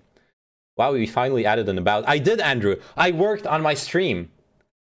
Hey, check this out. Finally, I did it. Look at this. Channel.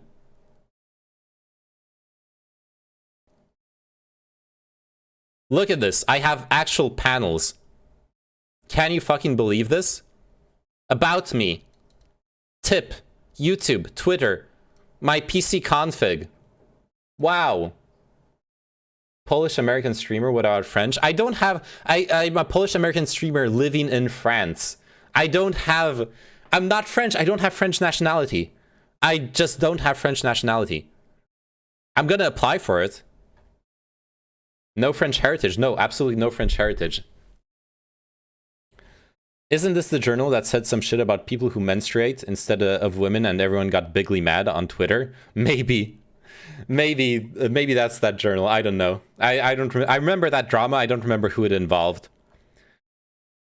We all did it together. Friendship, dedication, and love. Exactly. You're a top tier streamer and you're a top tier chatter. Wow, I didn't know that. You speak French too well. Yeah, because I've lived here for 25 years, 26 years actually. I've lived in France for, no, 27 years. I've lived in France for 27 years now. On a bit of a side tangent, would you say drinking 3.5 liters of vodka a month is too much? Okay, if you drink them in one session, yes, you're binge drinking. If you drink like one shot a day, you're still an alcoholic. It's casual alcoholism. So if it's somewhere between, I don't know, it's probably in the realm of casual alcoholism. Probably, if you're not binging it, right?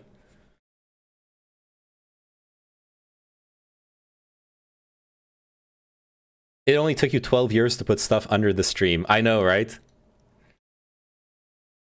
Why don't you have a citizenship? That's beyond me, because I'm terrible with, I'm really, really bad at doing my paperwork. I'm terrible at administrative things. It makes me anxious, and so I never do them. Hopefully the anxiety meds I'm taking now, they've been helping me. So hopefully they help me like defeat this demon of mine as well. And they have been helping me with it until now. So hopefully I get better with it. And I actually apply for citizenship. Because that's what all I need to do. I probably have a very good case for citizenship. I just never applied for it. Never. So I need to. I'm glad to hear you're doing better, man. Thank you. Like, I'd kill myself if I drank vodka. Okay. God, paperwork is so annoying. I get anxious about that stuff as well. Yeah, I feel you. I fucking hate it. Out of interest, is a beer a day casual alcoholism by that metric? Yes. Drinking alcohol every day is casual alcoholism. The amount is less important than the fact that you're systematically drinking. And it's okay. Look, most people who are alcoholics in the strictest sense of the word are casual alcoholics, and they drink like 1 or 2 beers or 1 or 2 glasses of wine a day, and they are functional. They live their lives fine. If that's how you want to live your life, then it's okay. I personally don't like it. I'm too acutely aware of it, and it makes me uncomfortable. So when I notice that I've been drinking every day for like a week, I just stop drinking. I stop it, and I don't let it become a habit. I like actively fight it, personally. I guess this is semantics, but this goes back to the use of words like sexual harassment or sexual assault. It's a spectrum, and if you're on either side, ends of the spectrum, the words either conveys too much or too little. That's why I qualify it. That's why I say casual alcoholism. I qualify it in order to make sure that you understand that it's not what I'm talking about the lower end of the spectrum or a specific behavior within that spectrum. I don't think it's fine though, right? It's medically not advised and it's dangerous to your health to drink every day. Yes, it is. It's bad for your health to drink every day. Absolutely. But we do things that are bad for our health because we enjoy them all the time. That is not enough of an argument to say that you should never do it. And that's something we also have to learn to accept. Bro, I got the second jab and my legs went to sleep, feel numbness tingling. Oh shit. Wait, seriously, Andrew? Yo, Andrew, I don't want to like panic you, but I could be wrong on this, but I think that might be a sign that you're getting blood clotting. And if you're getting blood clotting, you need to get medical attention right now. Like, no cap.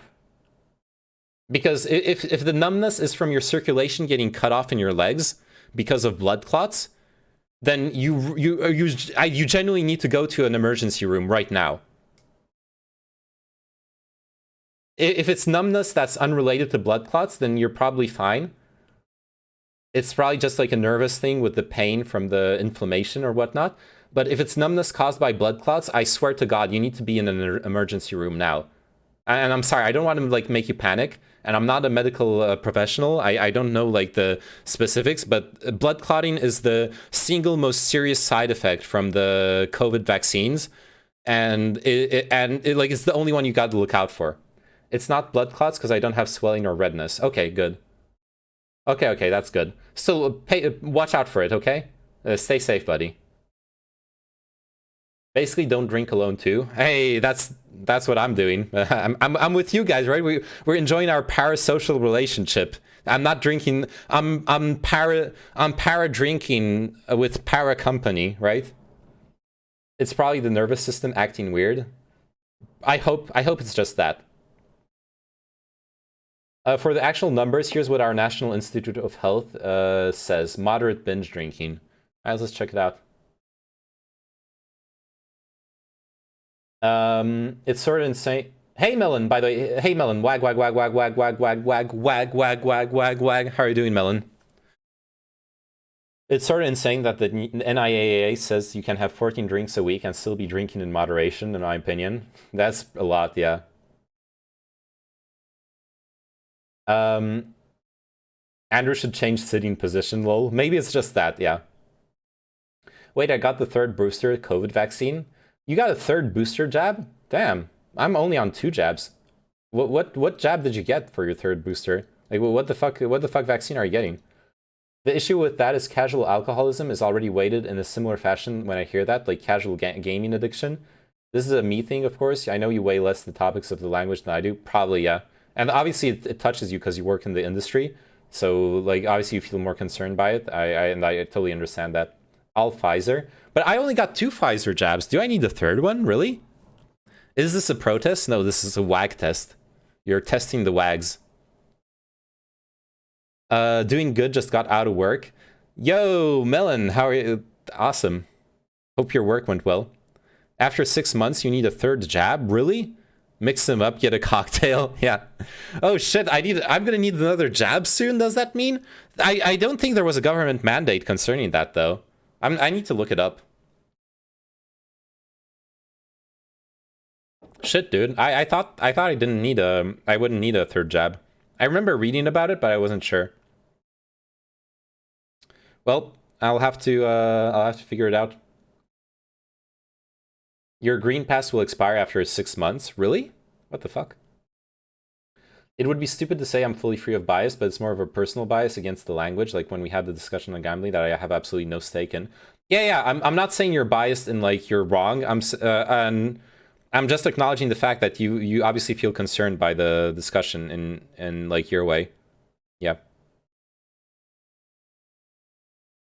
I'm being a stick in the mud, but thinking about it, I would say that drinking every day or unhealthy eating and obesity are not fine, but it's more just it is what it is. No, that is a good way to put it. I agree with you, Soap. That is a fine way to state it. Absolutely. I'm okay with that. I like how you corrected my way of speaking about it. That's Gucci. I felt like absolute shit Friday when I got my third jab. I imagine the immune reaction to the jabs is huge. Don't worry, COVID will be over before you need the third jab. Copium, yeah, right. And it's not something you should like criticize or judge people for, but you shouldn't encourage them either. Yeah, I have a hot take. What does Neyman mean? I don't know. I don't know what I mean. 42, that's what I mean. He said the meme number 42. Yo, I have a hot take. You know how people really fucking moralize? They really love moralizing stuff like the... They really love moralizing stuff like you're giving money to homeless people. In the sense that if you see a homeless person, someone will often think or say like, wait, I don't want to give money to them. They're going to spend it on alcohol. They're going to spend it on drugs. And I had this realization at some point. Dude, just because they're in a fucked up place in their lives, they don't deserve the same comforts that we give ourselves? How fucked up is that?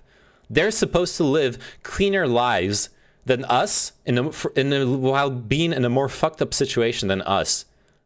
What kind of fucked up virtuous, like toxic virtuosity is that we're imposing on those people? They're somehow supposed to be more virtuous than us when they don't even have a roof over their heads. How, like, that doesn't make any fucking sense. And I understand the logic that you don't want them to hurt themselves. You want them to spend that money on what will actually help them get out of their bad situation. And I fully understand that. But you also have to understand that, like, maybe them getting a bit of comfort is, like, it's part of the reality of their existence. And it would be better if they didn't spend their money on it. There is not much you can do about it. If I was in their situation, I'd pick myself up by the bootstraps. Oh, yeah, of course. Like, you know exactly what I mean. I know you know. I know you know that I know that you know. It's not perfect, but the way I look at it is that there are ways to balance out things that you do heavily. For example, eating unhealthy food but exercising to offset it. Or where you enjoy drinking but eat well. Or you're binging on gaming but offset it with going outdoors in the weekend. So like my vice is sugary drinks, but I'm not as bad in other areas. Absolutely. That's something I say all the time. People choose what they want to care about. And you can't fault them for choosing what they chose until you realize that they choose to be better than you at other things that you have chosen not to care about. Until you realize all the things that they're better at than you are in their own existence, please, you got to reserve your judgment. You got to understand it. It would just be easier to say that most people, when given direct cash, don't spend it on alcohol or drugs, but rather pay bills, debt, food, clothes. Yeah, of course, as well. Absolutely.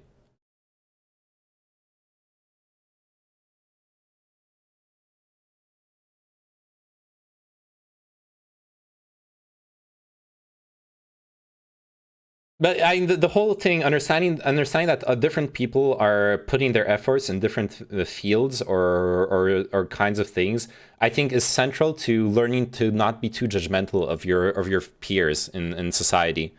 I think that's really important. It's so easy to get caught up, and it goes back to the earlier discussion about hypocrisy. Hassan is hypocritical. Vosh is hypocritical. Like whoever like political streamer is hypocritical. Dude, look at yourself. Look at all the things that you're hypocritical in. Try to understand why people are making complex decisions within their lives before jumping on down their throats, maybe. And sure, maybe they still deserve your criticism once you've gone through that process of understanding yourself and what hypocrisy truly means for you. But you should still do that work in the first place. All right, this article. Drinking levels defined. Drinking in moderation. NIAAA defines binge drinking as a pattern of drinking alcohol that brings blood concentration level to 0.08% or higher. That's huge. For a typical adult, this constitutes 5 or more drinks as a male or 4 or more drinks as a female in about 2 hours. The Substance Abuse and Mental Health Services Administration, which conducts the annual National Survey on Drug Use and Health, defines binge drinking as 5 or more alcoholic drinks for males or 4 or more alcoholic drinks for females on the same occasion on at least one day in the past month. Heavy alcohol use is defined as consuming more than 4 drinks on any day or more than 14 drinks per week. For men and for women, consuming more than 3 drinks on any day or more than 7 drinks per week. And the Substance Abuse and Mental Health Services Administration defines heavy alcohol use as binge drinking on 5 or more days in the past month. So there's no recognition of casual drinking, of casual alcoholism for them. Patterns of drinking associated with alcohol use disorder. Certain people should avoid alcohol completely, including those who plan to drive or operate machinery or participate in activities that require skill, coordination, and alertness, take certain over-the-counter or prescription medications, have certain medical conditions, are recovering from alcohol use disorder or are unable to control the amount that they drink, are younger than age 21, are pregnant or may become pregnant. Cool. I think we can find many hypocrisies, but we don't really shrug them off and say they're fine, you know? But we do. We live with our contradictions.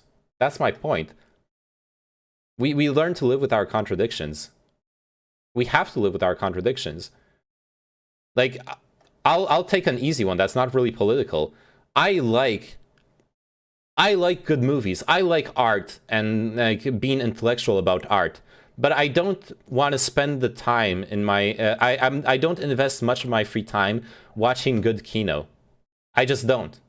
I talked about it earlier today with Burning Amaranth, where he's like, "What the fuck? You don't watch like good French kino?"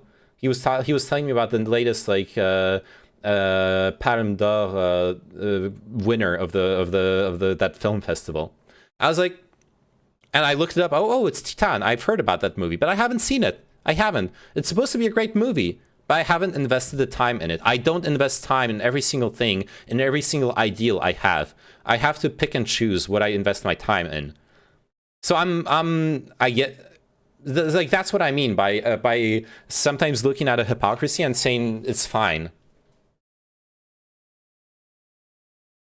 What's weirder about this is that it uses the term drinks rather than units of alcohol. It's such a random way. No, it's not random. There's a specific definition for what a drink constitutes in the terminology of alcoholism. There's a on the back of alcohol of like alcohol bottles. Let me find a beer bottle.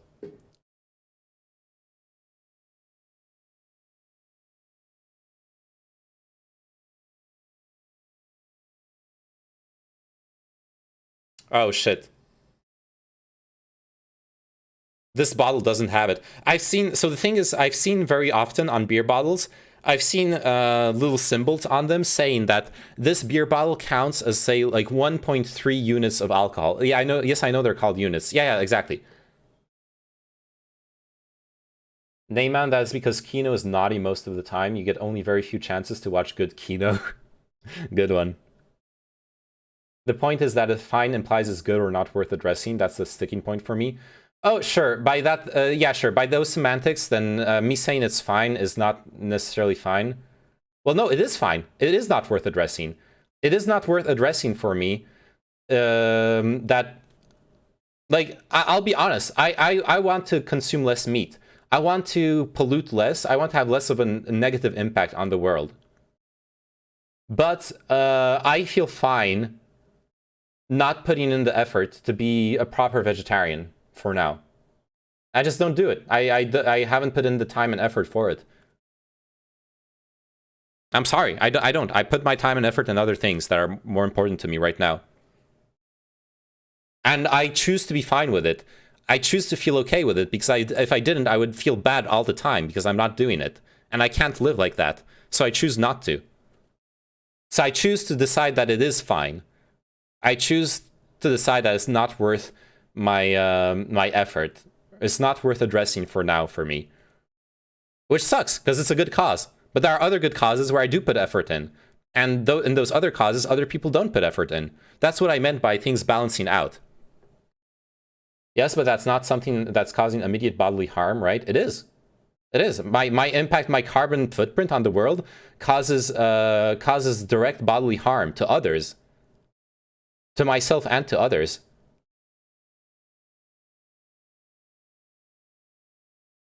I don't see how that's a hypocrisy. That's just you not fulfilling a want to a certain extent. But that is hypocrisy. It would be hypocrisy if you said that we should watch Kino. Maybe you're right. Yeah, maybe there needs to be a prescriptive statement to make it a hypocrisy. You have a point there. But, well, it's a hypocrisy because I say that I should watch more Kino. I say it. I feel like I should watch more Kino. But I don't. That's why I said it was hypocritical. But I don't tell other people they should watch more Kino. Mostly because I'm aware of my hypocrisy. If you don't read books or study something, that's fine. But doing something that is objectively bad for your health or someone else's health is not fine, just because I'm also a hypocrite in some ways. Nayan described it better than me. It's more like what you said, where one drink is defined as a certain amount of alcohol. Yeah, okay, yeah, that's the alcohol unit thing. I really dislike how some people try to justify to themselves in some roundabout way that they are not doing anything negative rather than just admitting that, hey, I'm not perfect. Yeah, that's why it's important for me to understand that like I'm not perfect, and to just learn to live with it. It's not about harassing people about their choices. It's about not encouraging objectively bad behavior when it's brought up. Sure, and you're right. Like I don't like encouraging objectively bad behavior. I absolutely agree with it. Like drinking alcohol is bad.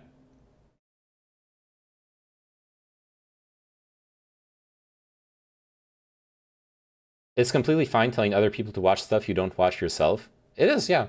It's fine. I'll use the word fine there. Remember when water wasn't safe and people just drank really weak alcohol beverages? Yeah, I remember.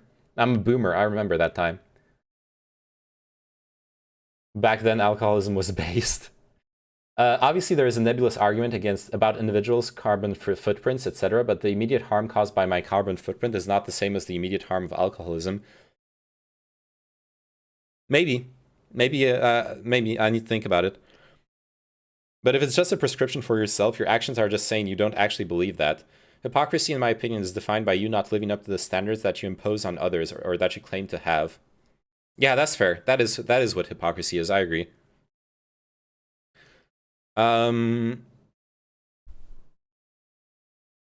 then I'll be a hypocrite. I'll agree that like people shouldn't drink alcohol. And I'll continue to consume alcohol casually. I enjoy alcohol from time to time, but you shouldn't drink alcohol.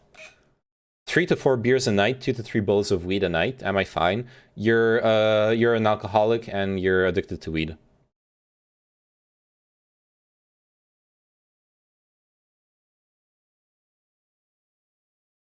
And apparently I can't say that it's fine.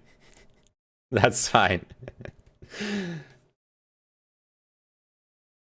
And like, yeah, you're harming yourself. You're not like, I can't. Like, you're harming yourself. Objectively speaking, you are harming yourself. I can't say that's fine in the sense of, like, you're going to be fine health-wise. You're actively harming your body. But you can be a functioning human being while being an addict. There are many functioning addicts in the world. That's also that's just something I like. And it's not a good thing in certain ways. But it is what it is. 1 bowl of cereal in the morning, drive my car to work emitting carbon into the atmosphere, 10 kilos of cocaine every day. Somebody help me budget. This is my life. It's falling apart. Eat less cereal. Yes. Eat less cereal, dude. Hey, don't worry about the cocaine. Cocaine is vegan. Cocaine literally is vegan. I need a drink after this convo. Yeah, me too.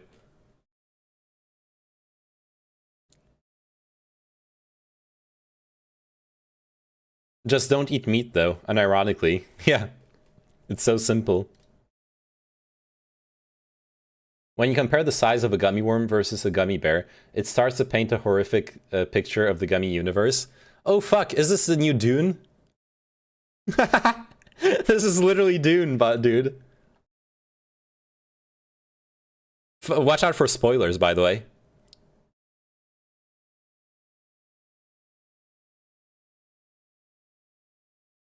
It's probably not ethical, though. Modern slavery and all that. Oh, yeah, absolutely. It's not ethical. Nah, Gehentjuk, this is not Gummy Doom Universe. Yeah, this is Dune 2 spoiler. Dune was pretty cool. Saw it Monday. Nice! I'm glad you enjoyed it. I loved it. Dune was fucking awesome. I remember a coworker of my dad saying, I only do heroin in the weekend. Yeah, there are casual heroin users. Absolutely. There is a study conducted jointly by the Netherlands and Canada on they selected some 20 heroin addicts that whose medical supervisors considered lost causes. They tried rehab several times. They couldn't stop using heroin, and they chose to give them a specific regime of opiates. So they were given what's the substitute? The like semi-agonist. Fuck, I forgot the name. The thing they give you to like stop using heroin that activates the same parts of the brain, but less strongly than heroin. So you don't feel the fuck, I have it like on the tip of my tongue. Anyways, so they had basically that methadone. Yes, methadone. Thank you, Turnit. So they gave them methadone for the week. So so basically they took those people, they gave them a job and an apartment, and they gave them methadone for the week so they could work, and then a little bit of a little ball of heroin for the weekend. And what they discovered is that those people, once you give them a proper social infrastructure, the housing, the job, and a way of accessing medically prescribed heroin that is dosed so they can never overdose. They know exactly how much heroin, the concentration is always the same. It's been tested. It's been pharmaceutically produced. So it's good heroin, always the same concentration.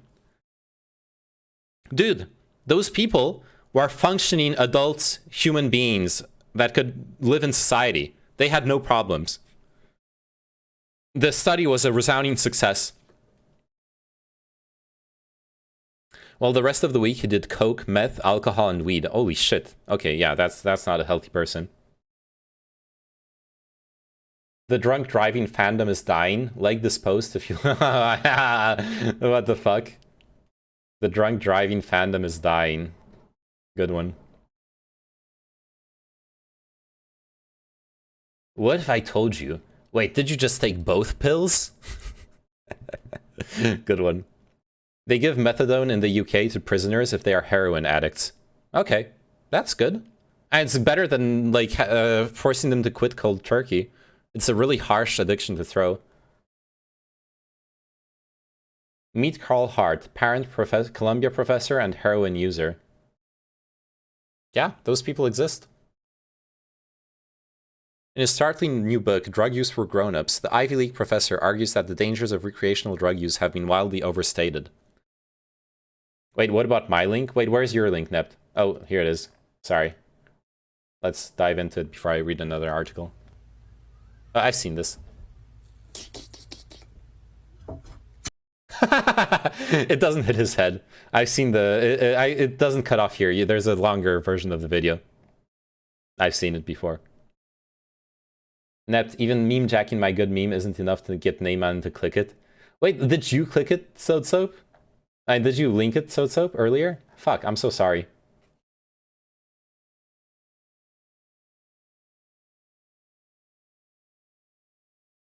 Alright. I'm now entering my 5th year as a regular heroin user, writes Carl Hart in his revelatory new book, Drug Use for Grown-Ups. 54-year-old Hart is the Ziff Professor of Psychology at Columbia University. Regular heroin use and high academic achievement are not two pursuits that we expect to see in the same life story. At least not openly. Heroin is by popular consensus the worst of drugs, the one that leaves users hopelessly strung out and slavishly addicted. How can you be a regular user and hold down a prestigious Ivy League professorship? And why would you admit to it? As Hart continues, I do not have a drug use problem, never have. Each day, I meet my parental, personal, and professional responsibilities. I pay my taxes, serve as a volunteer in my community on a regular basis, and contribute to the global community as an informed and engaged citizen. I am better for my drug use. Okay. Please, let me balance this out. Just because there are people who are functioning addicts does not mean that you should become addicts. Please, don't go out thinking that being addicted will make you a better person. That's just objectively wrong. Some people can finagle it, and in the right living conditions, you can make it work. But you don't need it. You're literally like, it's the meme of the guy bicycling and putting a stick into his own front like wheel. Like, chill. Stop. Don't say you're better for your drug use. Like, chill the fuck out. I do not have a drug problem. I have drugs. No problem. Exactly. This is my biggest problem with drug people and EDM people who excuse their obvious addictions to X. Yeah. Professor of Psychology, opinion discarded. Like, literally. Like, literally, dude. Yeah, you can't look at a uni professor like a regular person. Shaking my head, look at the straight-edge Christian streamer. Oh, of Odin, did you think that Counterpoint's video was based as fuck? Certain parts of the video are based as fuck. Certain other parts I disagreed with strongly, of Odin. But in general, it's a very good video. I liked it, Odin. But there are parts I agreed with, parts I disagreed with. It was kind of a mixed bag, all in all, as far as I was concerned. Anyways. It's hard to recall a more unapologetic defense of hard drug consumption. What's particularly powerful about Hart's testament is that it's not written by a beat poet or avant-garde artist, but a highly regarded research scientist whose area of expertise is neuropsychopharmacology, the study of the neurological and behavioral effects of drugs on people. There are few areas of modern life that are shrouded in quite so much misinformation and hypocrisy as recreational drug use. There seems to be a never-ending criminal justice battle to thwart ever more sophisticated and ruthless drug dealers, while at the same time the appetite for recreational drugs increases across all sectors of society. Also, the microdosing of drugs, that seems sketchy. It's not that it's sketchy, it's obviously going to be better to microdose them than to fully dose them. It's something. Of course, it would be the neuropsychopharmo guy who's a heroin addict. Of course it is, yeah. But beneath the social and moral debate is a vital scientific question. Are recreational drugs harmful in themselves? If skunk, MDMA, cocaine, and heroin are dangerous to the individual and ruinous to the community at large, then the case for banning them is strengthened. But what if they aren't as harmful as the authorities maintain, and what if the damage done to communities should be attributed to poverty and criminalization of drugs, rather than the psychoactive effects? What I would like to point out, since we're basically diving straight into a drugs discussion, there is this study on cocaine use rats.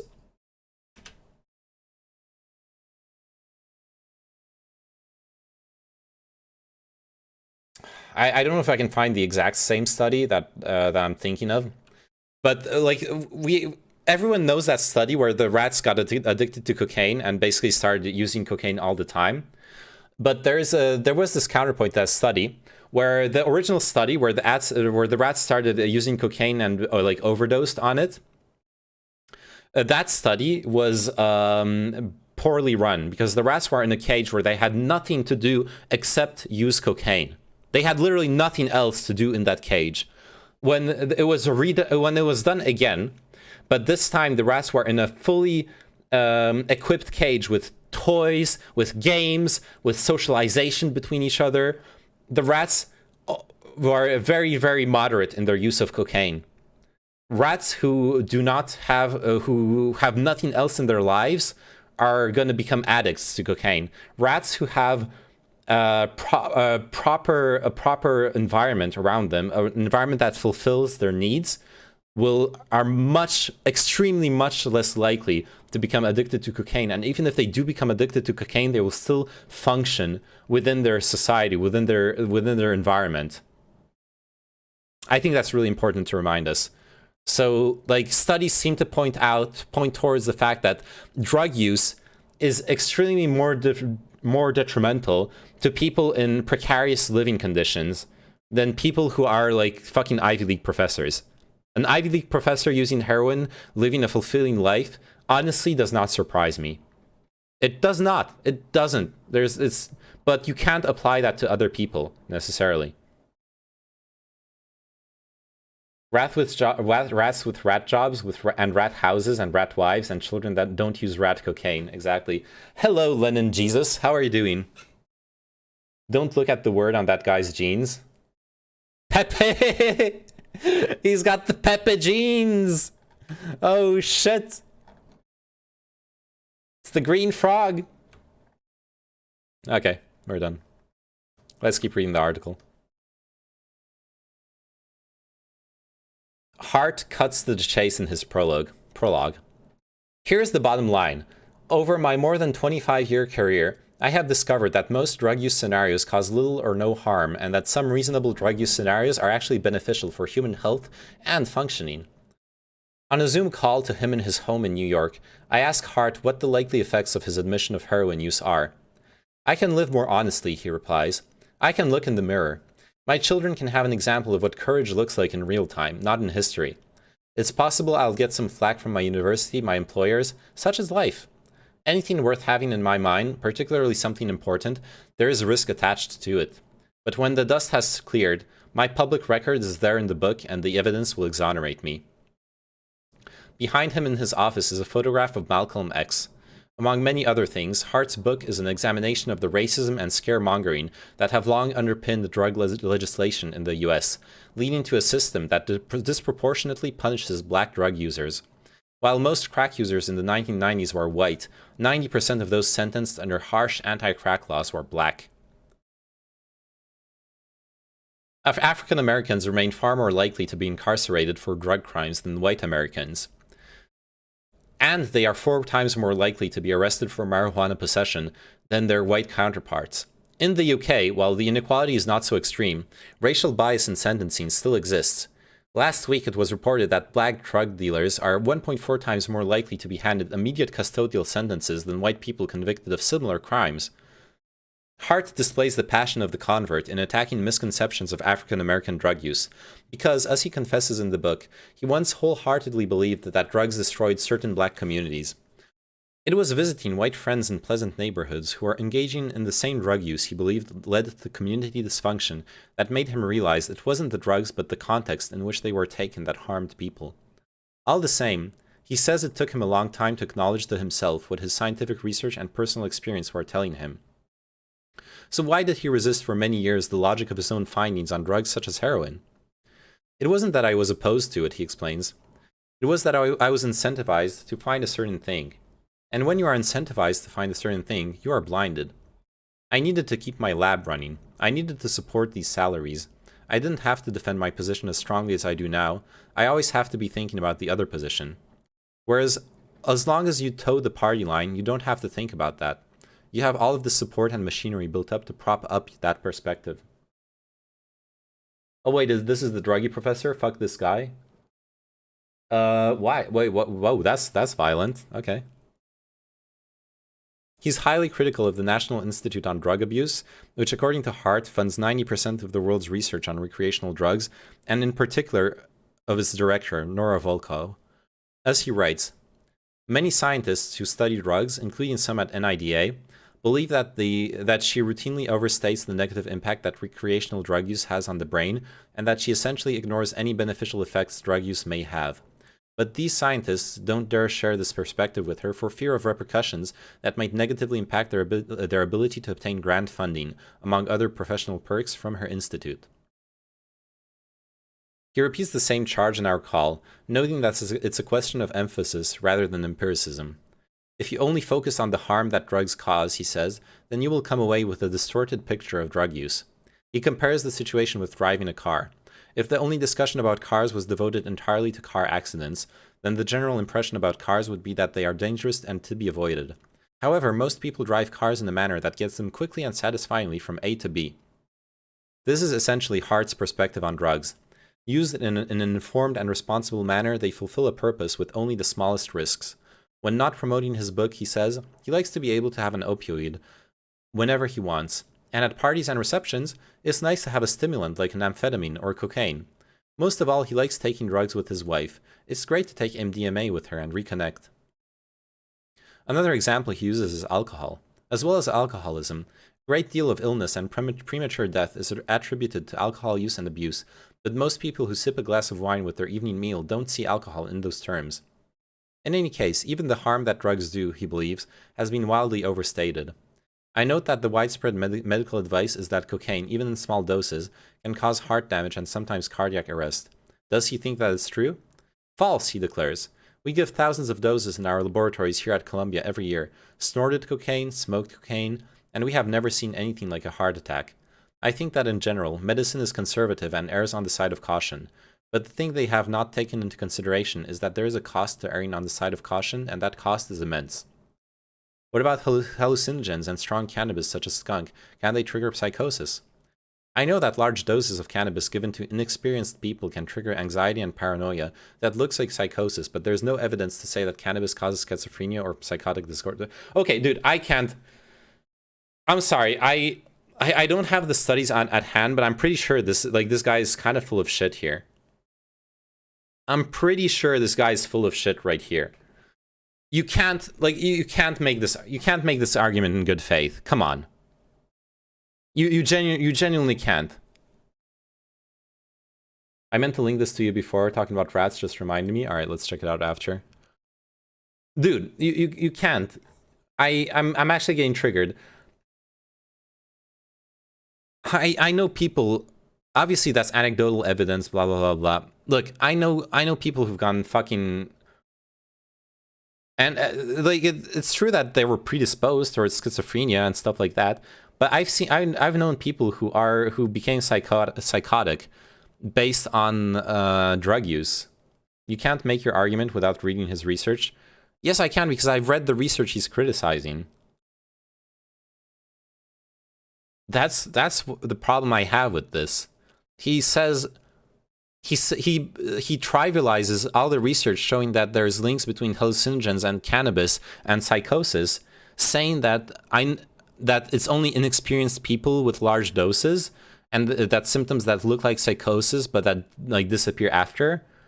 This is not the state of research on the subject. The state of research is that there are links between cannabis and psychotic disorders and hallucinogens. This is just not true. He can't come, whatever his research is, it can't like single-handedly dismantle all the research that exists unless he finds out flaws in the research that already exists. You know what I mean? Like, this is not research, this is just statements. Same for like, does cocaine cause heart damage? I don't know, but his anecdotal evidence is not evidence.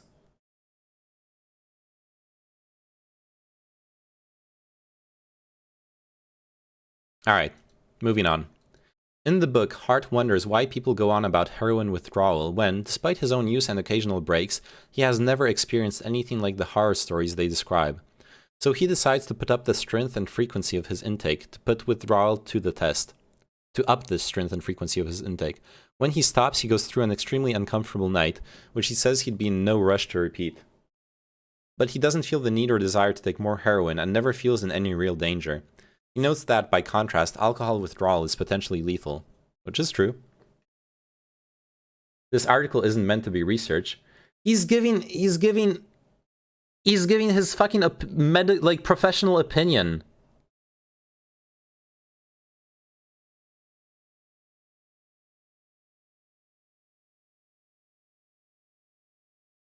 Of course it's not research, but it's supposed to be a researched opinion.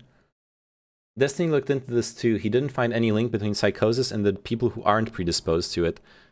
Yes, I can. I'm pretty sure that's true. But the people who are predisposed to it are extremely triggered by the use of those drugs.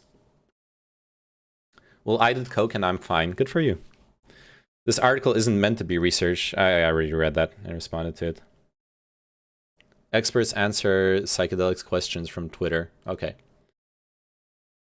Also, of Odin, you said, what the fuck, he's full of shit, literally white. This guy isn't white. This guy is, I know you're doing the, oh, he's white meme, but this is this guy.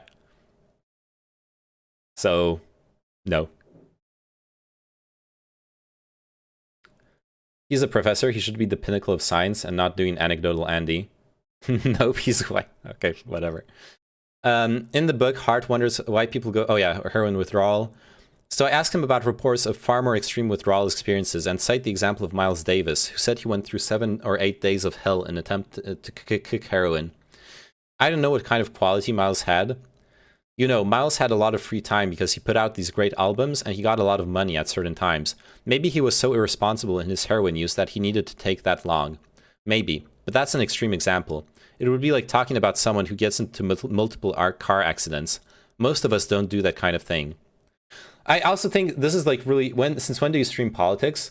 I stream political content very regularly in like what I react to and what I read and what I discuss.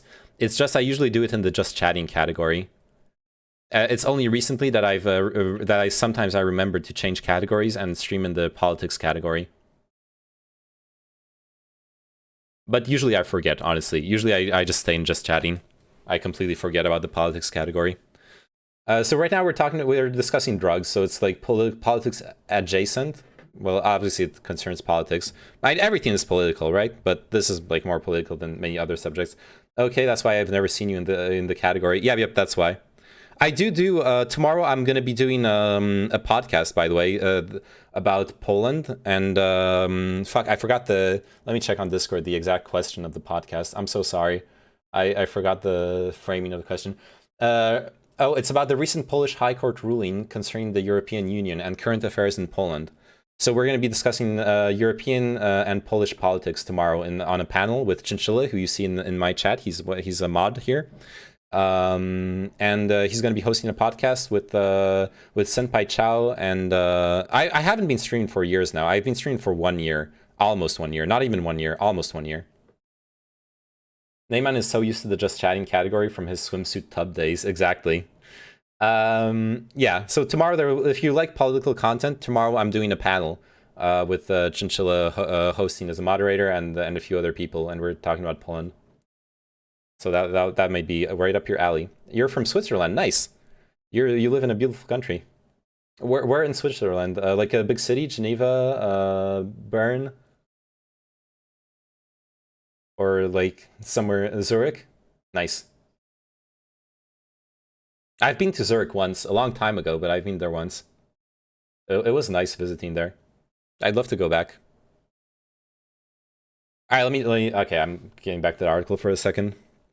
If drug authorities such as NIDA focus too much on harm, Hart gives the impression of neglecting or downplaying it. That's my impression as well. He takes issue with the phrase harm reduction, common in drug treatment, because it emphasizes negative outcomes. His suggestion for an alternative is health and happiness.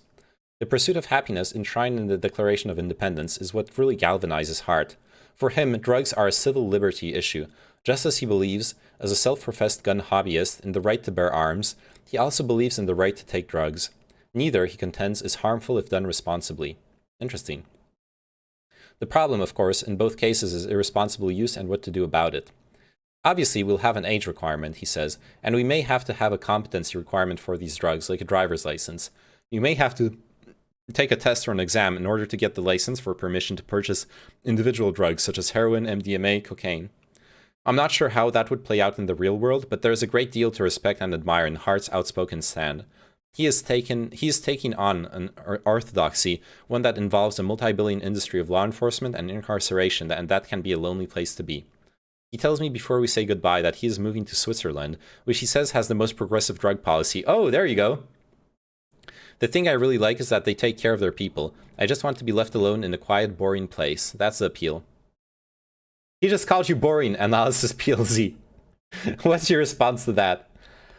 Well, just found I probably have COVID, took a bottle of cologne, sprayed on my hands, and couldn't smell a single thing. What the fuck? Oh shit, FBI agent. I'm so sorry. Oh crap. I hope you get better. Get yourself tested and shit. Not vaccinated? I mean, he could still be vaccinated. Sadly, that's the problem. You can be vaccinated and still get sick, and even get fully symptomatic and stuff. Yeah, rip. Yeah, that does suck. I'm sorry to hear that, FBI agent. Hopefully you get better.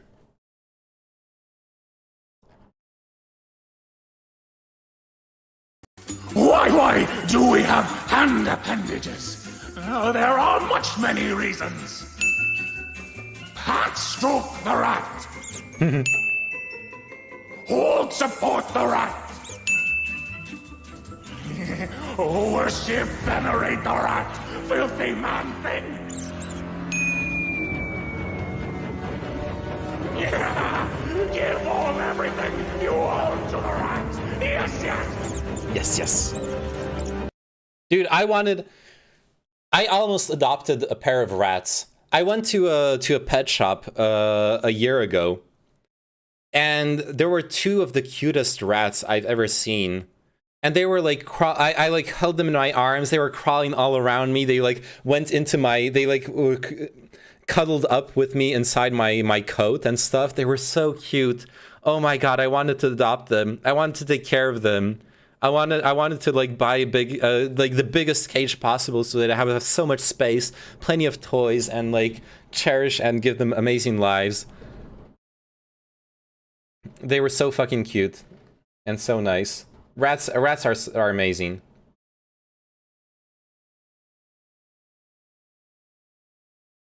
Trippy Hippie asks, what if LSD connects your brain to other dimensions and planes around you? Yeah, what if? Maybe it does. Maybe it did with your brain. Hi, I'm Michael Pollan, author of This Is Your Mind on Plants. Maybe you can adopt 6ix9ine, like, because he's a rat.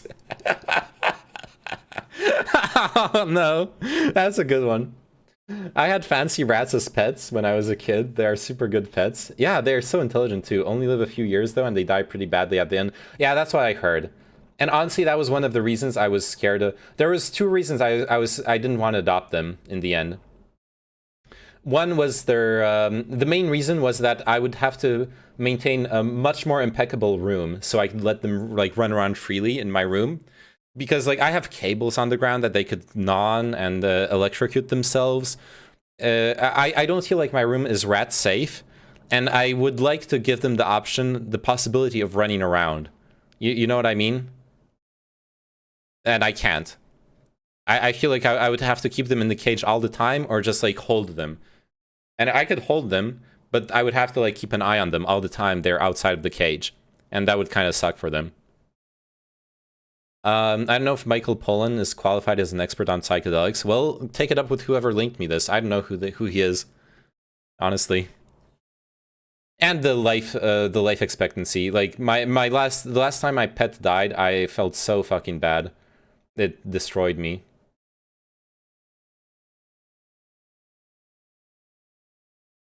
Today I'm here to answer your questions on Twitter. This is Psychedelics Support. It was my cat. At Alfred Romero asks, how does LSD work? It's a great question, and we know part of the answer, but not the whole thing. Yeah, rats die pretty bad. They grow gigatumors. Sometimes that's what happened. Sometimes that's what's happened to my friend's rat. At that point, you just have to let them go free into the forest. Yeah. LSD is a molecule that is shaped a lot like serotonin. Serotonin is a very important neurotransmitter involved with mood and a whole lot of other things. There are receptors in your brain that are configured to receive serotonin. And as it happens, the LSD molecule fits into those receptors even more tightly or perfectly than serotonin itself. That's one of the reasons that LSD lasts so long, because it just fits so snugly into that receptor. It is an agonist. In other words, it makes that receptor do something rather than inhibit from doing something. But beyond that, we don't really know. There's a cascade of effects from the time we've activated those receptors to the changes in perception and consciousness that people experience. You would be amazed how little we understand about how the brain works. At Carbon Buns, I'm never going to try LSD. What if it triggers some freak reaction and erases my memories or completely rewrites my brain? I don't know of any cases where that has actually happened. Those specific things don't happen with LSD, as far as I know. Would a pet rat be fine in the forest? It would probably die pretty fast. They're not meant to live long, as they usually just get eaten, so they go badly at the end of their lifespan if they live in captivity, yeah. They only know in captivity and don't know how to survive in the wild. Yeah, it's like really, I would not release, if I was in that situation, I had a pet rat that had tumors and that would need to die to stop suffering, I would not release it in the forest. I would go to the vet and have them euthanize it. I think that's more humane at that point. There are certainly people who have had psychotic breaks on a psychedelic. Many experiences can trigger schizophrenia, but psychedelics are one of them. So the fear of going crazy is definitely out there, and it's why many people avoid psychedelics. It doesn't happen very often, but if it happens once, that's a big problem. At AngelCore3 asks, how do I avoid having a bad trip? In the research trials that have been going on for the last couple of years, they will give you some really helpful advice. They call them the flight instructions. Should we release our elders into the forest? This is what they tell you before your trip begins. If you feel like you're going Kropotkin in the Anarchist Morals actually has a section about that, about exactly that, releasing your elders into the forest. It's in the part where he discusses how, according to him, human beings have a natural moral compass that is infallible once it is uncorrupted by society and by laws. A reminder, Kropotkin is an anarchist thinker, so like laws are what corrupts our natural moral compass, is his thesis. And he cites the fact that like low technology tribes with fewer resources, they would leave the elders behind. They would leave the elders behind to die. And that was what was morally right, when there are not enough resources to take care of them. But as society becomes richer and quality of life becomes better, we naturally learn to, we chose to keep our elders alive. And instead, we devote ourselves and our resources to keeping them alive and cherishing their experience and what they have to offer us. So what he tries to illustrate with that example is that our morals change as our material conditions change to what is best for society. And that is his argument to why we don't need laws. That our natural morality is enough to justify what is best for society. Crazy, dying, melting, dissolving. Don't fight it. Go with it. Surrender. Relax your mind. This is great advice for a trip, by the way. As John Lennon famously said. That guy's a dumb fuck. I mean, it's an interesting read, and there are some interesting concepts that I got from Kropotkin, but I mean, you're talking about a hardcore anarcho-communist. It's not, it's a pretty fringe, to say the least. Disabilities in prehistory. Oh yeah, I saw this video recommended to me. We should check it out, yeah. If you are okay euthanizing a pet rat because you don't want them anymore, you should be okay with infanticide. Oh, fuck. I shouldn't have read that. My natural moral is to fuck your mom, lol. Good one. Not so fringe in Twitch politics, Omega lol. Really, anarcho-communists are really... I've seen communists in Twitch politics. There are those, but anarcho-communist is like another whole level of fringe. Like stateless, full on. I don't know. Yes? Okay. I'll trust you on that. You know more about it than I do. Even with that... Okay, yeah, about bad trips. This guy's advice is so good. When I... the first time I took mushrooms, psychedelic mushrooms, I was so close to starting to go down a bad trip. And the only thing that saved me was that I knew how to let go from having practiced meditation in a Buddhist context. Like, I was able to just let go and go with the flow, and that saved me in that instance. It's very, very important with psychedelics to be ready to just like ride the wave wherever it takes you. Even if you feel overwhelmed, you need to just let yourself be overwhelmed if that's what you're going to feel. And you probably will feel overwhelmed if the psychedelics are strong, if the dose is strong, you're going to be overwhelmed, and you just ride it out. That's all you can do, really. Good advice. There are scary things that may happen. You may confront dark things about yourself. You may confront trauma. And I think people have to understand going in that that's part of the deal. And that's why a guided experience is so important, that there's somebody with you to hold your hand through those hard times. And even more important, that there's someone to talk it through afterwards, help you process it, interpret it. At I Ain't No Whiz Kid asks, what is ego death? And why do you all want it so bad? So ego death is the experience that some people have on a high dose of psychedelics where they feel their sense of self absolutely crumble. I had an experience once myself where I saw myself, and I know this sounds weird because who's doing the seeing, explode in a cloud of Post-it notes that then fell to the ground and spread out in this coat of blue paint. And I looked at it and I said, that's me. The reason this is appealing is if you accept it, if you surrender to it, the feeling can be quite ecstatic because after the walls of the ego come down, you have this sense of merging with the cosmos or with nature or with other people. After I did describe this in my book, How to Change Your Mind, I heard from underground guides that everybody was asking for ego death. It doesn't always happen, but when it does. The vid in response to the idea that low-tech societies, and thus I guess a form of true humanity, whatever that is, acts in the way you were described with resource draining, people being abandoned. Yeah, I understand, Turnit. I understand. That was in response to the Kropotkin thing. How do anarchists plan on maintaining anarchy? Like, if a state forms independent of the anarchic system, then what? If my understanding, I could be wrong on this, but my understanding of practical anarchy in this context is that they the power structures will be naturally forming for the needs of the society on a small scale, and that the power structures will never be enshrined.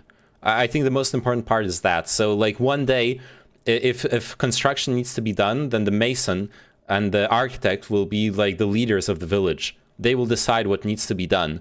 But a week later, once the house is built, they don't retain power.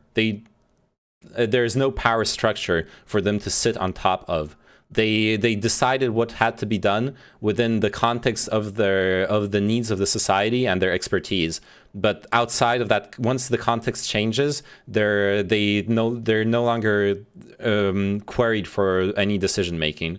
I think something like that is close to what anarchists envision.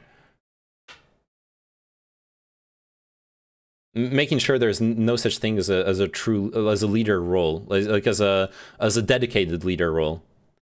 Like, this is my issue with ANCAPs. It immediately defaults into some weird monarchy. I'm not an anarchist. I'm not going to like defend it hardcore, but I think the idea is that you don't necessarily have a power vacuum as much as you have a power flux, a constant flux of power that you don't let one person or a group of people acquire and maintain power.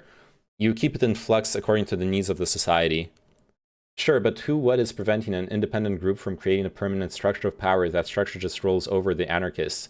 I mean, no one, or the society itself. The society itself is preventing that.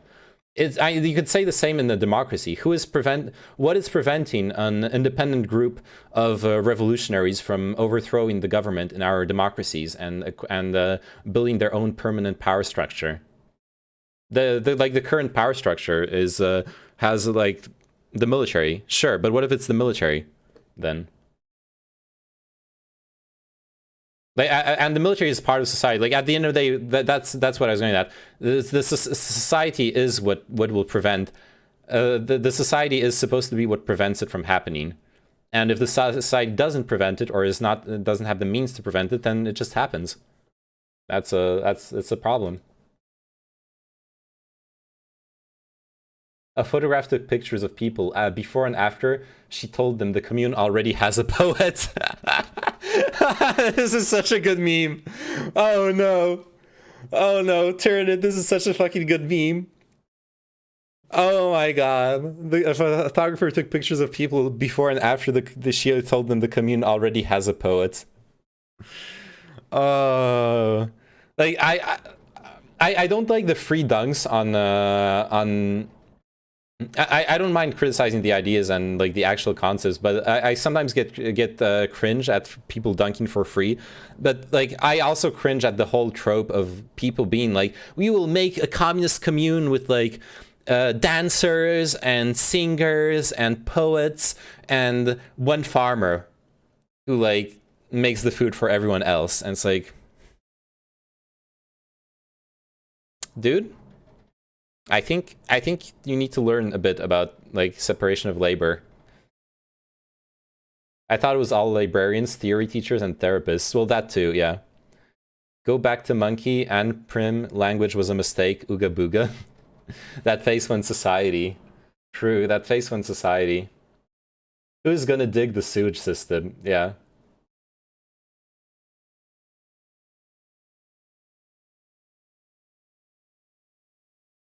Chomsky's definition is like a radical democracy where there are people in charge who can be voted out at any time. He likened anarchy to university departments where the head of the department is just voted in. Yeah, that's what I think, like a very fluid power structure where power can be turned over all the time. I've never felt more seen.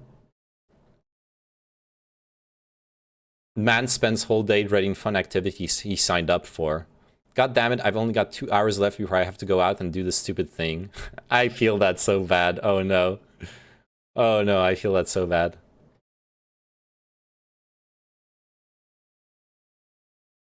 I deadass do be living in the society. So do I. Okay, I don't want to finish this video, honestly. I don't know. Psychedelics can be cool, but it's kind of boring me right now. I'm skipping it.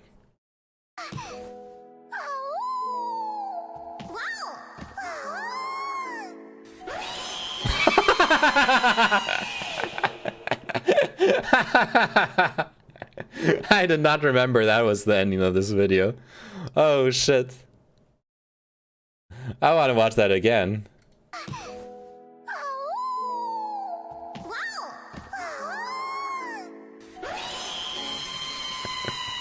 Scroll up and click my Nept meme. Okay.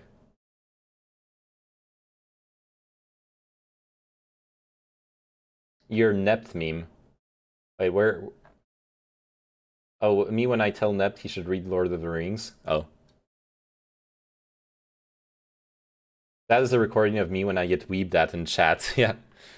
So if you ever debate an anarchist, they will say anarchism is an ideal, a practice, and not the endgame. Wait, how can it not be the endgame? Fuck books. Oh, no. Books are for pussies. No. Go hit the gym. No. Oh my god, what a chat. Fuck books. Oh, no. Books are for pussies. No. Go hit the gym. No. Oh my god. This is the peak male performance. Holy shit. Not normal name and recommendations, yes. Those are absolutely normal name and recommendations. I agree. I love the woman who's saying no. Fuck books. Oh, no. Books are for pussies. No. Go hit the gym. No. No. I mean the almost upskirt, yeah. Except for his calves. Wait, what's wrong with his calves? Oh my god! This guy skips leg day every fucking day! I'm not a lifter and I know better than to skip leg day. Oh my god.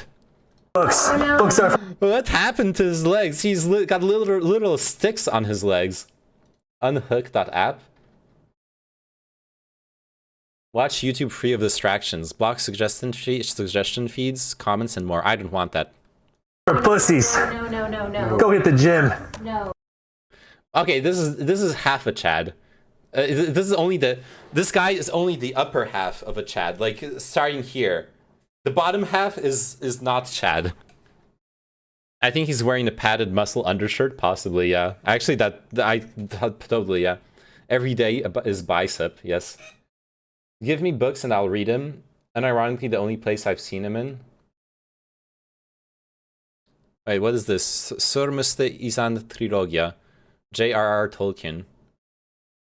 Oh, you're 250 euros? What the fuck? For Lord of the Rings? What the fuck?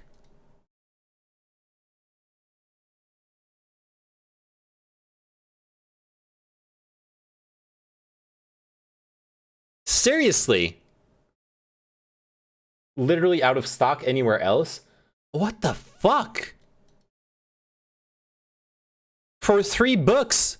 I mean, they're beautiful. This is a beautiful edition. But I guess it's... Oh, it's because it's fucking Bible paper. Okay, this is like a very special... Yeah, this is a very special print you're looking at here. You can tell right away, this paper, this is Bible paper. This fucking high quality ass paper. You got the silver or gold inlay on this is probably true leather as well. I mean, this is super fancy. That's why it's expensive. It's still too expensive, come on, but it's cool. It's pretty cool. It's cool. Yeah, it's cool. Yeah, it's cool. I'm sorry, I have to. I'm too much of a weed.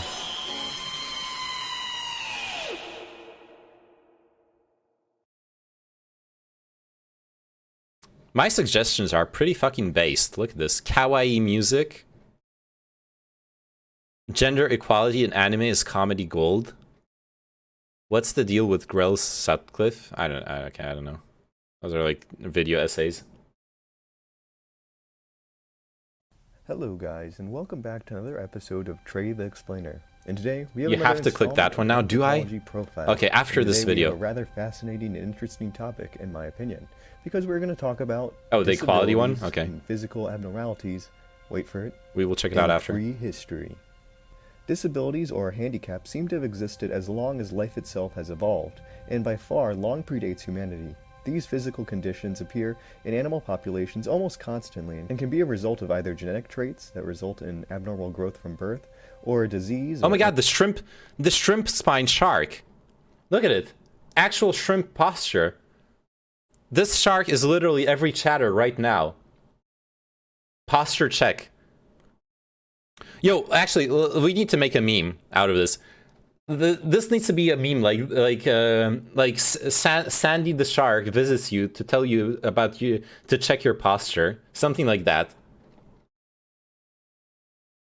That blue lobster was insane. Yeah, it looked crazy.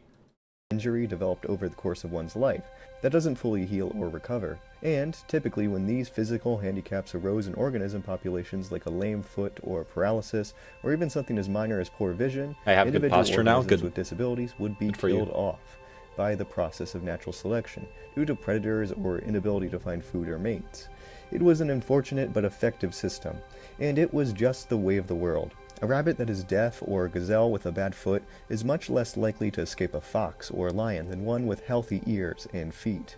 But us humans have a knack for messing things up, and somewhere along the line, humanity started to care for and aid these individuals. We developed something called compassion.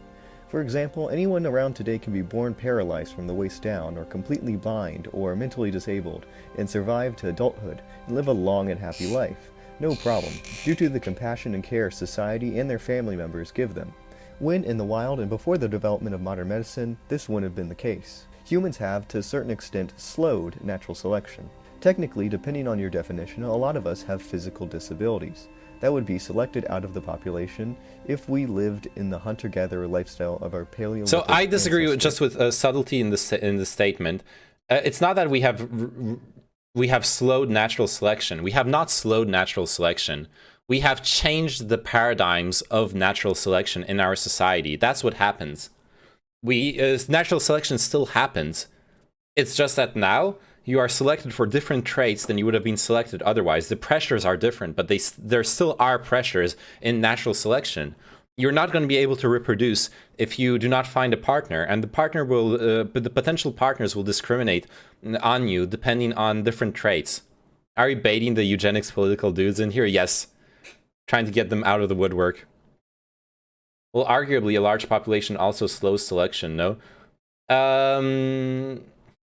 Maybe I'd have to think about it. Maybe you have a point there. Maybe.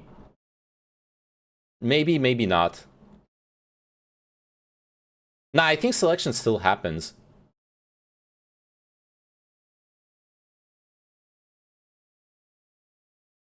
I'm still reeling at how well you did with the Sürmüsste Isand.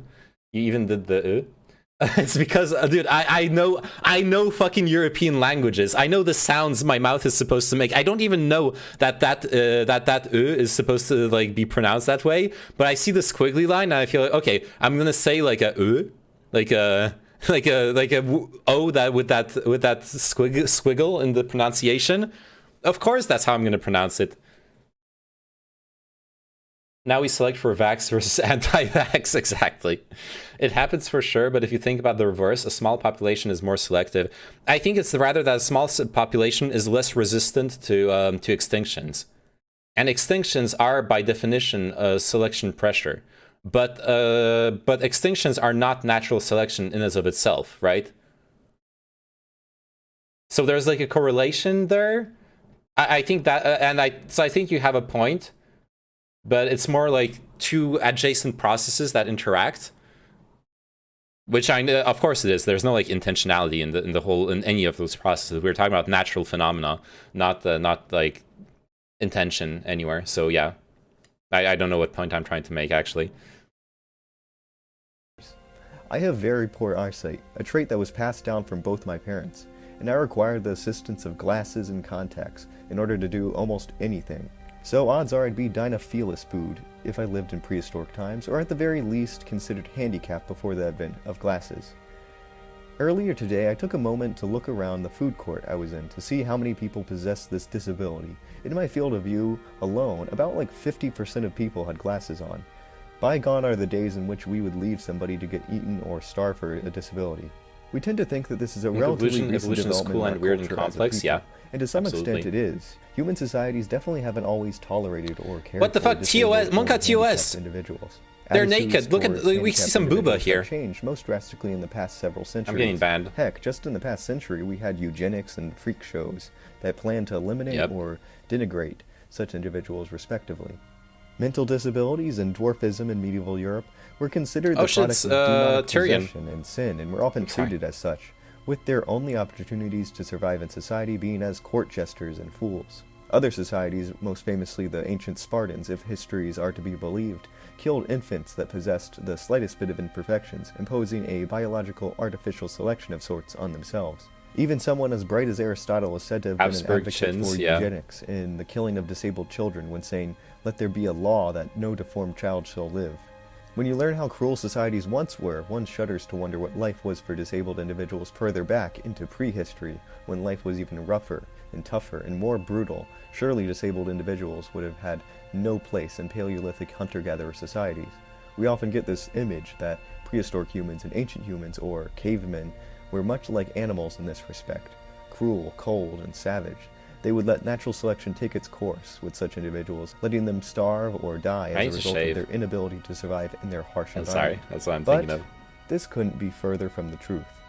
There is actually an enormous amount of evidence to illustrate that peoples and societies throughout history, regardless of time period or location, showed compassion to disabled individuals, and not only caring for them, but at times treating them and accepting them into society as normal and valued members, and at times even honoring them as heroes in spite of their handicaps. And it really breaks down the idea that these were cavemen or savages. They were people who cared and loved for one another deeply. And in this episode, I'll be giving the amazing examples of these trends and the individual remains and stories that prove them. But before we talk about them, let's talk about the biology of compassion and what Fuck, I thought it was going to be a exactly. sponsorship. Compassion and altruism are a fascinating evolutionary phenomenon. We are incredibly social animals, and it is perhaps our most important trait next to intelligence. As I will show, throughout history, we have a very strong instinct for kinship and compassion, something in our genes tells us to help fellow members of our species, even if it isn't exactly advantageous for ourselves.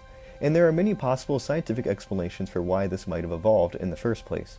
I find it likely that this might have developed or stemmed from a you scratch my back, I scratch yours kind of thing, where cooperation helped our species and our ancestors survive in times of crisis. We typically don't like to see other members of our species suffer or die, and it likely relates to the days in which the loss of a group member The Egyptian in a pharaohs tribe were meant extremely the likely deformed death of an because they entire would tribe. marry their sisters An to keep the alternative blood pure. explanation might have been a more Really? I didn't know complicated that. form of natural selection where saving And I know or helping incest those who was carry the prevalent same in genes as monarchies, you, but- like a brother or sister, ensured a higher likelihood of your own gene survival. I didn't know specifically although about you Egyptian yourself are not monarchies. the one directly passing them down. Compassion or altruism doesn't seem to be limited to humans. Chimpanzees, both in the wild and in captivity, have been documented demonstrating selflessness and care. One individual rescued a member of their family from drowning, and a wild adult male chimpanzee adopted an unrelated orphan chimp as his own. Food and meat are typically shared amongst the entire tribe regardless of who hunted and who didn't in chimp societies. Tools such as a hammer or anvil used for cracking nuts have been documented to be shared amongst group members. The list goes on, and definitely isn't limited to just chimpanzees. Whether this is true compassion or not, it nonetheless demonstrates that primates closely related to us are capable of showing selflessness, and it might say something about the emotions and attitudes of primitive humans, which is exactly what we are talking about now. Neanderthals. Throughout pop culture, depictions of other humans that coexisted with our ancestors, Neanderthals or Homo erectus, haven't been too flattering to say the least.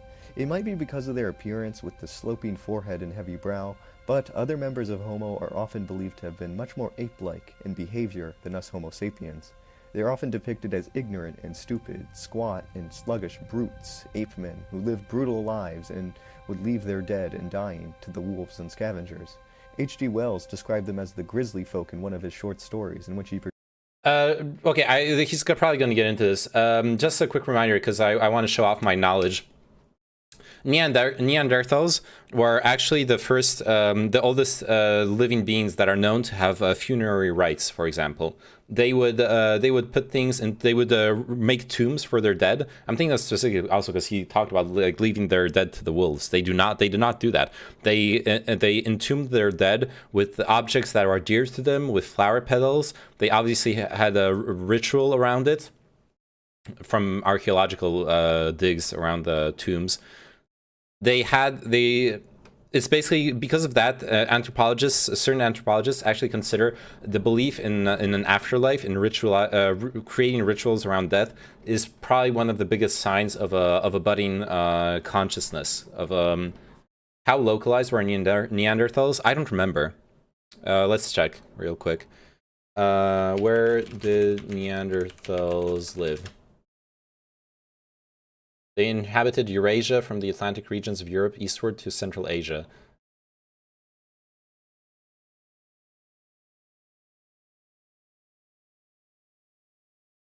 Neanderthal sites of Europe and the Middle East, late Pleistocene age. So we have prominent Neanderthal sites here in France, Spain, Italy, Germany. Basically all around Europe, all around Western Europe. And do we have more? There were some more maps in the thingamajig.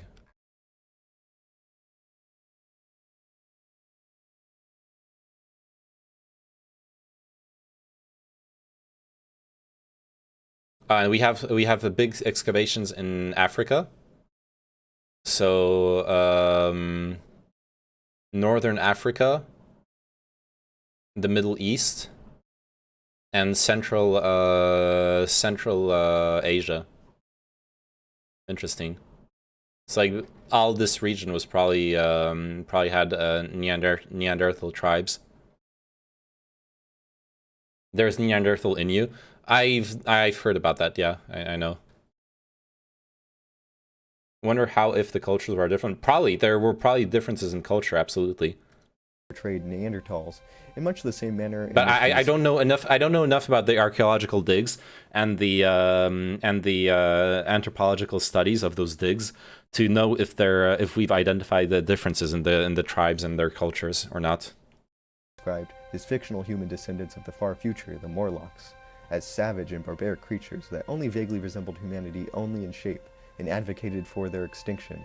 Yes, Neanderthals have become the quintessential caveman. I'm like 2% Neanderthal according to genetic tests I took. Homo sapiens were cruel. Neanderthals were even crueler than that.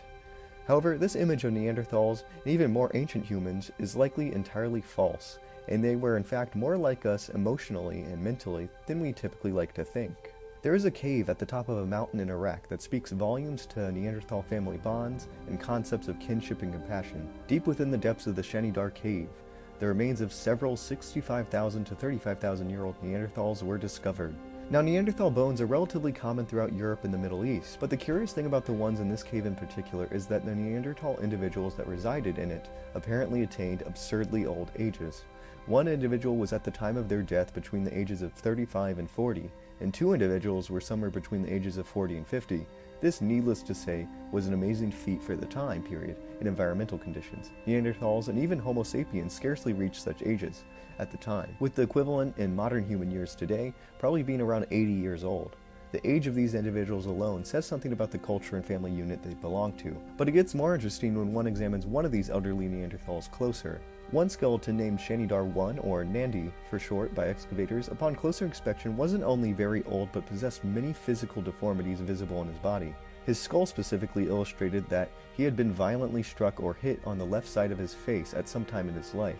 This blow was so hard that it fractured his left orbit, which would have left him partially if not fully blind in one of his eyes. Furthermore, later analysis showed that he suffered from serious hearing loss in both of his ears, due to blockage, partially in his left and fully in his right, which meant he must have been close to deaf, a serious handicap for a hunter-gatherer lifestyle.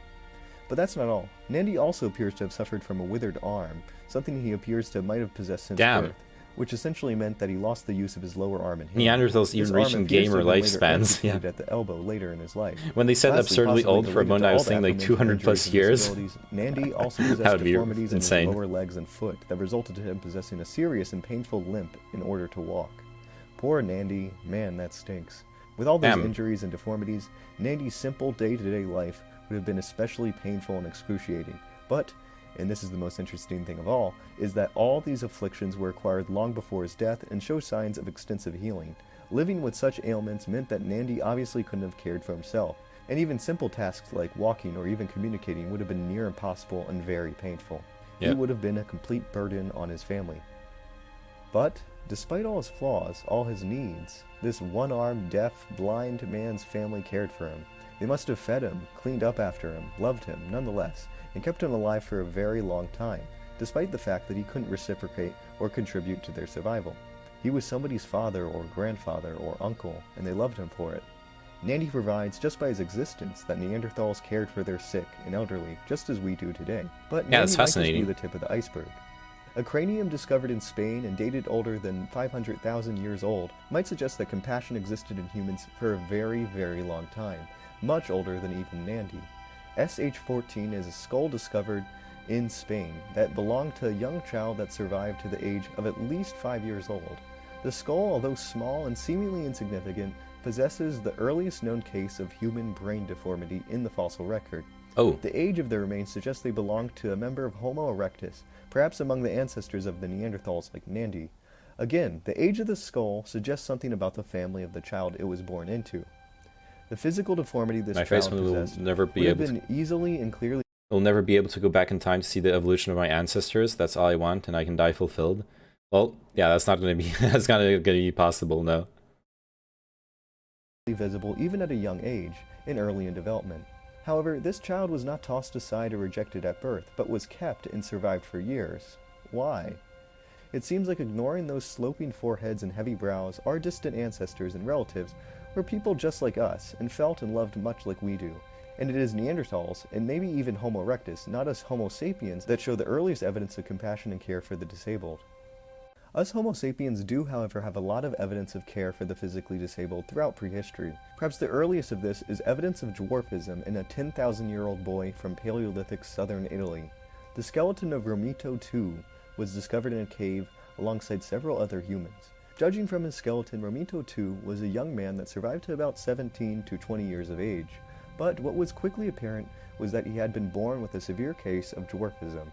He would have possessed normal intelligence and no serious medical conditions. However, his arms and body would have been very short, and he would have possessed limited mobility of his elbows and knees. In a hunter-gatherer lifestyle, Romito II would have possessed a serious handicap when hunting or just keeping up with a group, especially when looking at the rugged terrain in which he lived. However, again, his age of 17 suggests that he was at the very least tolerated and cared for by his community, and maybe even something more. The cave in which R2 was found appears to have been an important social and ritual center, and from the limited number of burials in the cave, it can be inferred that only certain members of society that achieved a certain status could be buried there. Romito II might not have only been tolerated by his society, but he had been accepted or even honored by it, despite his severe handicaps and limited abilities. Dwarfs have existed throughout history, and as the intro to this video shows, it appears attitudes to them have varied from culture to culture. There is a skeleton discovered in the remains of a Byzantine city cemetery in Israel from the 5th to 8th century. That might have been, due to his medieval time period, a living, breathing Tyrion Lannister. This male dwarf lived to between 35 to 50 years old, but most interesting is his burial in the Christian cemetery. His burial, position, and grave were virtually identical to every other person buried in that cemetery. The unremarkable and ordinary nature of his burial says something, as it seems to suggest that this individual, in the eyes of the population of the Byzantine city, was an ordinary member of society and should be treated as an equal, despite his physical appearance. Hearing those stories kind of makes you inspired, right? Like the human spirit is indomitable. Yeah, seeing that there's a legacy of compassion that goes back to our furthest ancestors that aren't even the same species as us is definitely inspiring, yeah. I agree with that. This asshole fish decided to walk out of the water one day, and now I have to go to work and pay rent. Yeah, fuck this fish. Paralysis. Another interesting case of prehistoric humans caring for disabled individuals is the abundance of semi-paralyzed to paralyzed individuals in the archaeological record. The remains of a young boy were found in Florida and were 7,500 years old. The boy, however, had been born with a severe spinal malformation, which would have made him, among other things, paralyzed from the waist down from birth. Nonetheless, he survived another 15 years. Another boy from Vietnam 4,000 years ago had been born with Klippel-Feil syndrome, and as a result, his movements were limited to perhaps only his arms, but he lived to 10 years old. Both these boys belonged to hunter-gathering to semi-hunter-gathering societies, but again, were cared for nonetheless. But perhaps my favorite of prehistoric paralyzed individuals has to be that of a 4,000-year-old woman from the Arabian Peninsula.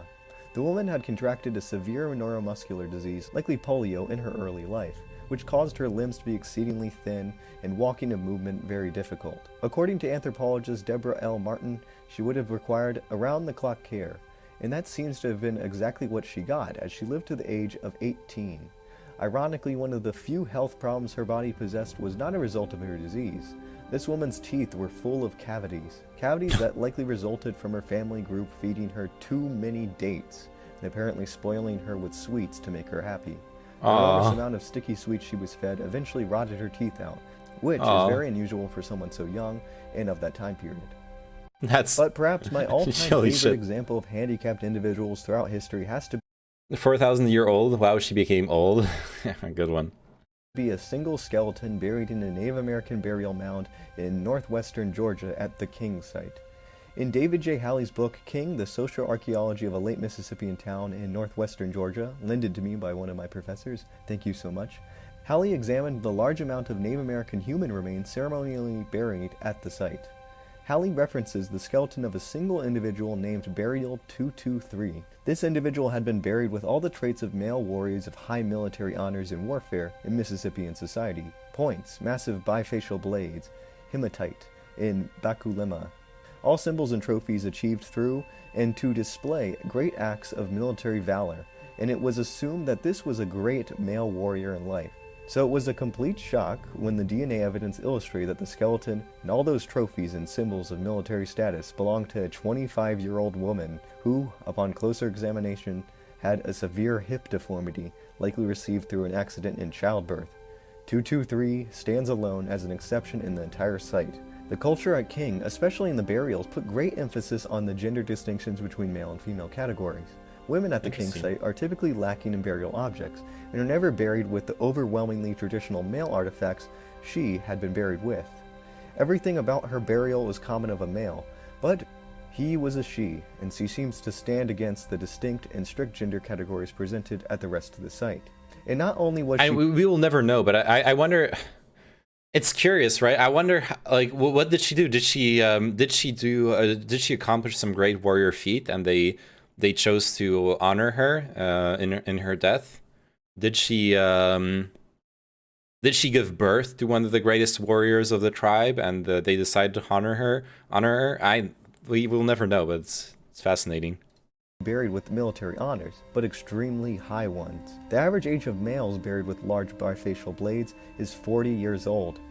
223 was 25 when she died, and seems to have achieved such a high status as a warrior in an extremely short amount of time, with a physical disability that would have made walking and running a little difficult, meaning she not only overcame several difficulties in her lifetime, but it rose to the top as a bona fide hero despite her age, physical deformity, and gender. This woman very likely lived a truly fascinating life. It's probably an amazing story about a person who was dealt a difficult situation. Did they say if she received her deformity as a child? They don't know exactly. All they know is that the hip deformity is consistent with the effects of childbirth. That's all they said. It's not consistent with a combat injury, according to what Trey is saying in the video. He said that apparently it was consistent with childbirth. But by far rose above their situation through willpower and dedication. She might have been a female Native American version of the fabled disabled Viking warrior, Ivar the Boneless. She also seems to have vindicated Cherokee stories of warrior women, fierce female warriors who fought in battles and achieved privileges typically reserved for men, who by some accounts became warrior women to avenge their slain husbands, by going on a revenge mission killing their husband's killers. You got a widowed warrior woman with a hip deformity. If only bones could talk. The unknown and the unspoken. All these individuals seem to completely dissolve the idea that early humans were savage or cruel when it comes to handicaps and disabilities. It seems many of them, if you were a dwarf or paralyzed or simply received major injuries, were treated normally by their societies, and at times even elevated above that. It seems compassion has always been there, and the incidents in which it occurred were overshadowed by times it didn't. The simple fact we have found so many people like this in the fossil and archaeological record says something about the prevalence of compassion and care towards disabled individuals. The remains of people in general preserve and survive rare enough already, so therefore there must have been an enormous number of stories like these ones common throughout prehistoric societies in history. So next time you see depictions of cavemen being cruel and unfeeling creatures, just think of the countless cases in which our ancestors illustrated that they had a heart. And with that, thanks for watching. Cool. That's a cool video. It's been really neat researching and learning about how common disabilities were in the ancient world, and seeing how all our ancestors were people who cared for one another deeply. It's a hopeful thing to think about next time you lose hope in humanity's goodness. If Neanderthals can love and care for one another, why shouldn't we? I know, that's a really cheesy line. Anyways, thank you so much for watching. I hope you enjoyed and learned something from this episode of Anthropology Profile. I am deeply sorry for the long wait on this one. Hope to see you next time. Awesome. Nice. That was really cool. Thanks for linking into the video. How to fix the nerd neck. Uh-oh. What's up everybody, Lucas here. This video is going to teach you how to fix your tech neck. But you gotta focus. Tech neck is basically the result of bad posture over a long period of time, usually due to playing video games. You sit down, you relax into it. Now show the recommendation. You start off nice and neutral, but then slowly your eyes want to get closer to the screen over time. Certain muscles get weaker and get longer. Certain muscles get tighter and they shrink. How do you fix it? I'm going to show you guys some exercises and some stretches you can do to fix it. Before we get started and before we can figure out a nice fix, we need to determine what's causing your tech neck. Muscles in the front right here are responsible for headbutting and stuff. Those have become weak. What it's allowing your head to do is fall back like this. Then you also have weak muscles in the back down here that go all the way down. That's allowing your head to fall forward like this. What we're gonna do is we're gonna do some basic stretches in order to fix these problems. So find yourself a wall. Okay. Go up to the wall. Then you want to put your back on the wall like this. Now, if you have severe tech neck, you're just going to want to push your head up to the wall. And you'll notice your head's probably pointing backwards like this. Fucking extreme. Because of those tight muscles in the back. So what you need to try to do with all your might is you need to try to look down. But you'll probably notice it'll be really tight. So what will happen is your head will probably come off the wall like this if you have severe tech neck. But if you can, if you're not that bad yet, if you're still, you know, an elastic little kid, you put your shoulders up on the wall like this, you bring your head back, you look down. Oh yeah, and all that stretch. If you can't look down, do this exercise instead. Shoulder blades up against the wall, get on the back. Then what you want to do is you want to look down first and then try to push your head back up. Okay, so you can approach it from two different ways. You can put your head on the wall first and then look down. I don't know.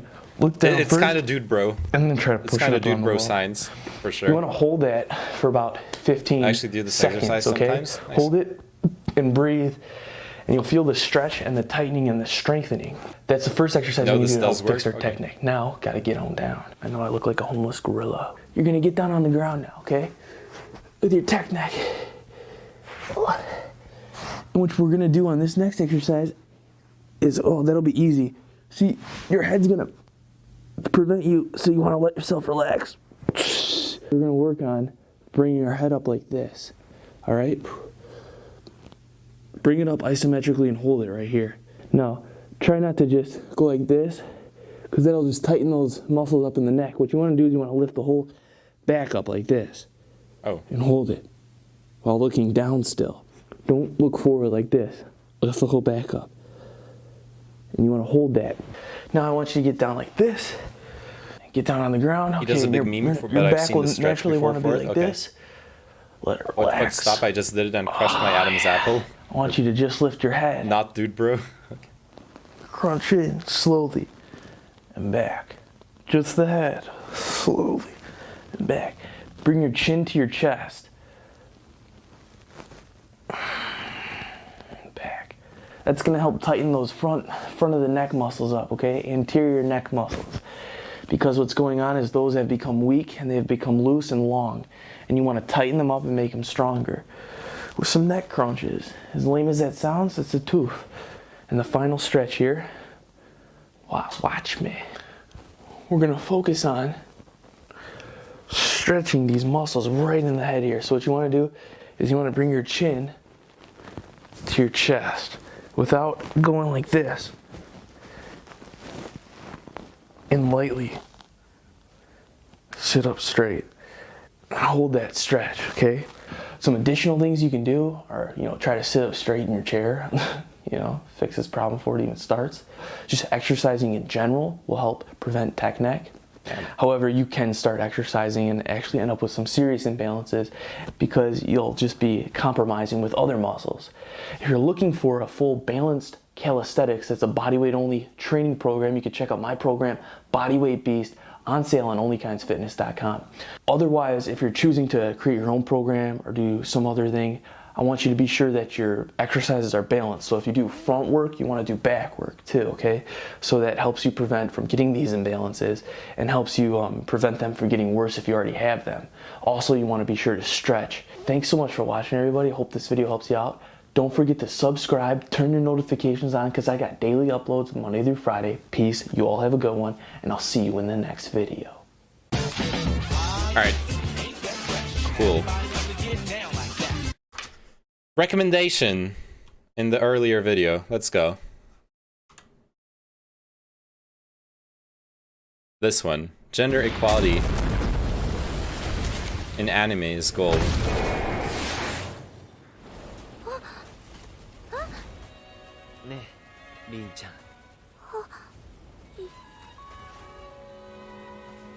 Kimi, 重いんだね。はい。重い。重すぎるよ。お願いだから。This is the true name, Manon. ただいま。 Yes. I'm paying attention to my posture now. I don't know if you can see it. 私にします？それとも私がいいですか？ひょっとして私？全部お前じゃねえか。って。なんでここにいる？ジグマ！お、ちょうどいいところに。ヘイパス。注意さん。注意？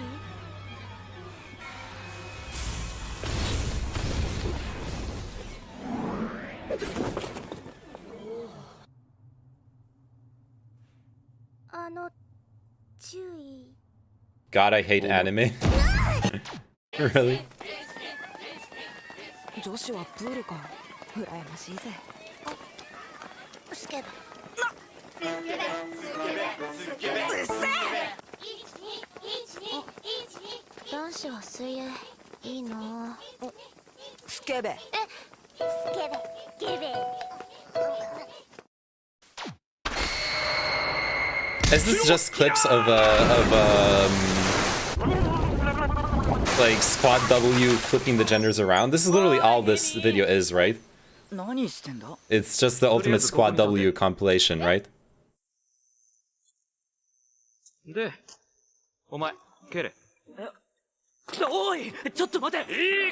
Squad W, the anime compilation, yeah. Exactly. 夢じゃなかったんだよな。はあ、大概ありえない。おかげで。And PSR and GFK starts playing Princess Mononoke. So YouTube thinks Neyman is Squad W plus anime. A wild theory, but it checks out. 今さら恥ずかしがるようなことないでしょ。逆ならどうなんだよ。俺がお前の着替え覗いたら怒る。理不尽すぎるだろ。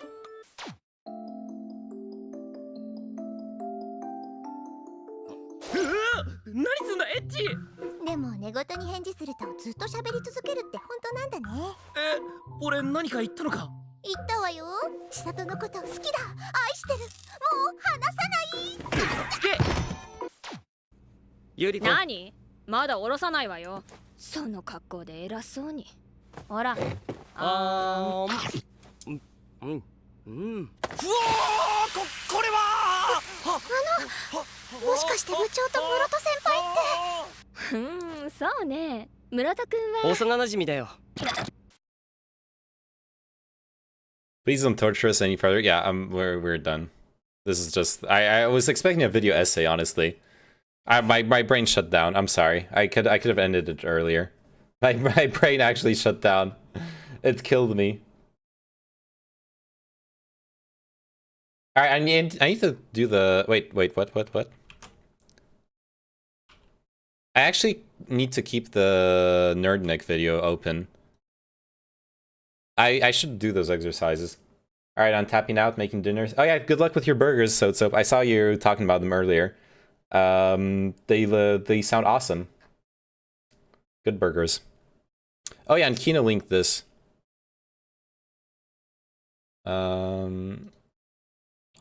Opt out.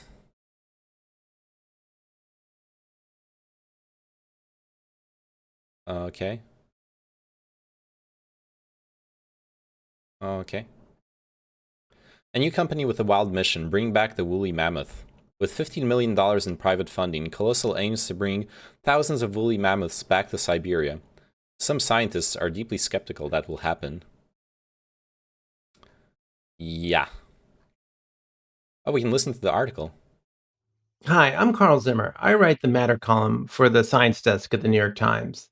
For a long time, I've been fascinated with a kind of crazy idea that scientists have had of using biological tools to bring back species from extinction. And maybe the strangest idea of all is effectively bringing back the woolly mammoth.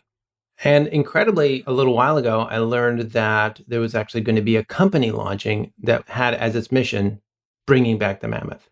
There's no guarantee that this company will succeed, but it's a fascinating story nonetheless. Not just because it offers us a window into some incredible scientific advances in studying DNA and how animals develop, but it brings up all sorts of ethical issues that were once limited to movies like Jurassic Park. And certainly, after this story came out, my Twitter feed was flooded with pictures of Jeff Goldblum. I don't think woolly mammoth are exactly like velociraptors, but, point taken. So here's my latest column. A team of scientists and entrepreneurs announced on Monday that they have started a new company to genetically resurrect the woolly mammoth. The company, named Colossal, aims to place thousands of these magnificent beasts back on the Siberian tundra, thousands of years after they went extinct. This is a major milestone for us, said George Church, a biologist at Harvard Medical School, who for 8 years has been leading a small team of moonlighting researchers developing the tools for reviving mammoths. It's going to make all the difference in the world. The company, which has received $15 million in initial funding, will support research in Dr. Church's lab and carry out experiments in labs of their own in Boston and Dallas. A former researcher in Dr. Church's lab, Ariona Hisoli, will oversee the new company's efforts to edit elephant DNA, adding genes from mammoth traits like dense hair and thick fat for withstanding cold. The researchers hope to produce embryos of these mammoth-like elephants in a few years, and ultimately produce entire populations of the animals. Other researchers are deeply skeptical that Colossal will pull off such a feat. And if Colossal does manage to produce baby mammoth-like elephants, the company will face serious ethical questions. Is it humane to produce an animal whose biology we know so little about? Who gets to decide whether they can be set loose, potentially to change the ecosystem of tundras in profound ways?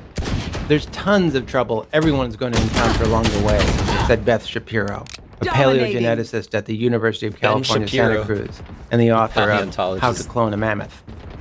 The idea behind Colossal first emerged into public view in 2013, when Dr. Church sketched it out in a talk at the National Geographic Society.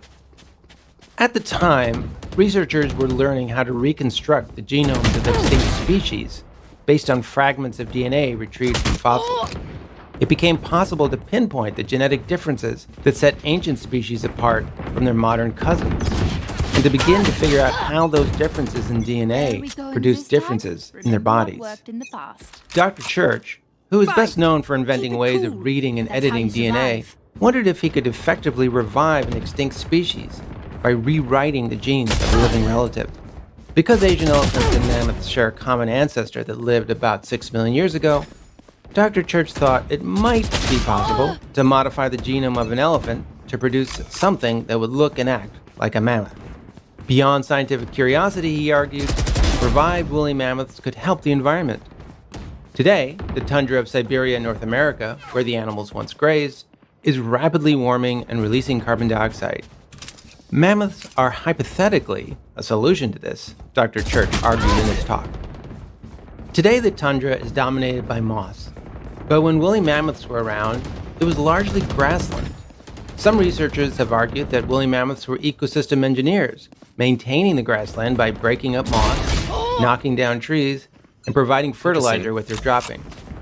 Russian ecologists have imported bison and other living species to a preserve in Siberia they've dubbed Pleistocene Park, in the hopes of turning the tundra back to grassland. Dr. Church's proposal attracted a lot of attention from the press, but little funding beyond $100,000 from PayPal co-founder Peter Thiel. Dr. Church's lab piggybacked mammoth research onto other, better-funded experiments. This set of tools can be used for many purposes, whether it's de-extinction or recoding the human genome, Dr. Hisoli said. Analyzing the genomes of woolly mammoths collected from fossils, Dr. Hisoli and her colleagues drew up a list of the most important differences between the animals and elephants. They zeroed in on 60 genes that their experiments suggest are important to the distinctive traits of mammoths, such as hair, fat, and the woolly mammoth's distinctively high-domed skull. Frankly, I was planning on slogging along at a slow pace, Dr. Church said. But in 2019, he was contacted by Ben Lamb, the founder of the Texas-based artificial intelligence company Hypergiant, who was intrigued by press reports of the de-extinction idea. Mr. Lamb visited Dr. Church's lab and the two hit it off. After about a day of being in the lab and spending a lot of time with George, we were pretty passionate on pursuing this, Mr. Lamb said. Mr. Lamb began setting up Colossal to support Dr. Church's work, all the way from tinkering with DNA to eventually placing a, quote, functional mammoth, as Dr. Hisoli called it, in the wild. The company's initial funding comes from investors ranging from Climate Capital, a private equity firm that backs efforts to lower carbon emissions, to the Winklevoss twins, known for their battles over Facebook and investments in Bitcoin. The scientists will try to make an elephant embryo with its genome modified to resemble an ancient mammoth. To do this, the scientists will need to remove the DNA from an elephant egg and replace it with the mammoth-like DNA. But no one has ever harvested eggs from an elephant. In case it doesn't work, Dr. Hasoli and her colleagues will also investigate turning ordinary elephant tissue into stem cells, which could possibly then be coaxed to develop into embryos in the lab. Initially, Dr. Church envisioned implanting embryos into surrogate female elephants, but he eventually soured on the idea. Even if he could figure out in vitro fertilization for elephants, which no one has done before, building a herd would be impractical, since it would need so many surrogates. Instead, Dr. Church decided to make an artificial mammoth uterus, lined with uterine tissue grown from stem cells. Oh, shit. I'm not making a bold prediction this is going to be easy, he said. But everything up to this point has been relatively easy. That's kind of fucking insane. Every tissue we've gone after, we've been able to get a recipe for. The idea has a few precedents. At the Children's Hospital of Philadelphia, researchers have developed a sealed bag that can support a fetal lamb for 4 weeks, for example. But Colossal will need to build an artificial uterus big enough to house a fetus for around 2 years, reaching a weight of 200 pounds. Heather Browning, a philosopher at the London School of Economics, said that whatever benefits mammoths might have to the tundra will need to be weighed against the possible suffering that they might experience in being brought into existence by scientists. You don't have a mother for a species that, if they're anything like elephants, has extraordinarily strong mother-infant bonds that last for a very long time, she said. Once there's a little mammoth or two on the ground, who's making sure that they're being looked after? And Colossal's investors may have questions of their own. How will these mammoths make any money? Mr. Lamb predicted that the company would be able to spin off new forms of genetic engineering and reproductive technology. We are hopeful and confident that there are technologies that come out of it that we can build individual business units out of, Mr. Lamb said. But in the short term, our focus is really just making those technologies that we know will speed up the process and the efficiency of not just bringing back the mammoth, but in rewilding of the mammoth. Dr. Shapiro of UC Santa Cruz is skeptical about the company's prospects. It feels to me that a mammoth is a long way in the future, she said. Nevertheless, she applauded the company's launch and hopes it will deliver scientific advances that could help species that are endangered, but not yet extinct. For example, scientists may be able to use Colossal's advances to save species under threat from diseases by endowing them with genes for resistance to a pathogen, she said. Other species might be enriched with genes to better tolerate heat and drought brought on by climate change. I worry that for lots of species today, the pace of climate change and the pace of habitat degradation is such that evolution isn't going to be able to save them, Dr. Shapiro said. We need to intervene even more.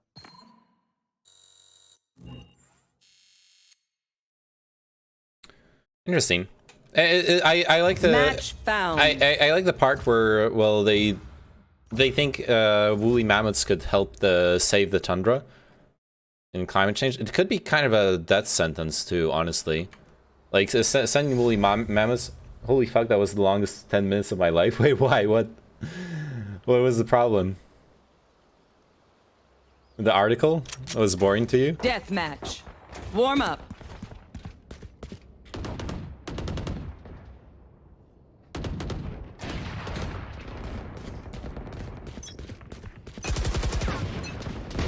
Trust me, they'll know what hit them. Or was it the death matching? Hit them fast, hit them hard. Ah, fucking. Is it me playing Valorant? I'm garbage. I think it's also really interesting that they're not Jurassic Parking it. That they're trying to recreate it from elephant DNA generally, which I don't see really how else you could do it, right? At the end of the day, there is no there is no DNA left in the there is no DNA left in the fossils that we find. Is the problem? Ah, fuck. There just isn't. It's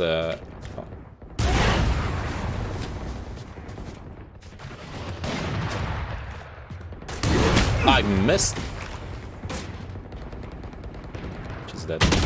I'm dead. Right, DNA gets destroyed by bacteria very, very fast in those situations. Oh, come on.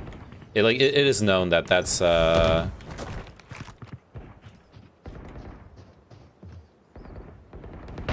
we don't have any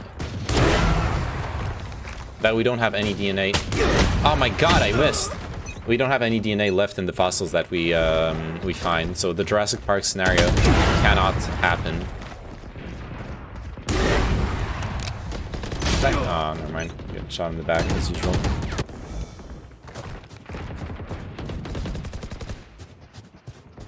There's someone behind me there. Yep.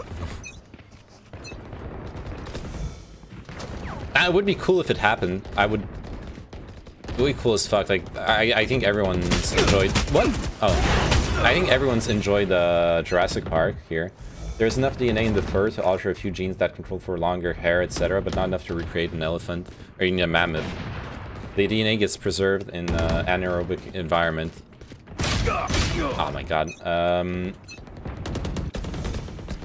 No, but I'm pretty sure there's bacteria that fucked up like every DNA sample that we could have potentially had in fossils. Oh my god. Oh my god. Dominating. Oh my god.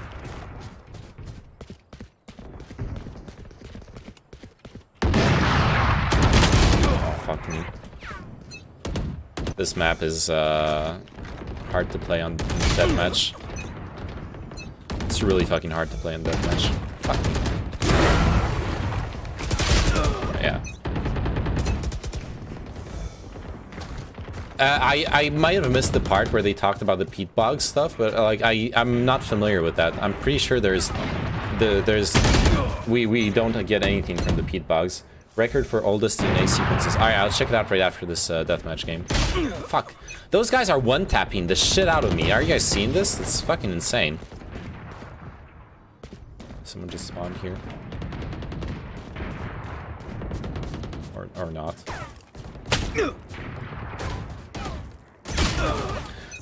Fuck me. Chin, check Discord. Yo, Chin, check Discord. I'm garbage.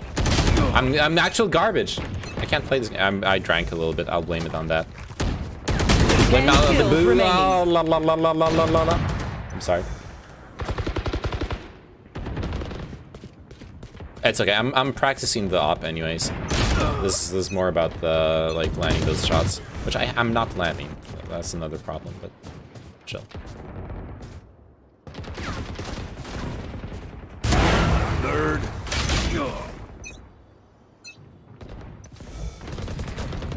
5 kills remaining. Fuck me. God, that guy's too fast with his shots. You guys seen that?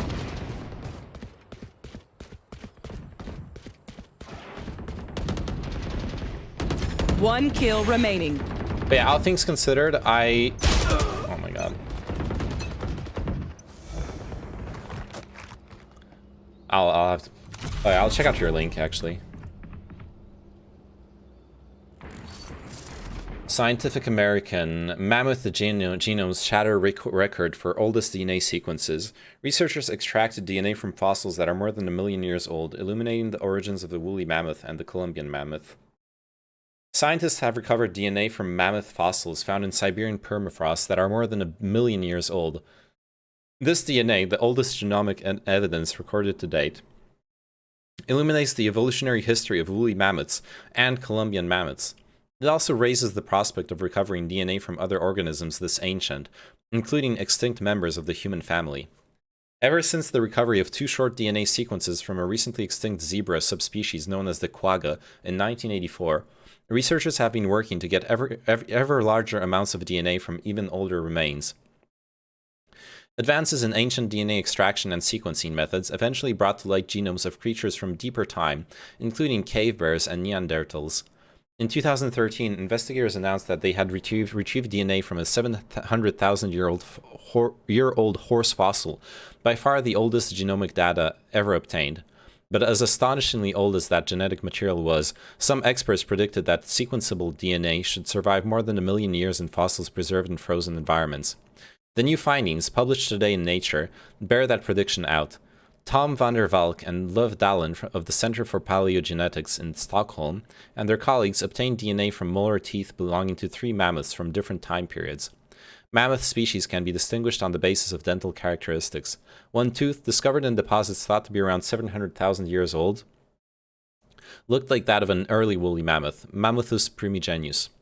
The other 2 teeth, one dated to around 1 million years ago and the other to 1.2 million years ago or more, resembled molars of the steppe mammoth, Mammuthus trogontheri.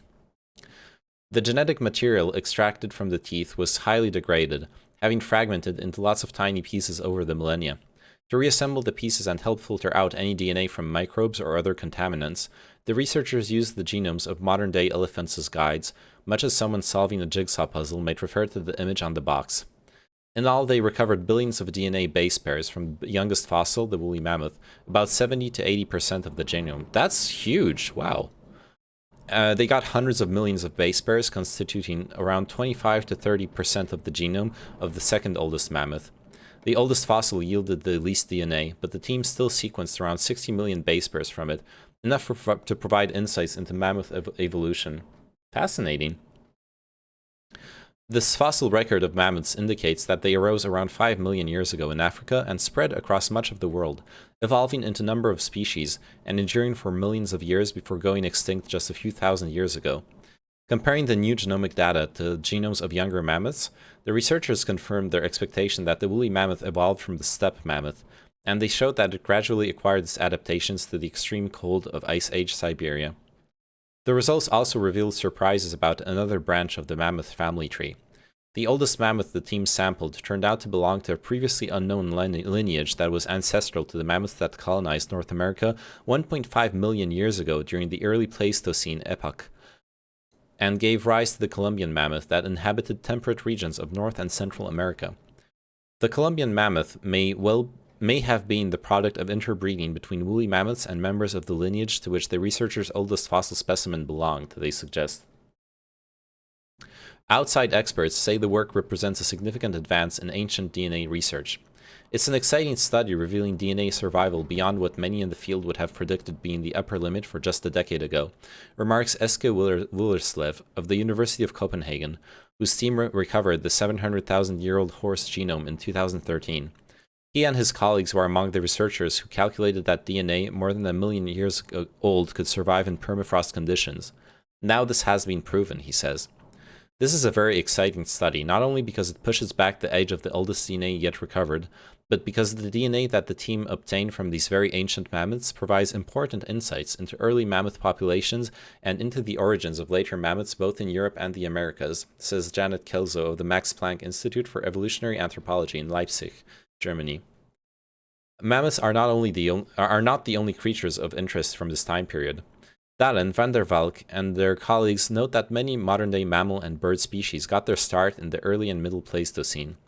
At a press teleconference on February 16th, Dallin said that the team is starting projects looking into some of these species, including horses, musk ox, and various rodents. Can scientists expect to recover DNA from similarly ancient human ancestors? The human fossil record spans up to 7 million years. The oldest human DNA comes from remains dated to 430,000 years ago. We know that the environmental conditions matter a lot for the preservation of DNA. The extraordinary preservation of these mammoth specimens is likely thanks to the fact that they have been on ice, frozen in northern Siberia since the death of these mammoths, says Kelso, who has studied a number of ancient human genomes. The ancient humans that have been discovered so far are not found in such ideal conditions, and our view back into the human past is unfortunately therefore still limited. But all hope is not lost. Every year there are new innovations and methods, Dallin said at the press teleconference. Maybe a number of years in the future the methods will be there to recover DNA from human non-permafrost specimens that are getting close to 1 million years old. Alternatively, he added, it is quite possible that in the future someone will find human remains frozen in permafrost of that age. Fascinating. My dad wore glasses for like 4 decades and then got diabetes. His eye shapes changed or something, and he can see far without glasses, but needs glasses for reading. That could be related to his age, though. Like the age really fucks with vision.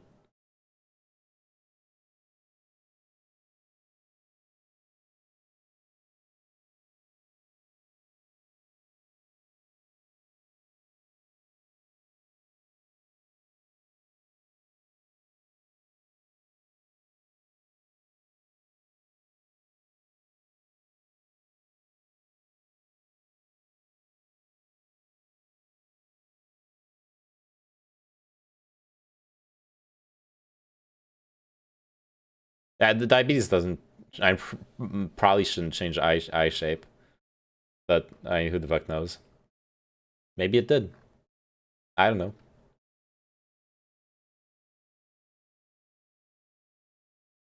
Fuck, do I have diabetes? What? What is the link between blurry vision and diabetes? Wait, what? A person with blurry vision is unable to see fine details. One reason for blurry vision can be diabetes. Uh-oh. Long-term uncontrolled diabetes can lead to high blood sugar levels that damage small blood vessels over time. This damage can lead to problems with the part of the eye called the retina. This can create blurred vision. Short-term blurriness happens for a different reason. In a person with diabetes, fluid can move into and out of the eye due to high blood sugar levels. This can cause the lens of the eye to swell. As the shape changes, blurriness results because the lens is a part that focuses light onto the back of the eye. Okay. Let's chill. Let's chill on the self-diagnosing diabetes.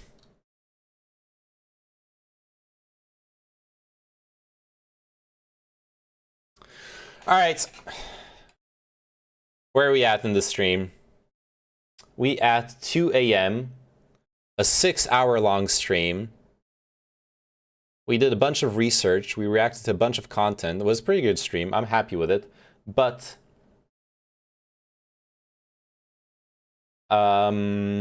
yeah, like I'm not gonna play Valorant because it's like late.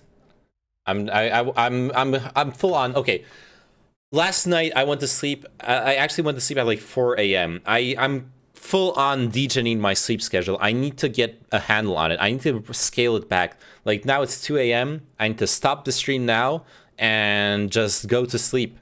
Just go to sleep, forehead. Just go to sleep. Matthew, go to sleep. That's all I need. A good, like 2 a.m. Then I wake up at 10 a.m. Perfect night of sleep, right? Perfect.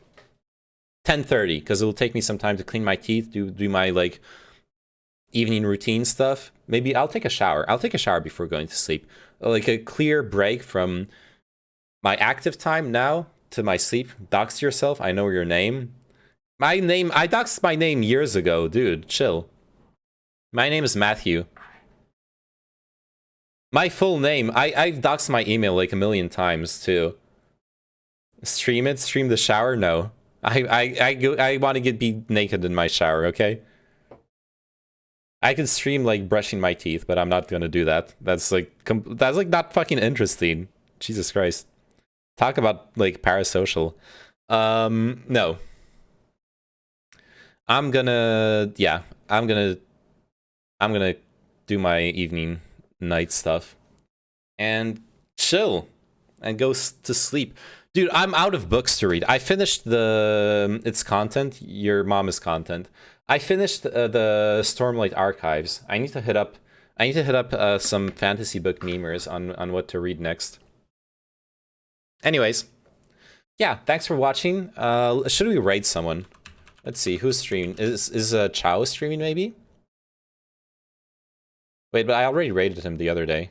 I gotta spread the love. He's not streaming anyways. All right, let's hit up the let's hit up the I'm really important guy. Just for the memes. Or Captain A. Jones. He was on the panel with us. Chao hated him. But I thought he was nice, okay? Chao went fucking full memes on him. It was actually glorious. I fucking loved it. Alright, let's raid Captain Jones. Let's fucking network. Nah, I should raid like bigger streamers, honestly, if I'm gonna do it for networking. There's not much of a justification on to raid like a small streamer for that, but it's fine. Alright, let's flip a coin. Let's flip a coin. Random.org. Coin flipper. Flip one coin. What is the heads? Elitist? No.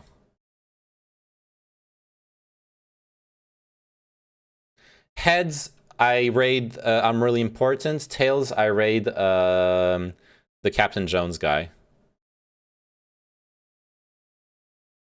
This is heads. Alright.